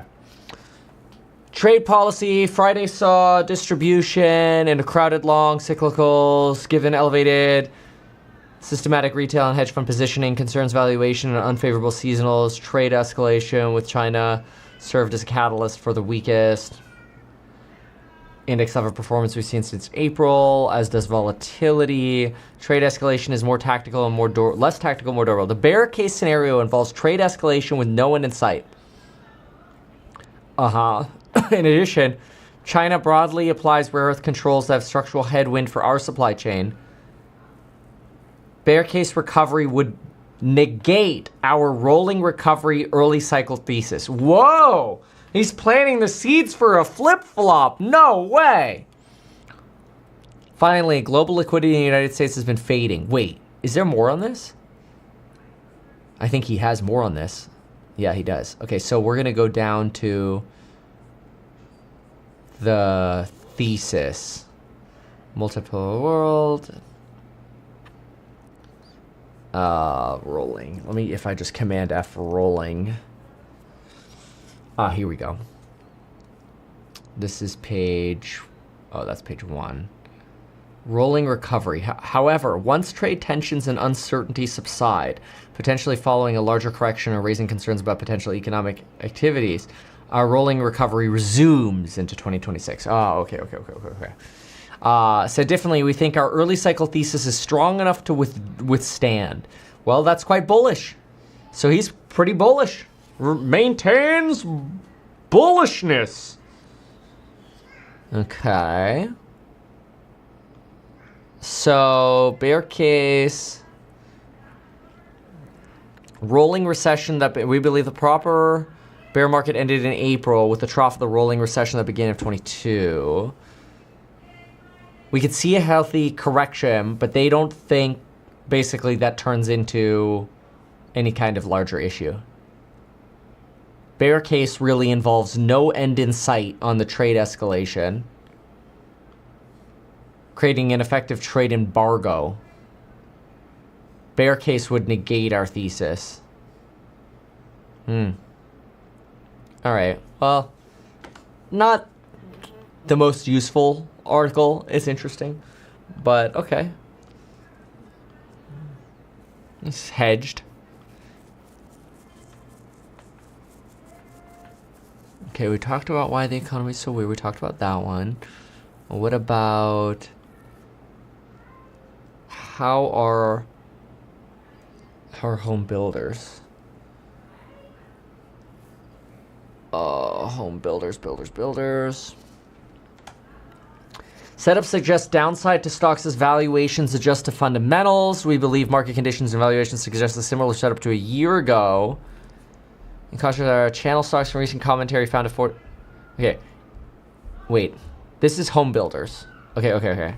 So this is home builders talk. Downside to stocks as valuations adjust to fundamentals. We believe market conditions and valuations suggest a similar setup. This comes to stocks rose 8% in Q3, led by the builders up 21%. Wow. S&P rising 8%. In contrast, however, our channel checks and recent company commentary found a 45 basis point decline in the 30-year mortgage since July has yet to translate into housing sales.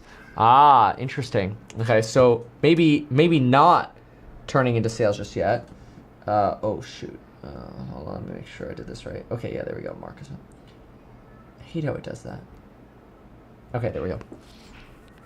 Although traffic to builder communities is up since the summer, consumers are taking a wait-and-see approach as we weigh broader economic uncertainty, including a deceleration of jobs and the potential for rates to move lower. This is reasonable for the home builders. As such, we believe many of the companies will beat already modest guide and expectations. In our view, this is coupled with current valuations suggests downside for many. Because they ran up like 26% basically. Okay, got it. Fine. Excess home inventory likely to hold until early 2026. That's actually great for being able to buy in this Q3, Q4, right? This is excellent buy window if you want to capture high inventory between October to February, probably. Okay. So let's do this. Okay, what do we have here? In addition to a rise in for sale, existing lack of urgency. That makes sense. Buyer lack of urgency. Oops. To better frame the headwind, we consider scenario single family home.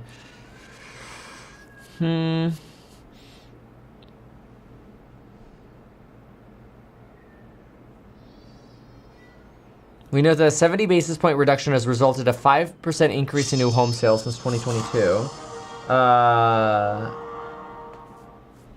Suggests any lift would be fairly modest. As such, we believe builders stay focused on balancing incentives with profitability. Okay.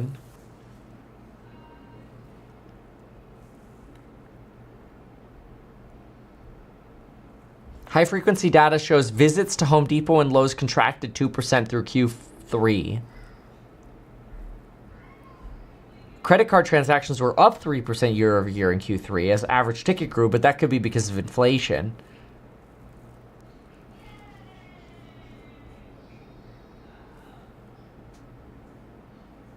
Cautious tone. Greater productivity, efficiencies, earnings estimates, top ideas.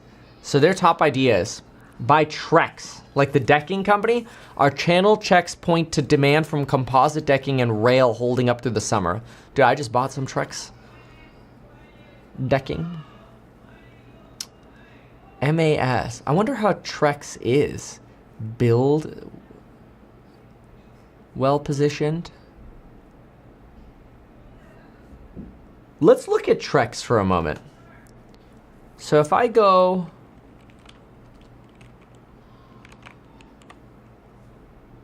Somebody says, I swear I heard of wow.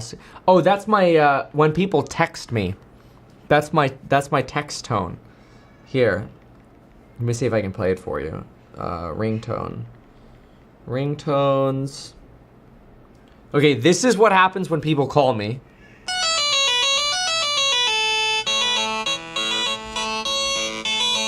Honestly, I usually keep it on silent because it's a little annoying, but it's the RuneScape theme, but in 8-bit.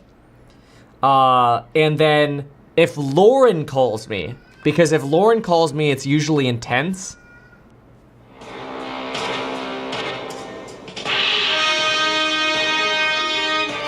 So that's Lauren's ringtone. And Jack chose the RuneScape theme, so he's really happy about that one.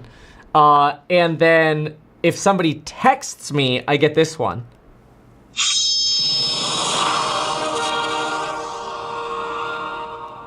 And then I forgot, I think this one's my dad's ringtone.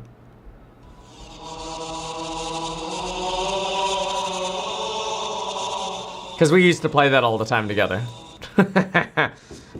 Yeah. Okay, cool. So... Alright, where were we? So, oh yeah, we were gonna look at Trex. Trex, investor relations. Okay.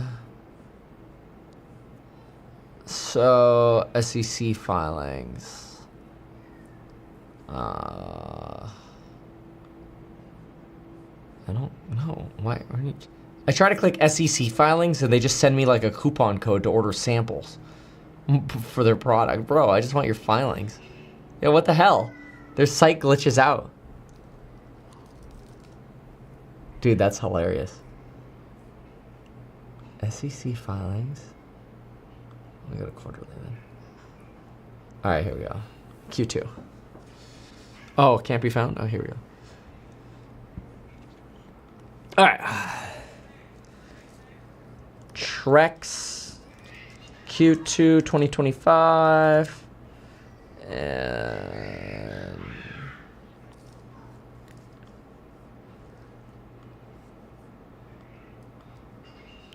let's pop this puppy open. Alright, let's see how much money they actually make. I mean, talk about not sexy at all, right? Decking. So, wow, they have like no cash. $5 million of cash. Holy smokes, look at the bills they have to pay. Dude, I have 419 million in bills to pay. I do have money coming in. Inventories and receivables. Need those receivables. Wow. I wonder what their margins are. Like, do they actually make money? Let's go look at their cash flow first. Oops. Cash provided by operating activities. So cash flow negative because they're throwing it on plant, property, and equipment. Okay. And what are the actual margins on the product?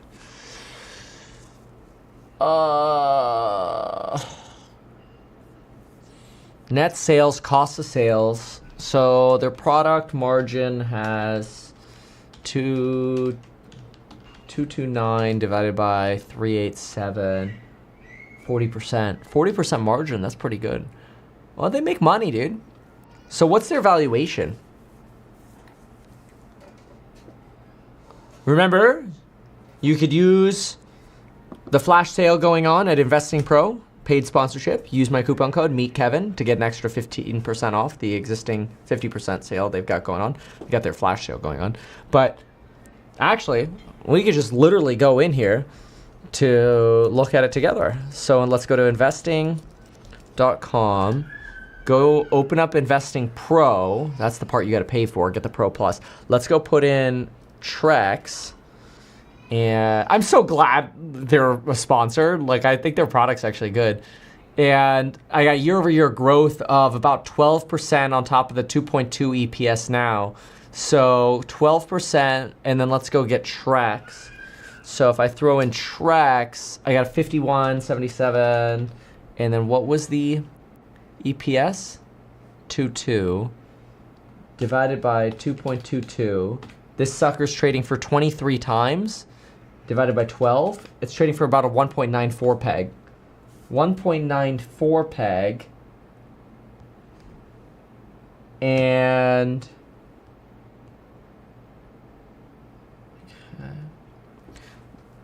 do they manufacture?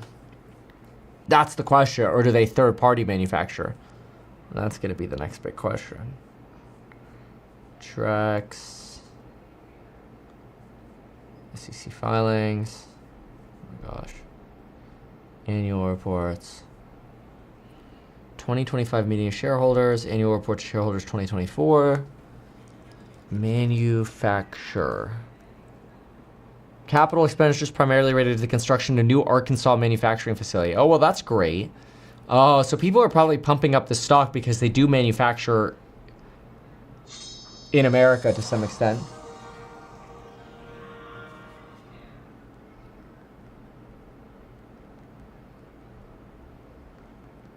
Okay.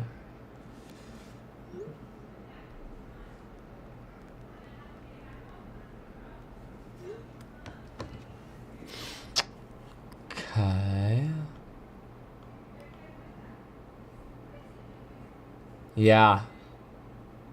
Yeah, that's one of the downsides of these plays is they run up under this idea that they're insulated from tariffs. Although it's been coming down. Boy, it got overvalued there for a while, huh? Jeez. Oh, look at the Tesla push, though. That's a nice... Oh, my goodness. Look at that. Oh, ooh, touching my line. Ooh, the line.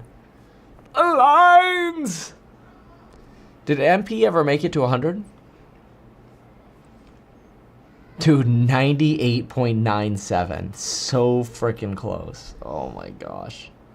That's wild. All right.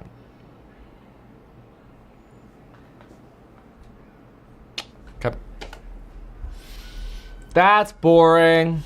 All right, so we looked at Trex. We looked at Mike Wilson. We looked at the Bank of America earnings preview. Let's look at this AR glasses. Enhanced foundation model support. Hold on. That's a lot. Close the door, Kevin. Just close the door, okay? Just close the fucking door. Close the door. Oh, yeah. Hey, what do we have here? AI glasses with enhanced foundation. Recent announcements include Mizu Starvey Snap, Metas.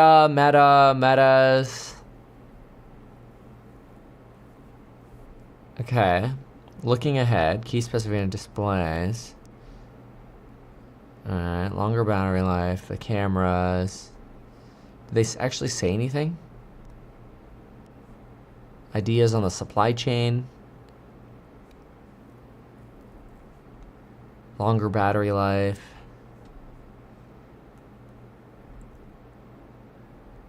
Prices are widening.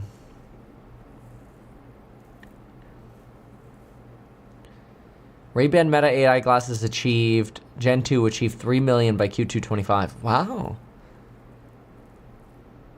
This is going to keep going. Let's see. IMO, this keeps going. Moon.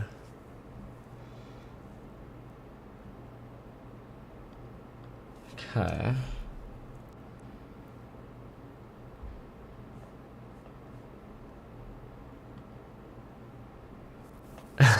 I see the comment here. Bull run so wild. Am I the only one on Kevin's live stream away from? I'm only one Kevin live stream away from dumping it all into house hack and blaming it. Yeah, it's one of the wild things I love. I get it. Like house hack isn't public, right? So it's like we don't have like public sticks that are riding this wave.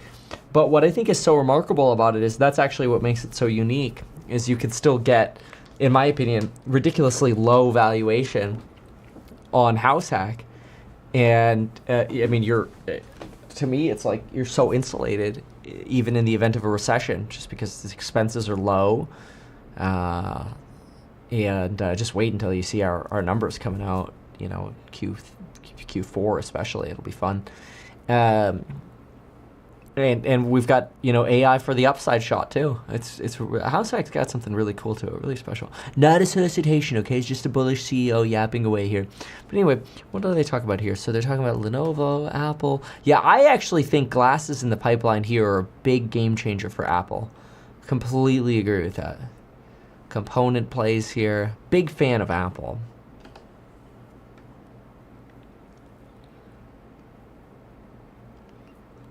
And Kevin, could you please elaborate on why we won't be able to refinance in the future and how that relates to future appraisals? Well, if you have to have a job, right? So what happens is lending standards tighten in a recession often because banks panic. So appraisers start panicking because they don't want to get sued by the banks. So appraisals come in low. So people who fully leverage now, yeah.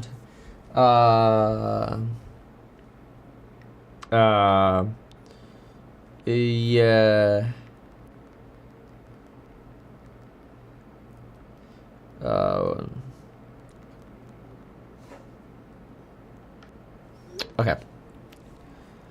Okay, that's that. All right, let's listen to this. I'm gonna go see if my coffee's done. I'll be right back.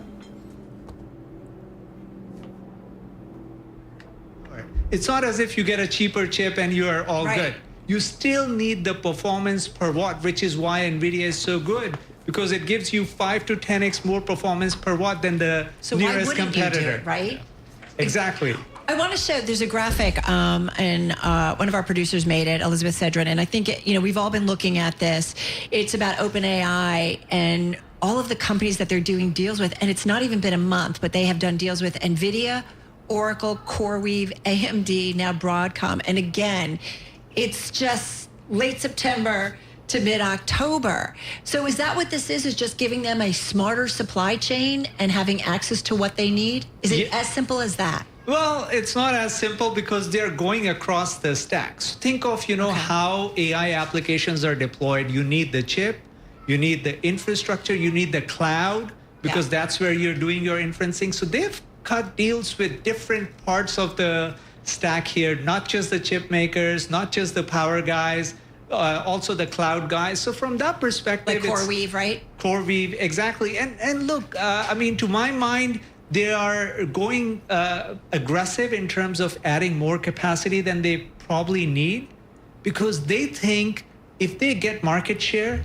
they get the companies or users to use their product, then they will be able to monetize and probably drive some companies out of competing with them because of the scale involved here. Well, are XAI and Anthropic striking similar deals, or is this the OpenAI show? I think right now XAI must be thinking, and they are doing a $20 billion deal with some private financing. But look, when OpenAI announces a 10 gigawatt deal, we're talking 500 billion, not 20 billion anymore. So the numbers are getting bigger and bigger. Well, is OpenAI in this moment in time on October 13th the most important company in the world? Well, when I look at Mag 7, your Broadcom is not in Mag 7. It's a $1.6 trillion company. OpenAI probably, it's one and of they're up 10% because of this. I mean, also, the whole space sold off on Friday, so don't want to downplay that too much, but they're not even public. They're not even profitable as much as we know, right? No, I mean, look, OpenAI. So right now, their gross margins would be negative if you factor in the training costs. Inferencing-wise, yes, they are making some money, but clearly, if you include everything, and just to compare it with Google, Google has an annual cost of revenue of around 100 billion that powers all of their apps. You know, Google, YouTube, everything that they run. OpenAI's compute costs are probably north of 20 billion right now. And if they're adding 26 gigawatt more capacity, we are talking, compute costs to multiply at least 25-fold. So from that perspective, you have to ask yourself, how much incremental revenue do you want to see from OpenAI to justify this, $1 trillion, potentially $1 trillion in compute infrastructure spend? And that's where Google's infrastructure is so efficient because just, less than 5 gigawatt of compute gets you to over 400 billion in revenue. That's pretty cool, to say the least, in a non-financial analysis terminology. Mandeep, thank you. Always a gem. Bloomberg Intelligence Global Head of Technology Research, Mandeep Singh. AI spend and the build-out is one read on the U.S. economy and certainly the tech economy. Now to another great read, Bailey, on U.S. economic activity. And we're talking about the industrial supplier Fastenal, which reported earnings earlier this morning, and shares, I think they were the worst performing in the S&P 500 at one point. Yeah, right now down about 6%. And keep in mind, this is a $50 billion company, so this is no small fish in the industrial space. One of the first reads we get every quarterly earnings season. Missing Wall Street views, broadly speaking. So interesting what's driving that. Well, let's ask the CEO, Daniel Florness, is with us. He is Chief Executive Officer of Fastenal and joins us from Winona, Minnesota. Dan, it is great to have you back with us. Talk to us about the quarter, because it does seem like analysts were noting that the pricing during the quarter was weaker than expected and marks the second straight quarter of softer pricing. And maybe that's why we're seeing the stock down. What do you want to say to investors? Well, part of the reason our stock's down is it's priced to perfection. If you look at what it's done, year to date, and where the multiple has gone. But, I never even put the screen we had up. a really good quarter. We had a double-digit quarter. We hadn't seen that for a couple years. Double-digit growth, sorry. And pleased with the outcome. One of the challenges we had this year That's actually interesting because they've got Fastenal up here. And what's interesting, operating income misses. So, here is an example of the construction world for you, right? That's interesting. So let me see what their numbers were. Soft pricing, soft PP. Coming into the quarter, we estimated, X for impact of pricing, came in a little bit less. We lowered our number for the fourth quarter. They had to lower pricing more than expected. Wow. On a price cost basis, we are neutral, and that's what we aspire to be. We'd rather just grow. And Dan, to your they're justifying why they're having to lower price. Oh, we'd rather just grow. Yeah.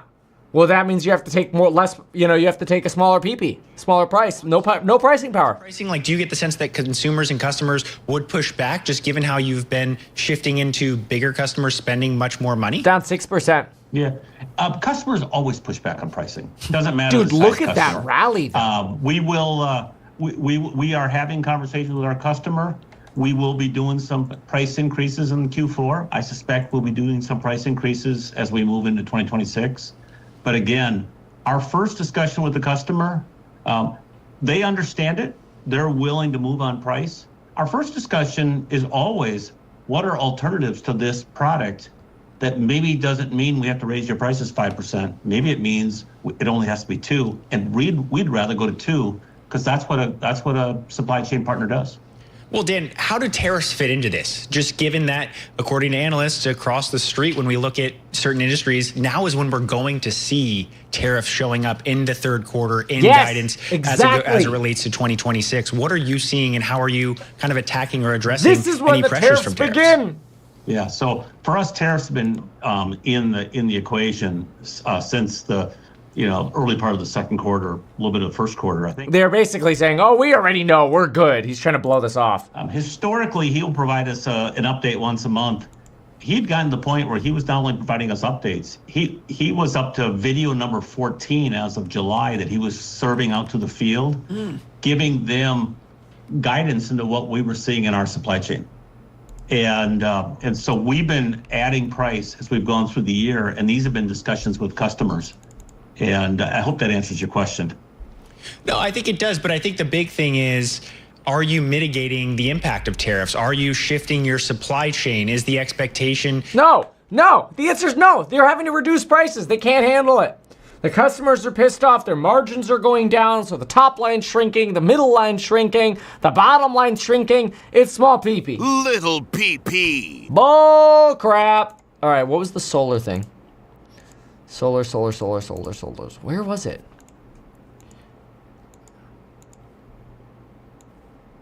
Did I not save it? Foundation models. Solar. Found it. Solar, expect stable performance. We expect Solar Industries. What? Their ticker is SOIL? Oh, this is just specifically about Solar Industries. Okay, well, what do they say about them? Who is this anyway? What do they do? Is this Solar Industries? Explosives? Rockets? This doesn't have anything to do with solar panels. Dude, I don't know what the hell this is, but it ain't solar panels. I got clickbaited so hard. Diversity in supply, so you're not caught off guard by some price change or... Yeah, the VR glasses thing was basically just identifying, you know, Meta sold 3.5 mil, but I mean, there wasn't really, it was this piece. There wasn't really anything. Who is this? That's what I want to know. This Rokid, first 5 days of pre-sale. Who's Rokid glasses? Because that's the one that they're comparing Meta to.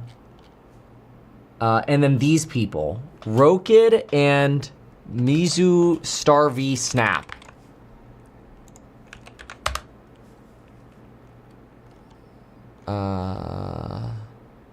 Those are Chinese.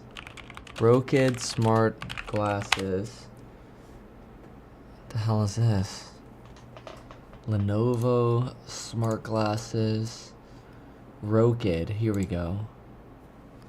Okay, what the hell is this? Buy now. Spatial. Max 2, Joy 2. Bro, what is this crap? Joy Pack. What is that, a vibrator? Glasses and a vibrator or something? Like, what the hell? Station. Portable. That's vibrator only? Okay. Max, the best. Stylish comfort. So it comes with a remote control? Dude, I don't want a remote control. Alright, tell me about the facial. Spatial. Rokid AR Spatial. The hell is this? 3D. Dude, those are fat. Oh my gosh, that's thick.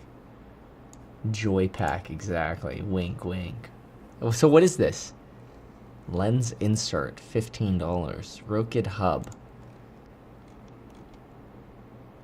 What does it do? Tell me what the damn thing does.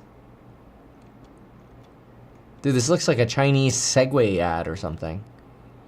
Your spatial office awaits. Oh, this is, they just literally copied Apple.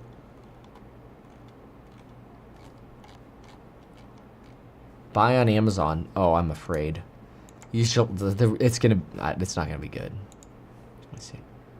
Oh, wrong. Decent, actually. Wait, so, but again, what does it do? Micro OLED 3 screens display. Spatial. 3 screen display, simultaneously 3 apps for boosted productivity. I wonder if people use this for. This isn't personal theater. Personal theater. That sounds wrong. Perfect for streaming movies. Dude, no. This is dumb. Alright, so AR glasses, and then there's Station 2. This is just like a Vision Pro competitor or something like that. Okay, what do we got over here? No. This is lame. And what is this? Okay, this looks better already. This guy's got 2 screens. Dude, that's a giant battery pack on the side. Where are the cameras? No cameras? Well, what the hell then? You just talk to GPT? AI recording, capture every key point. See, that's like real-time teleprompter. You gotta be careful with this stuff though, because, you know, you start recording people where it's against the law. Dude. Yeah, you gotta be careful, man. Real-time navigation before your eyes.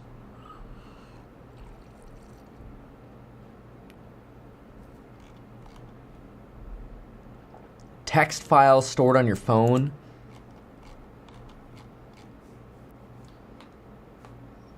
That's it, but no camera. So it's just, I don't want GPT in my face. That's dumb. I don't like it.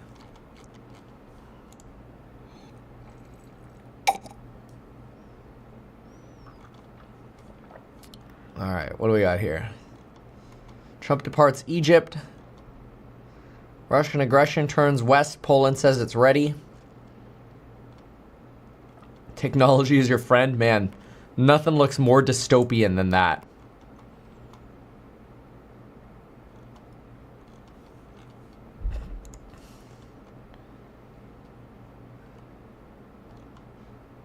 Capitalism and democracy. Yeah, that guy is buying lots. Trouble is brewing for the banks. Ooh. Ooh. Trouble is brewing for the banks? Where?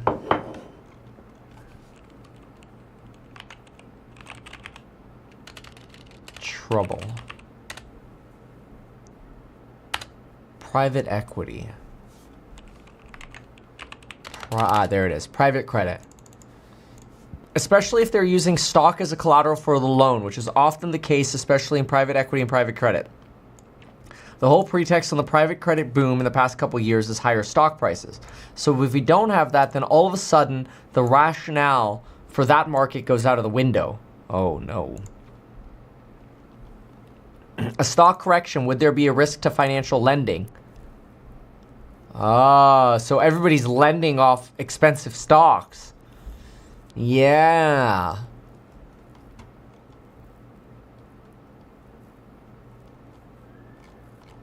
That's it?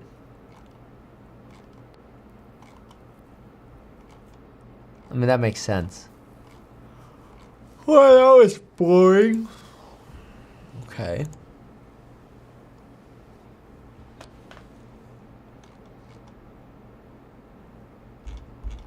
Who reports earnings today? Earnings calendar.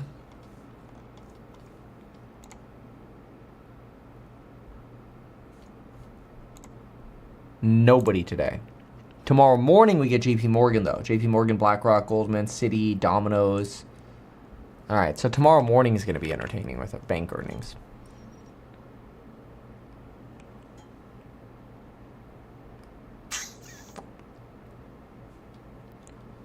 Okay.